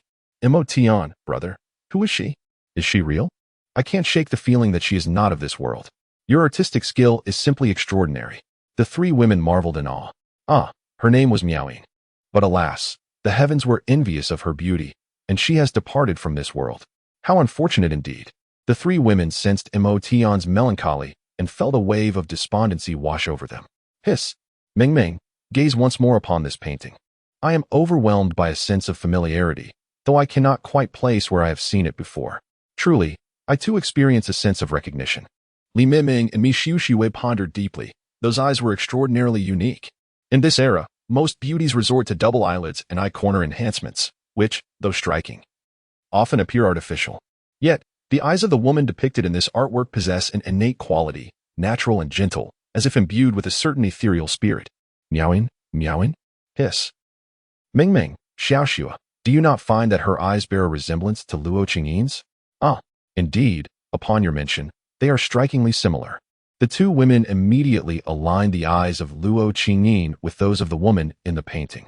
Chapter 27. The mysterious Xiao Yin Lo Qingyin. Mo Tian's thoughts returned to reality, a wave of intense curiosity surging within him. Who is she? She is an international superstar, renowned for her enchanting voice. You might be unaware, but she is currently celebrated worldwide. Li Mingming expressed her surprise at Mo Tian's ignorance. Zhang Yaqing added, Mo Tian, you could search for her information. Her influence is substantial, and there is a wealth of information about her online. Mo Tian took out his phone, opened the search engine, and entered the name Lo Qingyin. In an instant, a plethora of information and photographs of Lo Qingyin appeared before him. A glance at her photo revealed to Mo Tian that Lo Qingyin was indeed the reincarnation of the Fairy of Melody. He found it hard to believe that he could encounter the reincarnation of the Fairy of Melody on his ancestral star. It is her, Mo Tian affirmed with utmost certainty. The woman in your painting is Lo Qingyin? But didn't you say she has passed away? Mi Xiaoxua inquired, perplexed. In truth, they are the same person. Yet not entirely so. Mo Tian attempted to explain, but he was reluctant to disclose matters pertaining to the realm of cultivation. Whenever a powerful cultivator reincarnates, they seal their memories, and thus she has yet to awaken her sealed memories. We do not comprehend what you mean. While we acknowledge that Lo Qingyin is beautiful, surely we are not so vastly different in comparison? Li Mingming remained preoccupied with Mo Tian's words. Indeed, her eyes bore a resemblance to those of the woman in the painting, yet they lacked that unique allure. This was due to her unawakened memories. Mo Tian did not wish to elaborate further. Every formidable individual might awaken at some pivotal moment, merely awaiting the right catalyst. Should she continue to remain dormant, she would repeatedly endure her own descent, until the mark was eternally erased, vanishing completely from the world. He resolved to locate Luo Qingyin, determined to assist her in awakening her memories of Miaoyin. Do you know where she is? It seems she has a concert in the city this month. Can you confirm the date? Let me check. Coincidentally, we could go together. I'll have someone book the tickets. My father is in the city, so he can host us, Zhang Yaqing exclaimed, grinning like a playful fox. All right, I owe you a favor. Hey, that sounds rather formal. We are all good sisters, no need for such formalities, Zhang Yaqing replied nonchalantly. I'm a pure man. Mo Tian rolled his eyes. It's fine. You are our good sister, and we are your brothers, she remarked, playfully draping an arm around Mo Tian's neck, while the other busily typed on her phone. Oh, just a week from now, I'll have my father book for tickets. Subsequently, I proceeded to book the flight tickets. Oh, there are tickets available for tomorrow afternoon. Please hand me your identification cards. I shall secure the tickets. Zhang Yaqing, a woman of decisive action, immediately extended her hand for the IDs of the three. However, the concert is not until a week from now. What purpose do we have in arriving so early? Naturally, we are going for leisure. The three women harmoniously responded to Mo Tian's inquiry, displaying a remarkable synergy. I still have work obligations. Oh, I only need to inform my mother. My salary will remain unaffected. Zhang Yaqing considers Mo Tian to be half of her employer, and one of Mo Tian's current responsibilities is to ensure Zhang Yaqing's safety, thus qualifying as work. Soon, Mo Tian received directives from General Manager Li to accompany Zhang Yaqing, ensuring her safety around the clock, to the extent that it seemed Mo Tian might as well sleep adjacent to her daughter, leaving Zhang Yaqing at a loss for words regarding her mother's overprotectiveness. The group agreed to convene at school tomorrow at 9:30 in the morning before heading to the airport. Zhang Lingfeng had already arranged accommodations for them in the city, specifically at the luxurious Silver Wind Hotel, where they would occupy the presidential suite on the top floor. The Zhang family is certainly not lacking in finances. After Zhang Yaqing and the others departed, Emotion found himself momentarily entranced by the enchanting figure of the Miao-yin in the painting. He retrieved an ancient guqin, an artifact he painstakingly acquired after Miao-yin's demise, having expended considerable effort and resources to obtain the magical instrument she once wielded from her sect. Once again, she retrieved a volume of cultivation techniques one she had diligently practiced, and Emotion, in his affection for her, had also studied the art of melody for a time. He produced a jade flute, and for a fleeting moment, he entertained the thought of harmonizing with the enchanting immortal of melody. Alas, fate can be capricious. It was unexpected that some of his past musings could manifest in the present, truly a testament to the unpredictability of life. Reflecting on those bygone days, he placed the jade flute to his lips, and a mournful melody emerged, transforming into a gentle breeze that intertwined with his thoughts, dispersing through the air like an ethereal spirit, delicately stirring the heartstrings of all present. Time has slipped away, yet that memory remains eternally etched within the depths of his soul. This poignant tune captivated countless diligent students and ensnared the attention of a woman who enveloped herself in layers of clothing. On this sweltering day, she wore a large sun hat and a mask. However, her beauty could not be obscured by mere accessories. Her expressive eyes and flawless figure were undeniably alluring, each step as graceful and fluid as a dancer in motion, seemingly showcasing her unique charm to the world. She was Luo Qingyin, set to perform at a concert in the bustling metropolis next week. With a rare few days of respite, she returned to her alma mater. As she strolled through the campus, she reminisced about the splendid time she had spent there, feeling the vibrant essence of her youthful years. Suddenly, she was enveloped by a melancholic melody, its harmonious notes evoking a sense of familiarity, as if she had once heard it echo through the corridors of time. Her heart began to tremble, her body instinctively moving toward the source of the sound. The melancholic melody seemed to guide her into a mysterious realm, and she could not help but yearn to meet the one who played it. Alas, before she could locate the musician, the flute's enchanting notes had vanished, leaving her in a state of anxious despair. She could only follow the elusive echoes of the melody, her palms seemingly attuned to the lingering resonance of those notes. After a fruitless search, her thoughts gradually settled. Taking a deep breath, she resolved to interpret the vanished flute music with her spirit. She savored the memory, realizing that the melody was infused with deep longing. It was evident that it expressed a man's yearning for his beloved.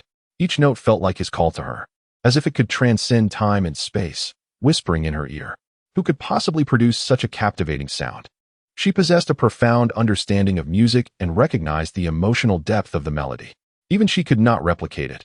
It must be the work of a masterful artist. Contemplating this, she hurried back to her hotel, retrieving her phone to contact the principal, eager to meet the professors of the music department at Kyoto University. She could not believe that such a high level of performance could emanate from a mere student.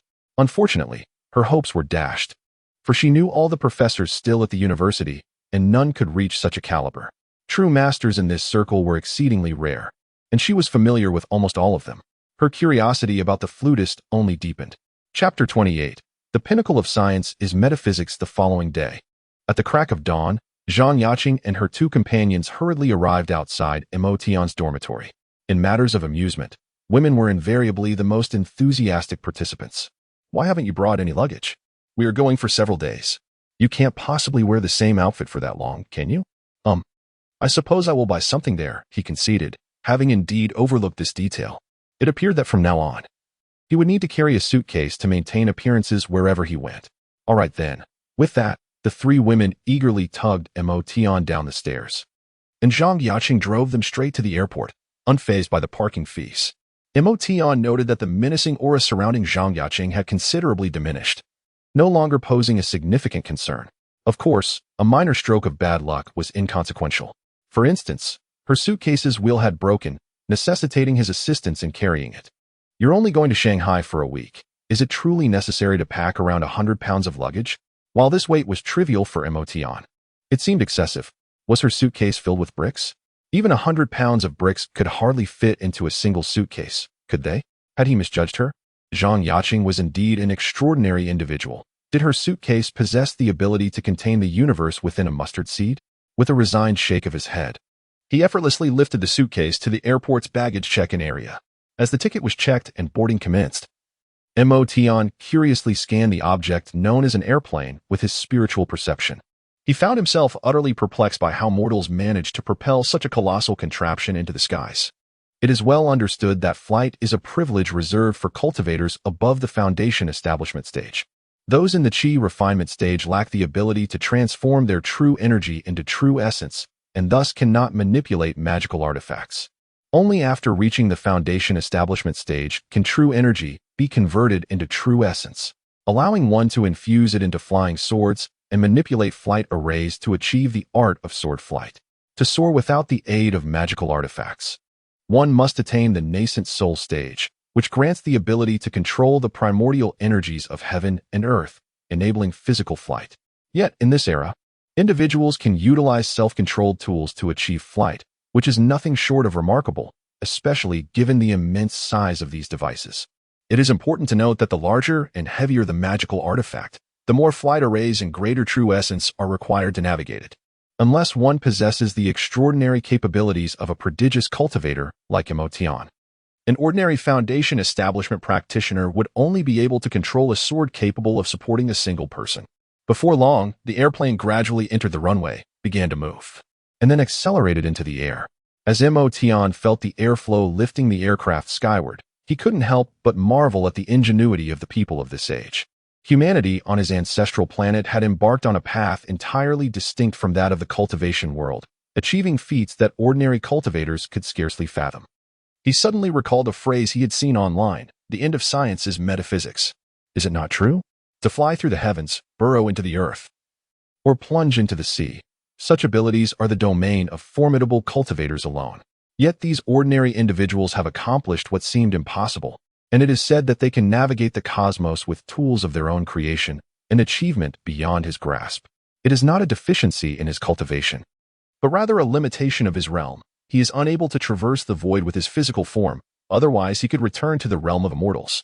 However, these mortals have succeeded, and they have even mastered the art of harnessing thunder, wielding the power of lightning to an extraordinary degree, all of which has shattered his preconceived notions.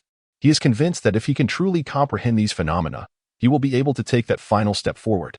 He has meticulously charted his future path to pursue immortality through scientific methods. Is he not untouched by the heavenly Tao, impervious to tribulations?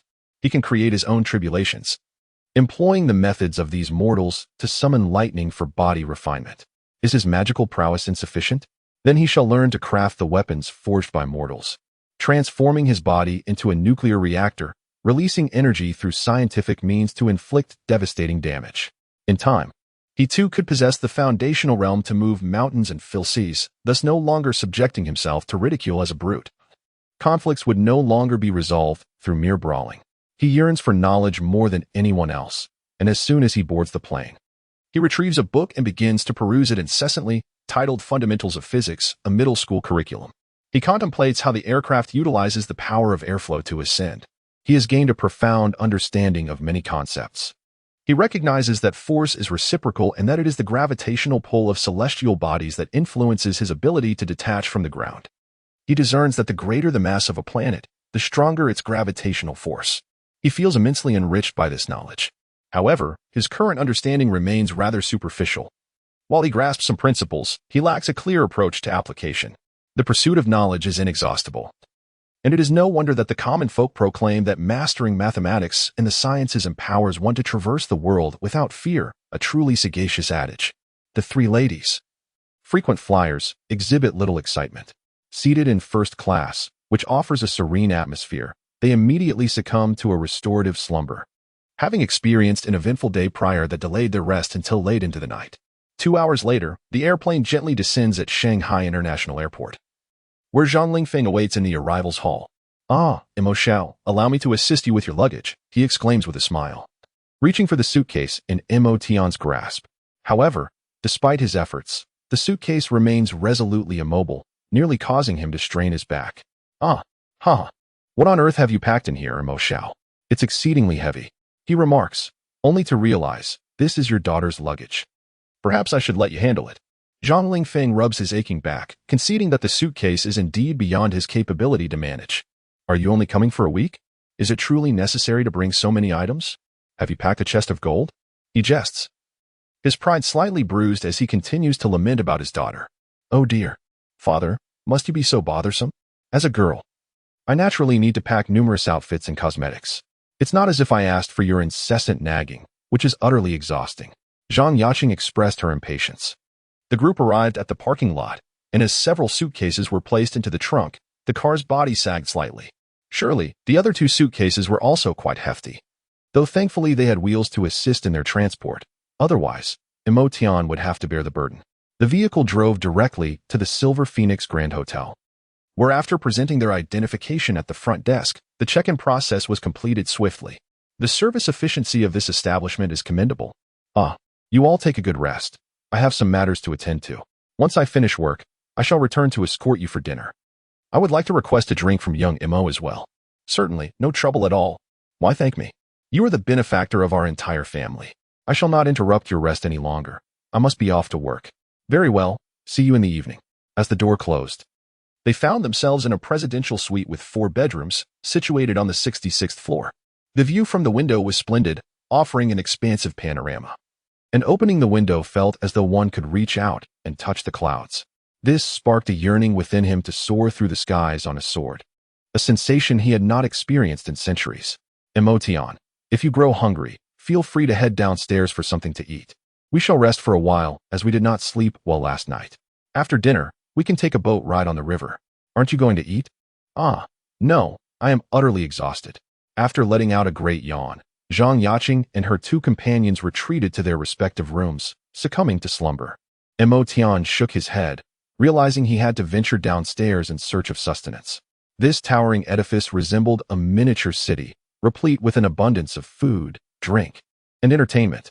He savored delicacies from the 40th to the 30th floor, each offering a novel experience: popcorn, oden, crispy chicken, sakura cuisine, beer, milk tea, and fizzy drinks. He felt an irresistible urge to sample everything. By the time he reached the 10th floor, he had spent over 10,000 yuan, his money seemingly flowing like water. His stomach felt like an insatiable abyss, incapable of being filled no matter how much he consumed. He merely indulged his appetite. These dishes provided energy for his physical activities, which he transformed into pure energy using his true essence. The enjoyment was indeed genuine, yet the expense was quite unbearable. Chapter 29. Navigating dual currents. As Emotion savored the exquisite delicacies, he pondered the peculiar frequency with which these mountain spirits had begun to manifest in the human realm. Within merely an hour, he had encountered no fewer than 3 diminutive demons. It appeared that humanity's rampant exploitation of the forests had compelled these ethereal beings to conceal themselves within the human world for cultivation. Yet, Emotion remained unconcerned. As the adage goes, as long as they did not provoke him, he would not meddle in their affairs. Recently, the occupancy rate at the Silver Prosperity Hotel had surged significantly. The news of Luo Qingyin taking refuge there was no secret. Countless wealthy heirs, eager to draw closer to the goddess, hastily reserved luxurious suites at the hotel, hoping for a chance to interact with her up close. For Luo Qingyin, this sudden influx of attention and enthusiasm was a source of great bewilderment. She preferred to devote her energy to the creation of music. This was precisely why she would rather reminisce about her university days in Kyoto than stay here. The swarm of admirers truly vexed her. Were it not for her family's arrangements, she would have had no desire to become a public figure. Alas, her family required a scion of influence. The Luo family had once been a second-tier clan in Yinxia, but with the emergence of such a remarkable successor as Luo Qingyin, they began to carve out a niche among the elite families of Yinxia. As Luo Qingyin's fame grew, first-rate aristocratic families extended olive branches, much to the Luo family's delight. Yet it also led them to perceive her as a valuable asset. The Luo family has made significant strides in strengthening its position among the elite, skillfully navigating the intricate dynamics of high society. They intend to seize the opportunity presented by other families' keen interest in Luo Qingyin to further solidify their standing within this exclusive circle. However, it is impractical for Luo Qingyin to indefinitely captivate the attention of various noble houses. Ultimately, she must select one family as her steadfast ally. Thus, it is imperative to expand the family's influence before her value diminishes. In the bustling metropolis of Shanghai, the Luo family estate stands proudly amidst the high-value real estate, a testament to their burgeoning success. It is undeniable that the Luo family has reaped substantial benefits from Luo Qingyin's burgeoning fame over the past 2 years. Luo family head, why did you not notify us in advance of Qingyin's concert in Shanghai? It would have allowed Mingxian to return sooner to accompany her. As a luxurious vehicle glided into the Luo family estate, halting before an elegant, ancient-style building, one could reflect on the family's origins as a scholarly lineage, predominantly thriving in the political arena. Unfortunately, without substantial financial backing, they languished in mediocrity, barely qualifying as a second-tier family. However, with Luo Qingyin's emergence, the family's shortcomings have been addressed, leading to remarkable achievements in commerce, hinting at a potential ascent into the ranks of the foremost families. Yet the pressing concern remains. Aside from Luo Qingyin, there is no prominent male figure within the family. Moreover, as an actress, she is destined to marry. Any noble house would be disinclined to allow their young mistress to continue in the limelight after marriage, which would inevitably diminish the Luo family's influence and reduce collaborative opportunities. Thus, the Luo family seizes this opportune moment to reap whatever benefits they can, leaving no room for regrets. Haha, Master Bai. It seems that Qingyin has yet to settle down, claiming she wishes to explore Kyoto. I am unable to oversee her at present, so please do not take offense. Mingxian, please take the gift to your uncle Luo. Yes, father. Standing beside him, Bai Mingxian, a young scion, adeptly manages a family enterprise valued at billions, making him a notable figure in the Shanghai market. It is rumored that his family intends for him to oversee even more family assets, as he is the primary heir to the Bai lineage. Bai Mingxian retrieved an exquisitely wrapped gift box from the car, curious about its contents. At the level of the Luo and Bai families, ordinary items fail to pique their interest. Master Bai, young nephew Mingxian, please come in and take a seat. Upon entering the grand hall, both the heads of the Luo and Bai families occupied the esteemed seats, attended by a maidservant who presented fragrant tea. Uncle, when will Qingyin return? Bai Mingxian inquired eagerly, although he had no shortage of women around him. The one who captured his heart and haunted his dreams was none other than Luo Qingyin. Among the affluent young elites of the summer, many have earmarked Luo Qingyin as their ideal partner. This is the leverage that a second-tier family like the Luo possesses in the face of such formidable contenders. They adhere to the rules of engagement, and when strength is comparable, it ultimately comes down to skill. Upon their arrival at the Luo residence, these privileged scions, adorned with eyes that seem to pierce through the very heavens, metamorphose into models of decorum and civility. A phone call today informed me that he shall return the day after tomorrow. However, he will not grace the family estate with his presence. Rather, he shall proceed directly to the Silver Peak Hotel and subsequently engage in rehearsals at the sports center for several days. One might ponder, is he truly so occupied that he cannot even return home? Chuckled Luo Xian, the head of the Luo family. The Bai family has already sent a contingent here. I have sent several families away, all inquiring about Luo Qingyin. She is well aware of the trouble that awaits her upon her return. Thus, she prefers to reside in a hotel where the heads of those prominent families are unlikely to brazenly seek her out. The day after tomorrow, I shall host a welcoming gathering for her at Silver Peak. Oh, and it appears that young Master Wang from the Wang family also intends to host a welcoming event for Qingyin at Silver Peak. Perhaps you might coordinate with him? A playful smile graced Luo Xian's face. Humph, that scoundrel. I heard yesterday that he encountered a supernatural being in Kyoto. Had it not been for the fortuitous intervention of an adept who resolved his predicament, he might have lost his life. It is inconceivable that Qingyin could harbor any affection for such a libertine. Luo Xian mused to himself. You, Bai Mingxian, are not much different. Your reputation is merely a shade more favorable than that of Wang Nantian, carrying the mantle of an outstanding member of the younger generation. However, these elite second-generation rich are readily supplied with a plethora of exceptional talents, making it nearly impossible to fail as long as one is willing to engage in work, all for the sake of maintaining a respectable name. The matters of the younger generation are not for us to pry into. By the way, the young masters of the Lu and He families are also preparing to host a welcome gathering for Qingyin on the 50th floor of Yinfeng in 2 days.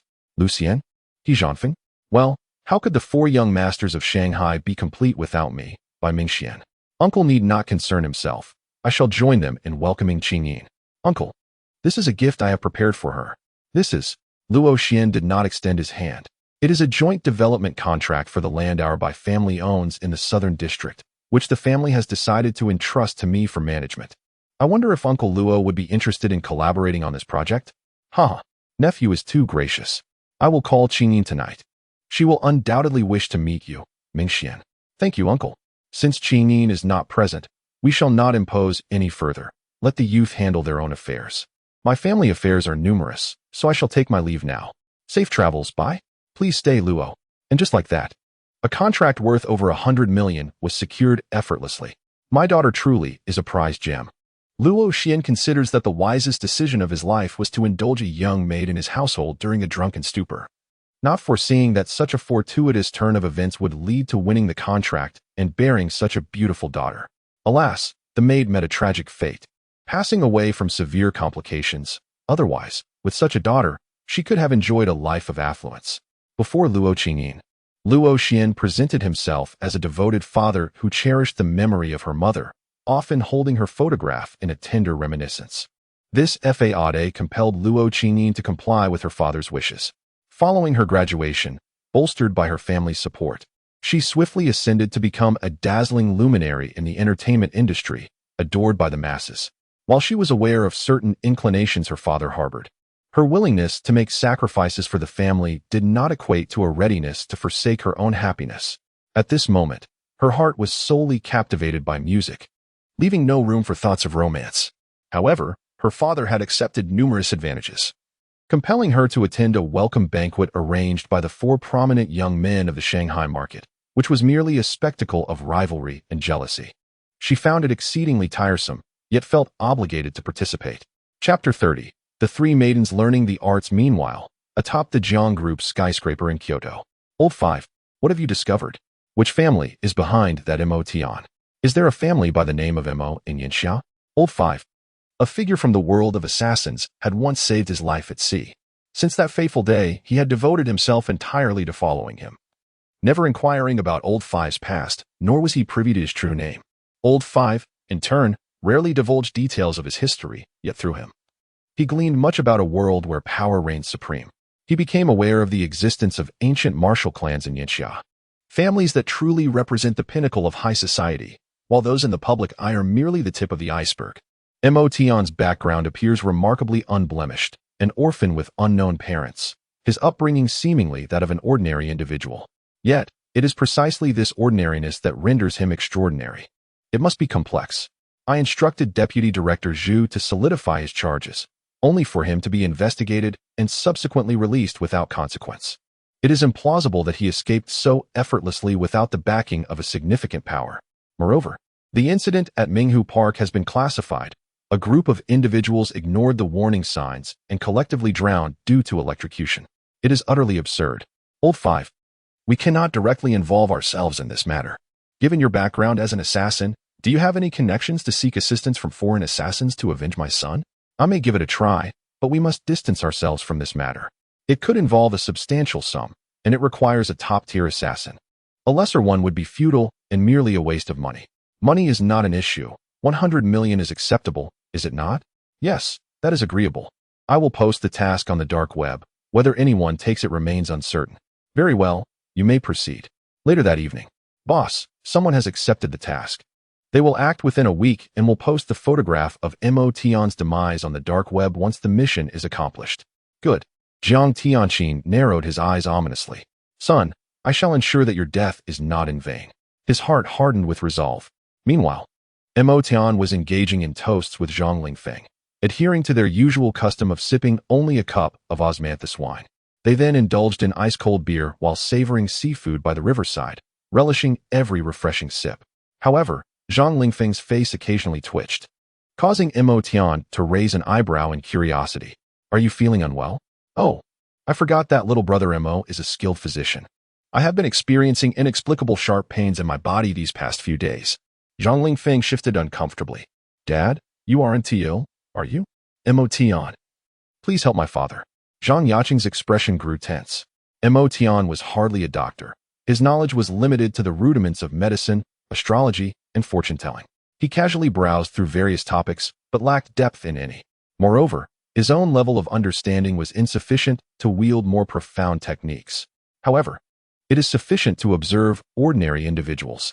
He extended his consciousness, scanning Zhang Lingfeng thoroughly. You appear to be in good health, yet there exists an unusual energy field surrounding you. If my instincts serve me correctly, you have likely been cursed. Cursed? The three young women and Zhang Lingfeng were taken aback. Is there someone attempting to harm me? Mo Tian, you must assist my father. Zhang Yaqing immediately clutched Mo Tian's sleeve, overwhelmed with anxiety. Well, take me to your residence shortly. To break the curse, a medium is required. And locating the source of the curse will suffice.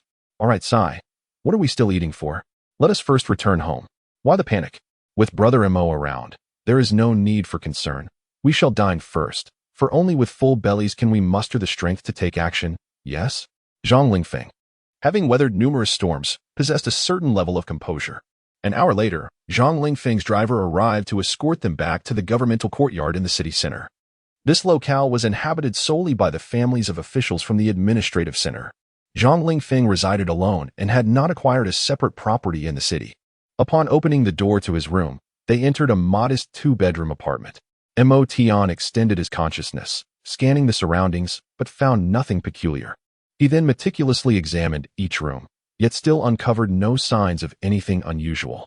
The source of the curse is not within your home. Do you have other locations you frequent? Frequent locations? Ah, that would be my office. However, it is currently inaccessible as the doors are locked. I shall not be able to enter until tomorrow morning. Thus, I will have my driver pick you up then, and I kindly ask you, dear friend, to assist me with this matter. It is but a small task. Please come to retrieve me tomorrow morning. Since no discoveries were made, Mo Tian and the others did not linger for long. They bestowed upon Zhang Lingfeng a calming talisman, temporarily suppressing the curse that enveloped him, allowing him a peaceful night's rest before departing.